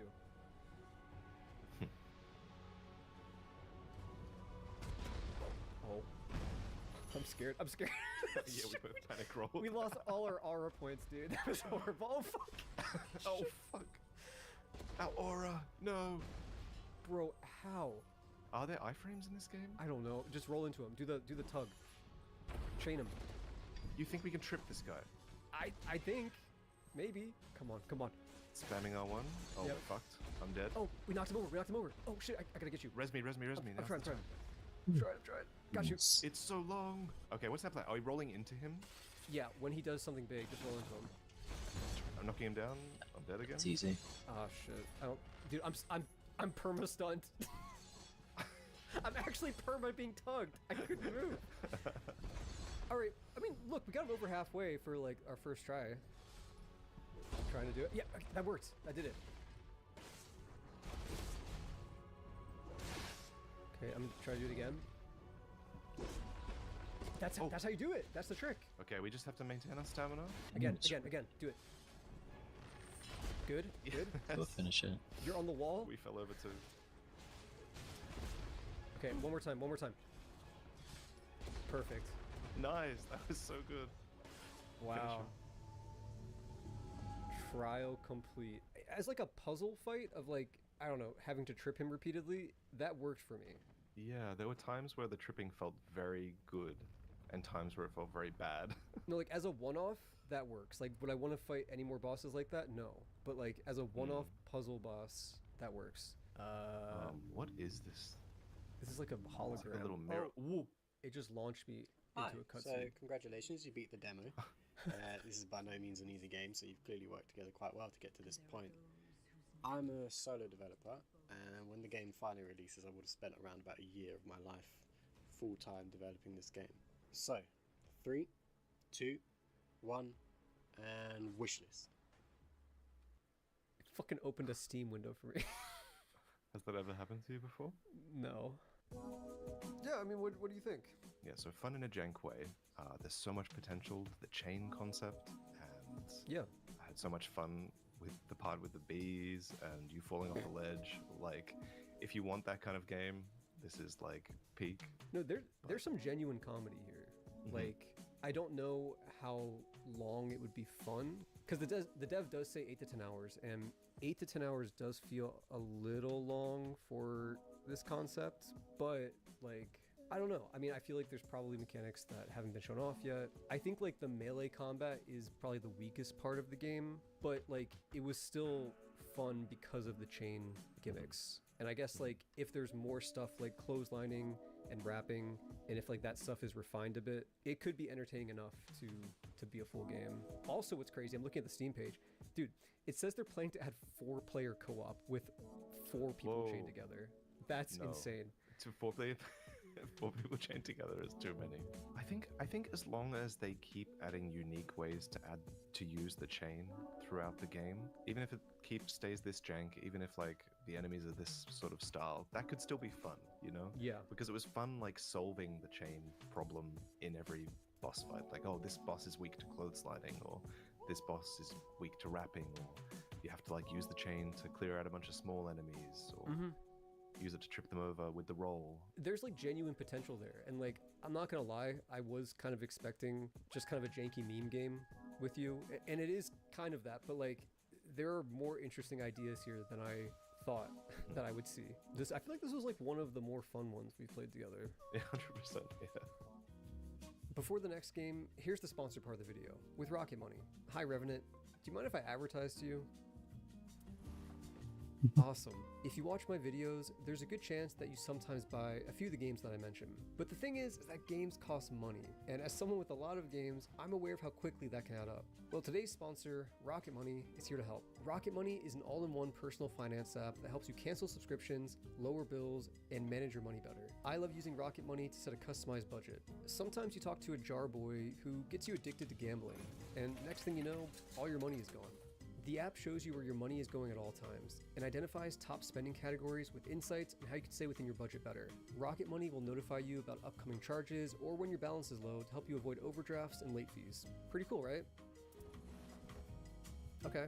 Also, you know how you have tons of subscriptions? Chances are you're paying for stuff you don't want or just flat out forgot about. Don't ask me about my PS Plus account I forgot to cancel for 2 years. I don't want to talk about it. Once you connect your bank account, Rocket Money identifies all my your bad. subscriptions. You could just press the Y key to flip something. Oh my goodness, thank you so much. Rocket Money may be able to help you cancel X, Y, and just a Z. few That makes so taps. much sense Try too. Rocket Thank Money you. out today and unlock more features with premium. Head to rocketmoney.com. Oh, I guess that's to change the color of this too. Link in the description. Let me Thanks see. to Rocket Money for sponsoring this video, and thank you Revenant for being Black such a good or listener. black? I mean, really, Or you were purple or so purple? patient. Whatever. Alright, next up, we have the demo for Aero Machina. This is a 3D platformer Metroidvania where you play as a cross between a Catboy and a fighter jet. When it comes to 3D platformers with retro aesthetics made by Fighter furry jet. game devs, we've had a really good track record for games I've featured on this channel. And honestly, I have a pretty good feeling about this one. It looks fun. There's a vague argument to be made that it's Soulsy because of the combat. But overall, yeah, I do just want to play it because it looks cool. Let's check it out. Main systems are starting to come online. Bogey, can you hear me? I hear you. We have a virtual training mission loaded up for you. We call it the test flight. Your mission is to infiltrate a large complex and reach the exit in one piece. Hell yeah. Alright, here's my guy. Man, dude, I look so good. I love the giant zipper, how wobbly everything is. Alright. Oh, getting a call. Hold on. Those small wooden crates can be smashed open for supplies. Okay. Oh, that feels good. You can extend your jump length by dodging at the apex of your jump. Oh, okay, wait, so this is dodging normally. That's cool. Oh, my engine overheats. Okay, I like that. And then we can dodge midair. Yes. All right, let's kill some guys. Glad I did that first try. Oh, they look so cute. Maybe it nah. Little like ant things. Okay, let me get info. Oh, this is just like Zelda, like Navi. It looks like it would shoot at me. Does it? Oh, yep, it sure does. Oh, dude, I love these enemies. They like such fun designs. Oh, that's fun. You put like the sword in your mouth when you're climbing. Wait, I really like that actually. What is that thing? Lady. Oh, it froze at the worst time. A mini tank's cannon is its deadliest asset. Stay clear of its line of sight. Yep, my bad. Ow. Hit the button. Be careful, that coolant filling the room is highly toxic. It glows a pretty blue though. I'm still thinking about that coolant. What do you think it tastes like? What about you, Bogey? Down for a little field research? Yeah, man. I'll tell you. Hey, plain brain. I wasn't being serious. I mean, surely Baja Blast though, right? Ooh, what's up? Vario wings. Variable sweep wings. Oh, I can glide now. Okay, so I just like jump. I can glide like that. Cool. So let's get up here and just go for it. And go down. Oh, nice. And then this is teaching me that I can use the air dash midair. Okay. So let's glide. Air dash. Oh, wait, I did that wrong. Oh, wait a second. Okay. I should air dash and then jump and then glide. So like this. Yeah, because I get a speed boost. Got it. Oh, I like that. And check this out. You can like kind of bunny hop and like keep your momentum Ace if you of do diamond. like the air dash. Also, I really like the extra touch where after you do a jump glide, you slide to a halt. It like squeaks a little bit.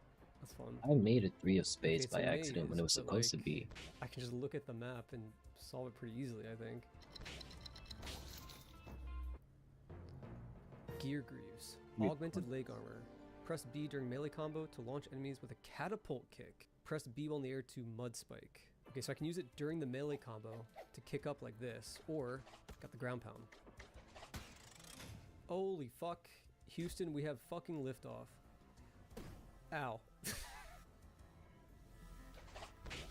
Oh, that was cool. You can cancel the ground pound with the dash. Sweet. Sweet. Hull piece. Collect 3 to increase your max HP. Oh, and I can skip this maze now. Oh, that's satisfying. That's satisfying. Alright, let's try this kick combo. Oh, I get it already. Kick him up, and you can juggle him a bit. Okay, I was gonna say that I felt like the melee combat needed a little more sauce, but stuff like that is big for making the combat more interesting. I kind of feel like that should insta-kill. I think if you ground pound from like high enough up, make it do extra damage. Oh, I didn't even mean to do that. You can deflect the cannon with the kick attack. Okay. So hit that. Hit that.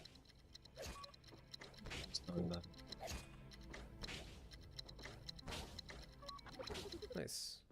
And new power-up. Rotary blade. Dual blade propeller. Provides Bogey an additional jump. Yes. Also, dude, I love how everything is contextualized like as a plane. Like my new melee weapon is a plane propeller, which goes with the wings. And let me guess. When I do the double jump, it's like the propeller goes. Yeah, like that. See? I love that. See, building on the concept, making you do the double jump and the air dash. I like it. This looks kind of scary. Uh-oh. Hi, don't shoot me, please. Okay. I really like this camera perspective, by the way, where it's from the enemy's POV. Ooh, Master Arm. Special weapon system installed into left arm. Includes Vulcan gun. Fires special weapons with right trigger. I got a gun. Alright, so how does this work? I can like aim and fire, or just do it like that. That's sick. So let's hit that. Hit that. Nice. That looked like a smiley face. Oh, and now I can hit all these buttons because, yeah. Okay. Hit that. Launch up. Launch up again. Dash, fly. Sweet. Sweet. And that was the 3rd upgrade, so now I have more health. As someone who grew up playing the Spyro games, this gliding is kind of hidden for me. Another upgrade. Vertical stabilizer. Vertical dodging system. Oh! So I have like a triple jump now then. Okay, yeah, so I can get out of this room by jumping up and then triple jumping. Sweet. If you partake of our prize, engage each of us in an honorable duel. I await your challenge atop the Minotaur's domain. Atop the Minotaur's domain. Oh, the maze! Okay, right here. Champion. Have you come to challenge me? Yep. On guard. Oh, ow. Oh, it's like a special one. Whoa. Oh, this is cool. Yes, yes. You fight well. I concede. Find and defeat my other brethren to receive our prize. Nice. Champion, have you come to challenge me? Another boss fight. King Tiger. Whoa. What? Its power levels are off the charts.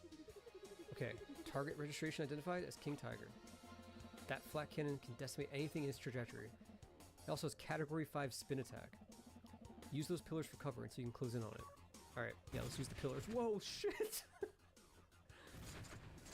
Okay, let's close in on it. Oh, this is so cool. And this is like an optional thing too, I think. Maybe not, but I think it is. Like, it's an optional thing to track down all these guys. Wow, that does so much damage. It's pulling me in! It's pulling me in! No!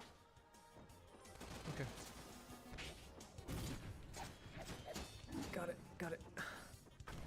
Nice. Champion, have you come to challenge me? On guard. Alright, last fight I think? Excalibur. A bayonet of that size could cleave you to pieces. Wait for your opening to strike. Oh, great advice. Ow! Oh, dude, fuck. It hits you into the laser wall. Maybe I should air dodge up to avoid that. Like that? Yeah, there you go. So you always gotta think vertically in games like this. You have bested each of us. Return to our statues to claim your reward. We bestow the devil's wind beneath your wings. Ascend and take what is yours. The devil's wind. That sounds like a big upgrade. But it can't be, right? Because that felt so optional. What do we got? Afterburner. Experimental supersonic engine component. Extremely fast. Okay, so I'm charging. Whoa. Whoa. Whoa, wait. Wait. How do I go up? How do I go up? Okay, hold on. Hold on. This game just got so much cooler. Okay. How do I go up? I don't think I can. What? Oh, okay. Alright. Holy shit. How do I go down? What the fuck? Okay, okay. I got it. Dude, this is so cool. This is so cool. I still don't understand this. Okay, how long does this go? Oh, shit, do I have to land on that? Bro, there's no way. Oh, I can. Hell yeah, hell yeah. Man, the cool part is I can just like whip that out whenever I want. Like, if I just want to go like this, I just can now. For the rest of the game. Oh, and there's a thing up there. Wow, wait, so they actually put a bunch of collectibles with that in mind. I really, really like that as like a form of exploration and secret finding, with like how fast you can move and how like much horizontal potential there is for hiding stuff and getting places. That's really sick. And it fits, you know, obviously it fits the plane theme so well. Also, I just noticed that the color of the jet changes as you use the fuel. It goes through like the whole rainbow. That's so cool, man. Are you ready to go inside? Let's do it. All right, Flyboy, you got this. Yes, you do.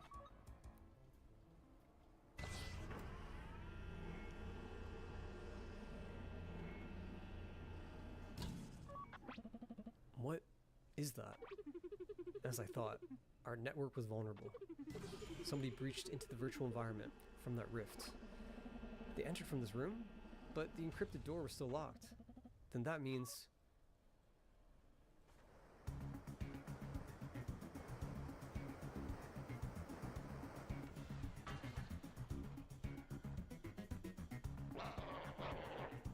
Haha. So, this is the run I've heard so much about. Booger or whatever, right? Name's Bandit. You ready to get scrapped, twerp? It's time for a genuine dogfight. Show me what you can do. Alright, I'm ready. I've played Armored Core.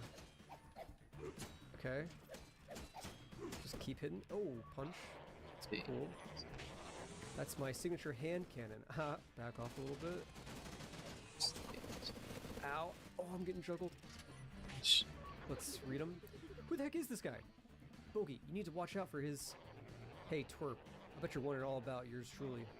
They call me Bandit because I'm the nastiest thug around. Bet you think you can outrun me, eh? Outsmart me? Yeah, probably. But can you outrun sustained minigun fire? Can you outsmart twerp-seeking missiles? Let's find out. I can't believe it's him. Dude, this guy is so cool.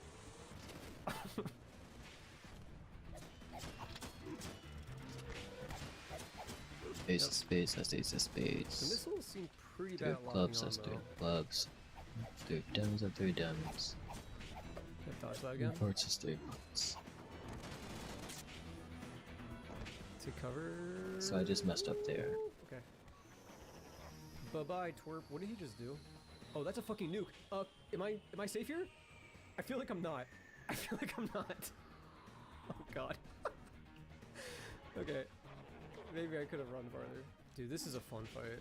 It's like, it's really simple, but like just the way he moves around, different attack patterns he has, perfect fit for this game. Yep, dodge that. Oh, damn it, that hurts. Almost gotcha, almost gotcha. And you're done. Go back to target. So long, twerp. See you again real soon.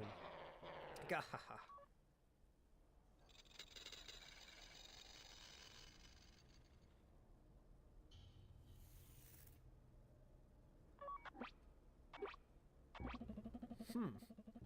That was a successful test flight as any. Yeah, you showed him who's top gun. And that's the end, dude. Hell yeah. Oh hey, special thanks to Ritzler. That's the dev of Pseudo-Regalia. That makes a lot of sense. Dude, what a cool demo. I really enjoyed that. I love this game's look. I love its art style. I love how it sounds. I love how it feels. And I love how cohesive all the upgrades are. You know, you're this plain mech thing. You get wings, you get a propeller, you get fucking jet fuel, and they're all fun to use. In terms of feedback, I do like the combat, but for as much combat as there is, I do wish there was like a little more to it sometimes, at least when you're fighting the groups of enemies. I don't know exactly what that something should be, but I do know that I think it feels like a little too simple, where like I'm locking on, kind of just mashing attack, and that'll get you through most of them. The boss encounters definitely are more thoughtful than that, so it works there. But yeah, I feel like this game just does have a lot of combat, and I feel like it needs a little more. And there probably will be, right? Like, this was just the intro. I assume they'll add more weapons and mechanics, and then my complaints will probably be addressed. But yeah, other than that, I don't have much to say other than that was really fun. And this game has immense potential. I would not be surprised whatsoever if this game pops off when it fully releases. And also, this is just a three-man team that made this. That's so impressive to me. A+ Steam wishlist material. Please keep cooking, guys. Alright, up next we have the demo for The Bleakest Keep.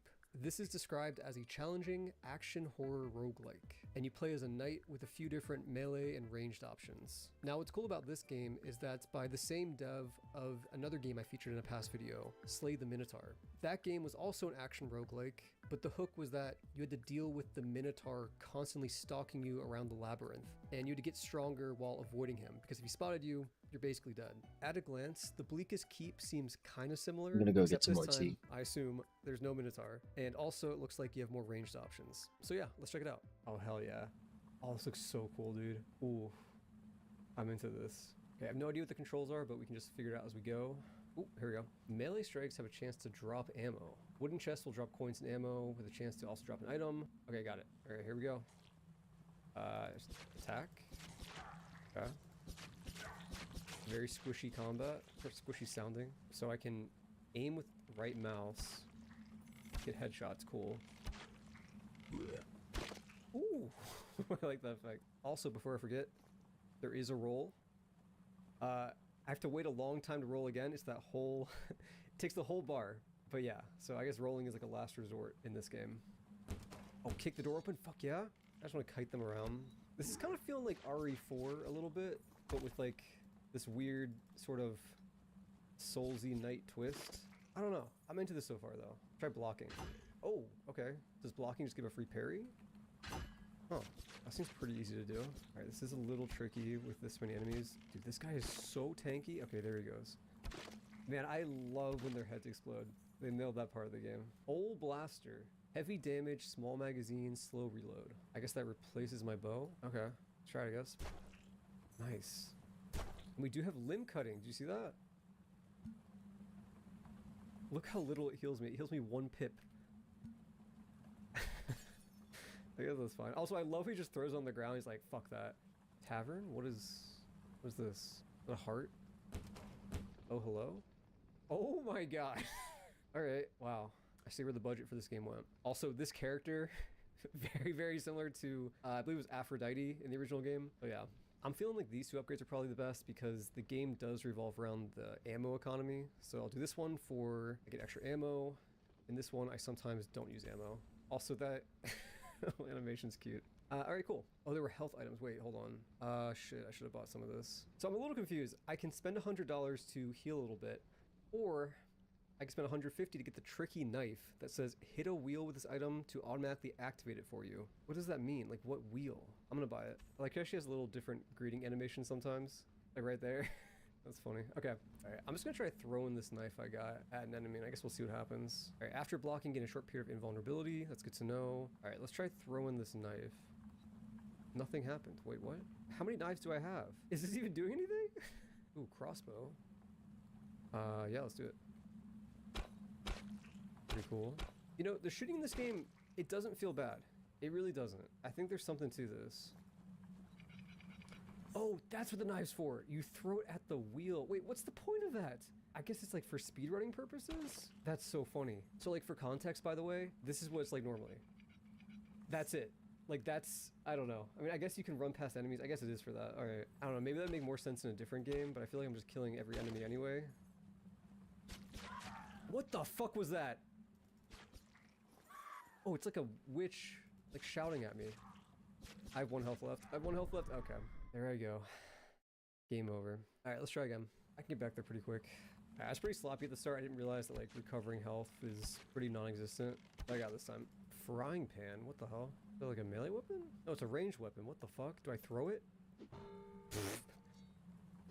Yes. Oh, this game just got so much better. Oh, there's crawling enemies? Oh, interesting. Okay, so the limb cutting thing like matters. You cut off their leg, they crawl. I really like that. Really like that. All right, this is where I lost last time, by the way. Yep, there's the witch again. It's just frying panner. Yep. Oh my god, she shouted again. Got her. No, no, no, no, no. Parry, parry, parry. Oh, fuck, fuck, fuck, fuck. No, no, no, no. Come on, come on. Oh, heal, heal, heal. Got it, got it. Dude, when they mob you like that, it's actually so hard. Especially these flying guys. I'm in like a spooky forest now. I'm almost out of pans though. Ooh, bolt rifle. Sure. A lot of different guns. I'm wondering if there's more melee weapons too, or if it's just the sword. No way, no way. Oh, I thought I was going off the cliff. Oh, I'm out of ammo. I'm actually fully out of ammo. This is bad. This is really bad. I have to melee this guy to get ammo back. Okay, I got 4 ammo and 1 health. This sucks. I can do it, I can do it, I can do it. No way. Dude, I hate that enemy. Maybe you're not supposed to dodge it. Maybe you have to block it. That might be it, honestly. All right, let's do it again. So I keep forgetting I have this special move where I can do like a more powerful slash every like 10 seconds. Should probably be doing that. It's just weird because like it's on such a long cooldown. Like, I just forget about it. Shooting a new pose? Dude, the budget really did go to her, didn't it? Oh, I didn't mean to buy that. Fuck. I was so distracted by her. I bought the wrong fucking upgrade. Oh my god. Wait, so can I ignore these guys and just like run through? Wait, you can. Wait, what? Why am I even bothering with them then?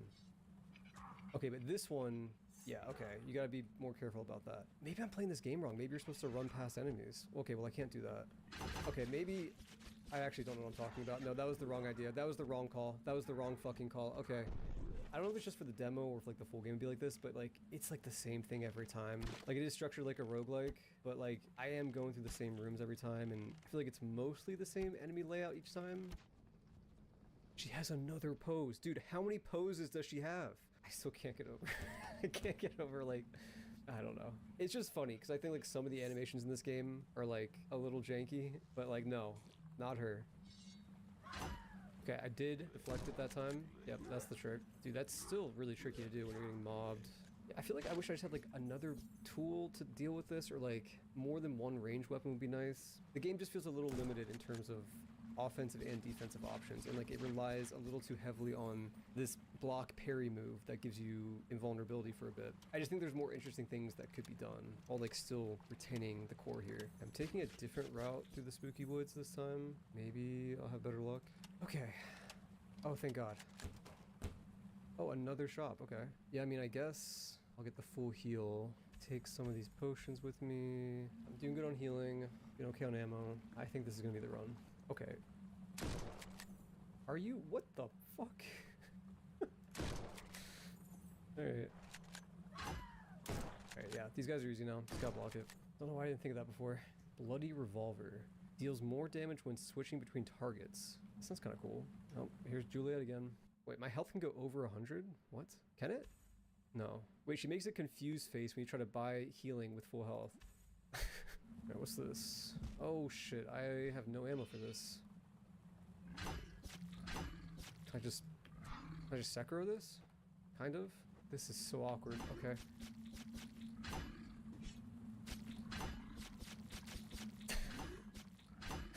Alright, yeah, we're just playing Sekiro now. I do no damage. Oh, that was a cool move. Alright. You have a gun too? Wait, what? He waited for the block to end. Is he getting faster? He is. Oh no. Dude, fuck off. Fuck off! He's cheating! He's cheating! Drink. He attacks so fast I actually can't heal. I have to just do it. Fuck you. Fuck you, dude. What the hell was that? Is that it? Is that the final boss? Probably, right? Oh. Okay, I'm in a dark castle now. Was that not the end? Oh, I'm in like the sewers now. Oh, down we go. Kind of weird how you had to defeat the king to avenge the king. Oh well. Alright. Wow, it's not over. Really? Dude, I missed my rifle. This pistol sucks. Why did I switch guns? What is that? Can I just... Okay. He just kicked a rock. That was sick. Oh no. This guy feels like a run ender, dude. Ow! 1, 2. Okay, got it, got it. 1, 2. I have solved you. Yeah, I don't know. I don't like that the best strategy is to just like parry and melee them to death, but it really feels like that because they attack so frequently and the aiming's just a little too awkward, you know? Juliet, I need you. Oh, thank God. Juliet, save me. Yet again, another pose. The leaning against the barrel pose. Oh, yep, and then she does the little hair flick. I can't, dude. Okay, let's heal. Dude, honestly, here's another issue I have. I feel like it's so easy to take damage that like just spending all my money on healing makes the most sense every time. Actually, it's not just that. It's the fact that the upgrades are so negligible, whereas like healing a chunk of my health bar isn't, right? So yeah, I don't know. It just feels like it makes more sense to go pure survivability. You again. Did he just hit like the chandelier? That was kind of cool. This demo has gone on for longer than I expected. And unfortunately, it's not a great thing in this case because I am just for the most part fighting these same enemies in like similar conditions, you know, like there's not some environmental aspect changing things up or like the room layout isn't really changing the way that encounters play out. So it is starting to feel a little monotonous. This is a cool looking room. Arachne? Is that a spider? Yep, it sure is. Okay.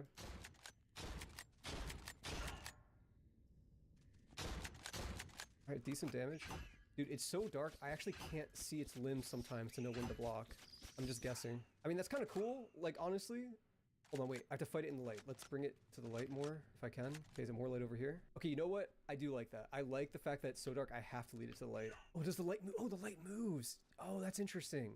Wait, that's actually cool. Okay, so now I have to run across the room again to here. Now I can see it again. I'm into that. I really am. But yeah, I do think these health pools are a little inflated. Like even when I'm mixing the range attacks, I don't know, this is a bit much. Boom. Gotcha. Gotcha. Honestly, kind of cool. Like fighting a giant spider when it's that dark and you have to move around with the light, genuinely neat. You did it. Great job. Getting all the way here must have been tough, huh? Yeah. It looks like there's still more to go, but maybe that can wait for later. Oh, is that the end? That's gotta be the end. Yep. Thank you for playing the Bleakest Keep demo. This is a weird one. This is a weird one. This one's tricky to talk about because there are things I really like about this game. Just like the last one, really like the look of it. Like genuinely cool retro aesthetic, cool art style, and you know, things like Juliet are at least amusing. And there is some satisfying gameplay. You know, like landing a parry and then headshotting a zombie, or fighting the spider in the dark and having to play around that. It's interesting. All that being said though, I feel like I'm not really seeing the vision here. And in the nicest way possible, I don't see the hook of this game. It kind of just feels like I'm going through a series of rooms, fighting the same lame enemies every time, and there's just not enough to the combat or the roguelike elements to make that interesting, even for a short run of like 20 minutes. Like during that successful run I just did, I probably had like 30 plus encounters of fighting like the same zombie enemy in the same layout, and yeah, I just What are got y'all kinda watching, tedious. man? And again, unlike I the came last back game to that had see that a cool vampire with Minotaur the thickest stalking you, thighs. I don't really see one for this one. It's, you know, it's this kind of clunky combat of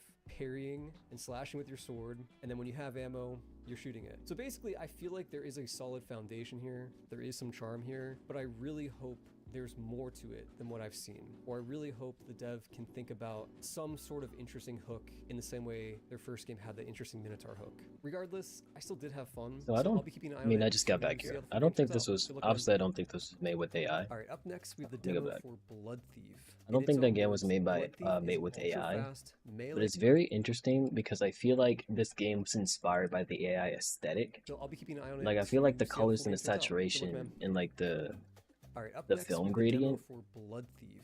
was In its own specifically words, trying to Blood get that Thief is aesthetic. an ultra-fast melee dungeon runner where you use momentum to parkour your way through hazardous dungeons and brutally slash through enemies. Is this game Souls-like whatsoever? You know, you're using a sword, you're I'm killing back, but knights, I mean, you're in a dungeon. right now, so That's basically what all the Souls games boil down to. So sure, who cares? Truthfully though, the main reason I want to play this is because it's reminding me a lot of Neon White, another very good first-person speedrunning game. And low-key, Neon White was my indie game of the year for 2022. So yeah, I'll look for any excuse to play a game that scratches that itch. Let's check it out. Here we go. It's a cool looking city. Jump and climb stuff, got it. Wall run, cool. Can attack, take that. Oh, dude, I love how they run. Oh wow, you die instantly. Okay, my bad. Boom, boom, okay. Blood, kill enemies to harvest their blood. Blood gives you special abilities and acts as extra health. Your blood decreases rapidly. Note your blood bar at the top of the screen. Oh, so I'm always losing it. Cool. I wonder what special powers I get. Hold slide. Oh, and that consumes blood. Cool. Oh, cool. Slide to gain speed. Sliding uses blood but increases your speed. Also jump higher. Oh, fuck yeah, dude. 1 minute into the game, I already like it. Press F to parry arrows or enemy attacks. Okay. Try it. I think I did it? Oh, it killed him too. my bad. Cool. Buffet Junkie, thank you for coming in with the walk. Appreciate it. Appreciate it. Like, that feels good. Hope you've been enjoying the stream and the vibes. Air dash. Okay. I'm pressing it. Oh, you gotta lock onto him. I see. I see. Oh, okay, I get it. I get it. I get it. Oh, that's cool. Oh, that's cool. Oh, I like that. Yes, dude. Yes. Okay, so I did that really slow because I was like trying stuff out. And now we're just playing the game. Oh, shift before. Okay, cool. Conserve momentum. Dude, the momentum! The momentum! Every game should have that. Hold shift while air dashing to land into a slide. Oh, while air dashing. Okay, hold on. So. Oh, that feels good, dude! Yes! I understand. I get it. I get it. Oh, look at this. Look how pretty this looks. Locked. Might have to go for a swim. Oh, really? Okay. Also, by the way, I like how the music sounds different underwater. Like shit like this. And you come out. I love that shit. Wait, I can go this way, but this is like clearly a shortcut, right? That window? Hold on. Mm-hmm. Okay, so there must be other shortcuts. You found the secret. Battered soul of a prisoner. See, guys, I told you it's a Souls like. With that, then slide. Jump, slide. Oh, yes, yes, yes. I'm too fast. I'm too fast. Where am I going? Oh. Oh. Man, dude, this is a fun speedrun game. I'm just like fumbling through it right now, obviously. But like, I feel like these levels are short enough where like learning this would actually be really fun. And then this is a new artifact. Oh, it's weapon parts. Got it. So if I find the other artifact, I unlock a new weapon. Wall jump aiming. Aim toward the wall slightly to control the trajectory of the jump. Okay, I see. You can keep jumping along like the same wall, like that kind of. Oh, got it. Okay. Jump slide. Jump and land directly into a slide to increase your speed. Okay. I was kind of already doing that, but that's good to know. There's more? Ground slam. Oh. Press control in the air to ground slam. Tap control to preserve your forward momentum. Okay. Okay. So tap. Man, a ground slam that preserves your momentum. Press space as your ground slam hits the ground to bounce. Oh, you get like a high jump. Okay, so like jump. Oh, yes, dude.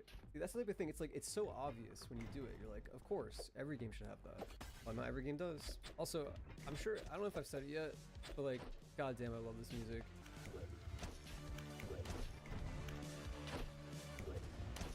Oh, let's freaking go. Yes.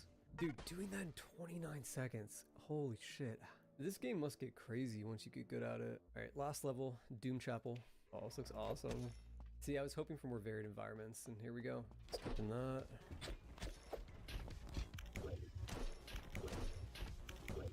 Dude, I love this. Ow. I still love it. Oh, wrist crossbow. Whoa, okay. Dude. Oh, this is sick. Oh, I'm gonna die. Okay, let's try again. Oh my god, oh my god, oh my god. Oh. Just go, just go, just go, just go, just go. Is that it? Is that the end? Oh, fuck. Fly. Fly. Tears of the Moon Princess. Hell yeah. And that's it. Thanks for playing the demo. I missed 25 out of 27 secrets. That's kind of wild. All right, wait, I'm gonna keep playing some more. Like, I'm gonna play some more on my own, try to get some of like these speed times, but then I'll get back to my thoughts after I'm done. All right, before I get to my review of the game, I want to show you a speed run of a full level just to better illustrate that part of the game, because I really think it's the highlight of the experience and it's like worth understanding better. So what you're seeing right now is not the speed run. This is what I would consider a moderately fast run, like a run that's fast enough to get one of the medals, but not fast enough to get the highest medal. And as you can see, like, it's still pretty fast. Like, I'm dashing around, I'm hitting guys, I'm sliding. It's still pretty fast. But I am making some little mistakes here and there. I'm missing out on a lot of things, but again, this is just the baseline. So yeah, this room right here, gotta kill the enemies to open the door. Dashing through, boom, made it to the end. Solid time, but we can do a lot better. So let's check out that run now. So it starts out pretty similar. I'm dashing right here, but then I take a hard right after the dash. And that's because you can change your momentum entirely while sliding. And then by doing this, it allows me to set up perfectly for this guy in the window. Then I can dash toward the guy in the window. And then from there, I do another slide jump, and I'm precise enough to do a wall jump off the lip of the next window. And that gives me enough momentum to safely cross the gap. And then from here, get the second key, keep sliding around, dash back to the enemy that I left alive. Then here I slide to the side, dash into this knight, and instead of going up the whole ramp like you saw the first time, I'm just dashing to the enemies back and forth to skip the ramps entirely. And then I'm also doing an additional skip by jumping through the windows and doing some more air dashes, which also saves, you know, a bit of time. Now here, this is interesting. Instead of killing all the enemies to open the door, I just dash to the one that flies up, and I can fly through a secret window, grab a hidden crossbow upgrade, and then I kind of fuck up a little bit, but I rocket jump backwards to the goal. And there you go. That's my fastest time. Now, I'm sure you can go way faster than this, but the fun part was not only executing that, the real fun was actually like in figuring that out, like in experimenting with different lines, noticing little secrets, and like fitting it all together. That's kind of the magic of games like this. And yeah, I just wanted to show you the difference that two runs could make and give you a taste of how high I can get. And again, I'm not that good. You can go way faster. I'm positive. Like this time was only 3,000 in the world. Anyway, here's the rest of my thoughts on the game now. Man, what a fun fucking demo. It's hard to describe the joy I get from flying through the air to slash a knight and then carrying that momentum into a slide, into a jump, into a wall run, into another air dash, into a ground pound. I love shit like that. I love it. I love speed games. I mentioned Neon White. This game reminds me so much of Neon White, and I love that game. Going through each level for the first time is fun on its own, but it really gets fun when you're trying to go after those high scores and like the gold medal, because then it becomes a puzzle of, okay, how do I optimize this route? Should I wall run here? Should I air dash here? Is there a way I can like skip this whole section? And there are ways you can skip entire sections that the dev seems to have embraced, where you can like climb up the walls and skip whole portions of the level. But anyway, it's like a puzzle figuring that out, and it's really satisfying just refining that slowly. And again, Neon White was the same way. Highly recommend that game if this looks appealing at all to you. I realize this game won't be for everyone. Obviously, it's not a Souls-like. I know. I just want to include it. But it's fast-paced, it's frenetic, it might make people motion sick, it might be overwhelming, all that. Might not be for you.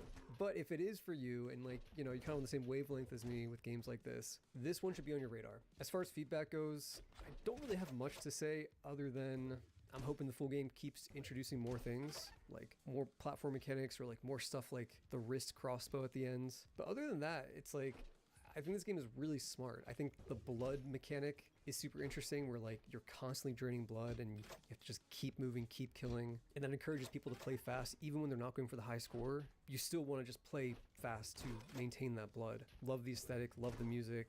I think I just really like this game, man. Cool demo. And one final note I just want to throw on at the end.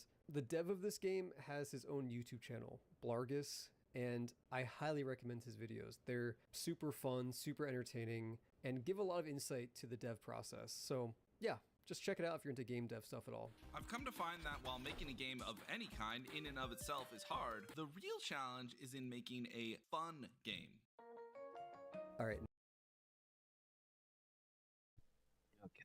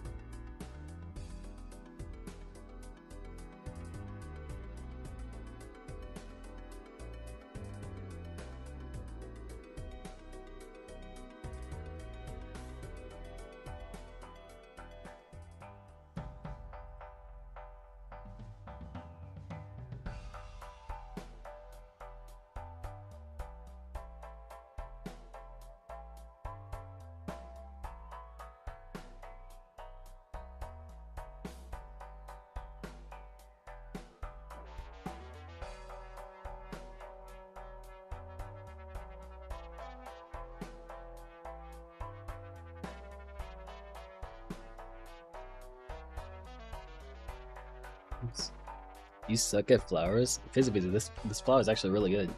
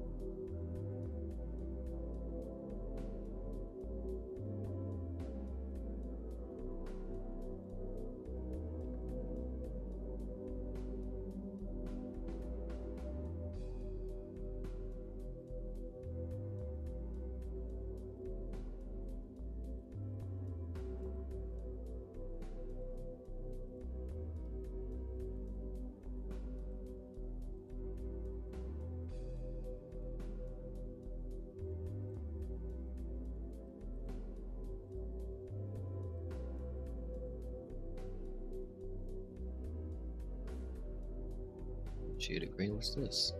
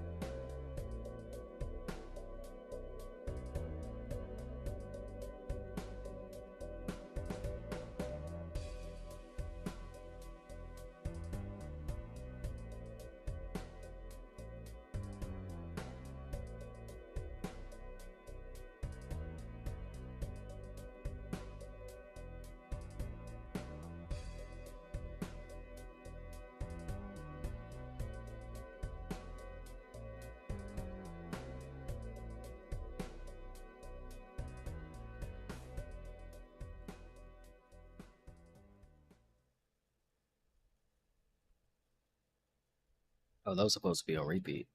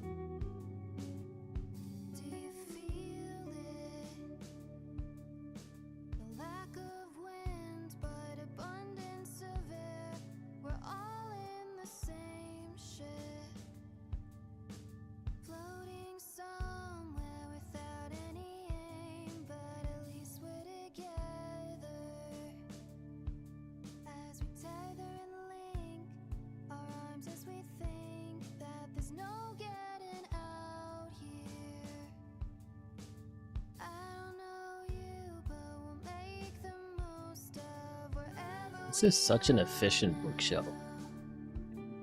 Goodness.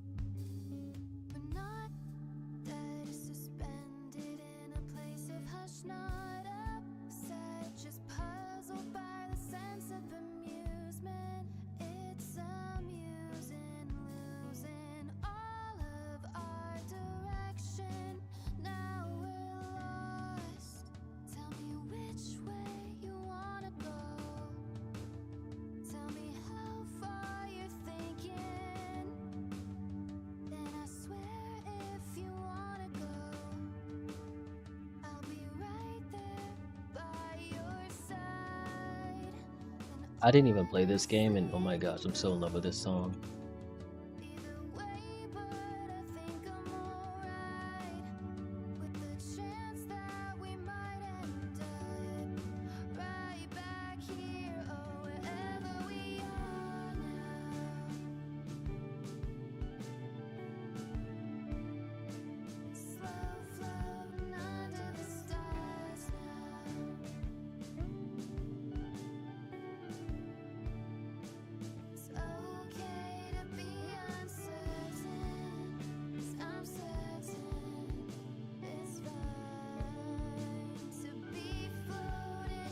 Let's just look like books.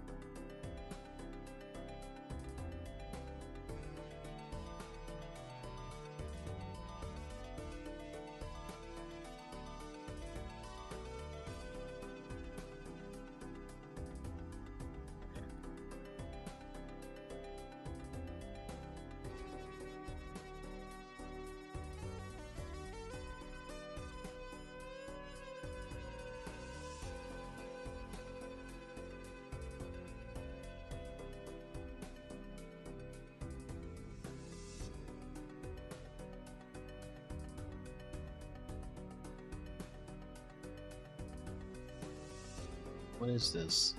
Oh.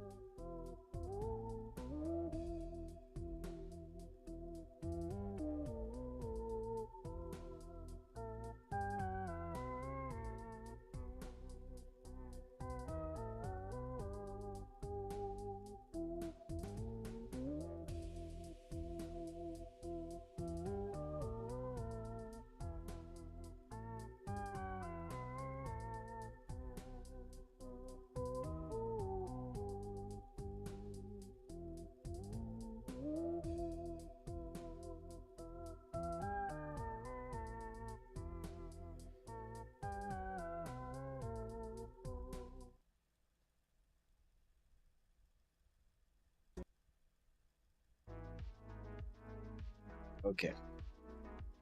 I'm still here. I've always been here. But it's 6 in the morning. There's still 2 hours left to finish this. I'm gonna finish this in my own time, or not my own time. I don't have any time. I'm gonna finish this off stream, but I am gonna end the stream now. So I appreciate everyone for coming by. Ace the Kid, appreciate that raid. Royso, thanks for the follow.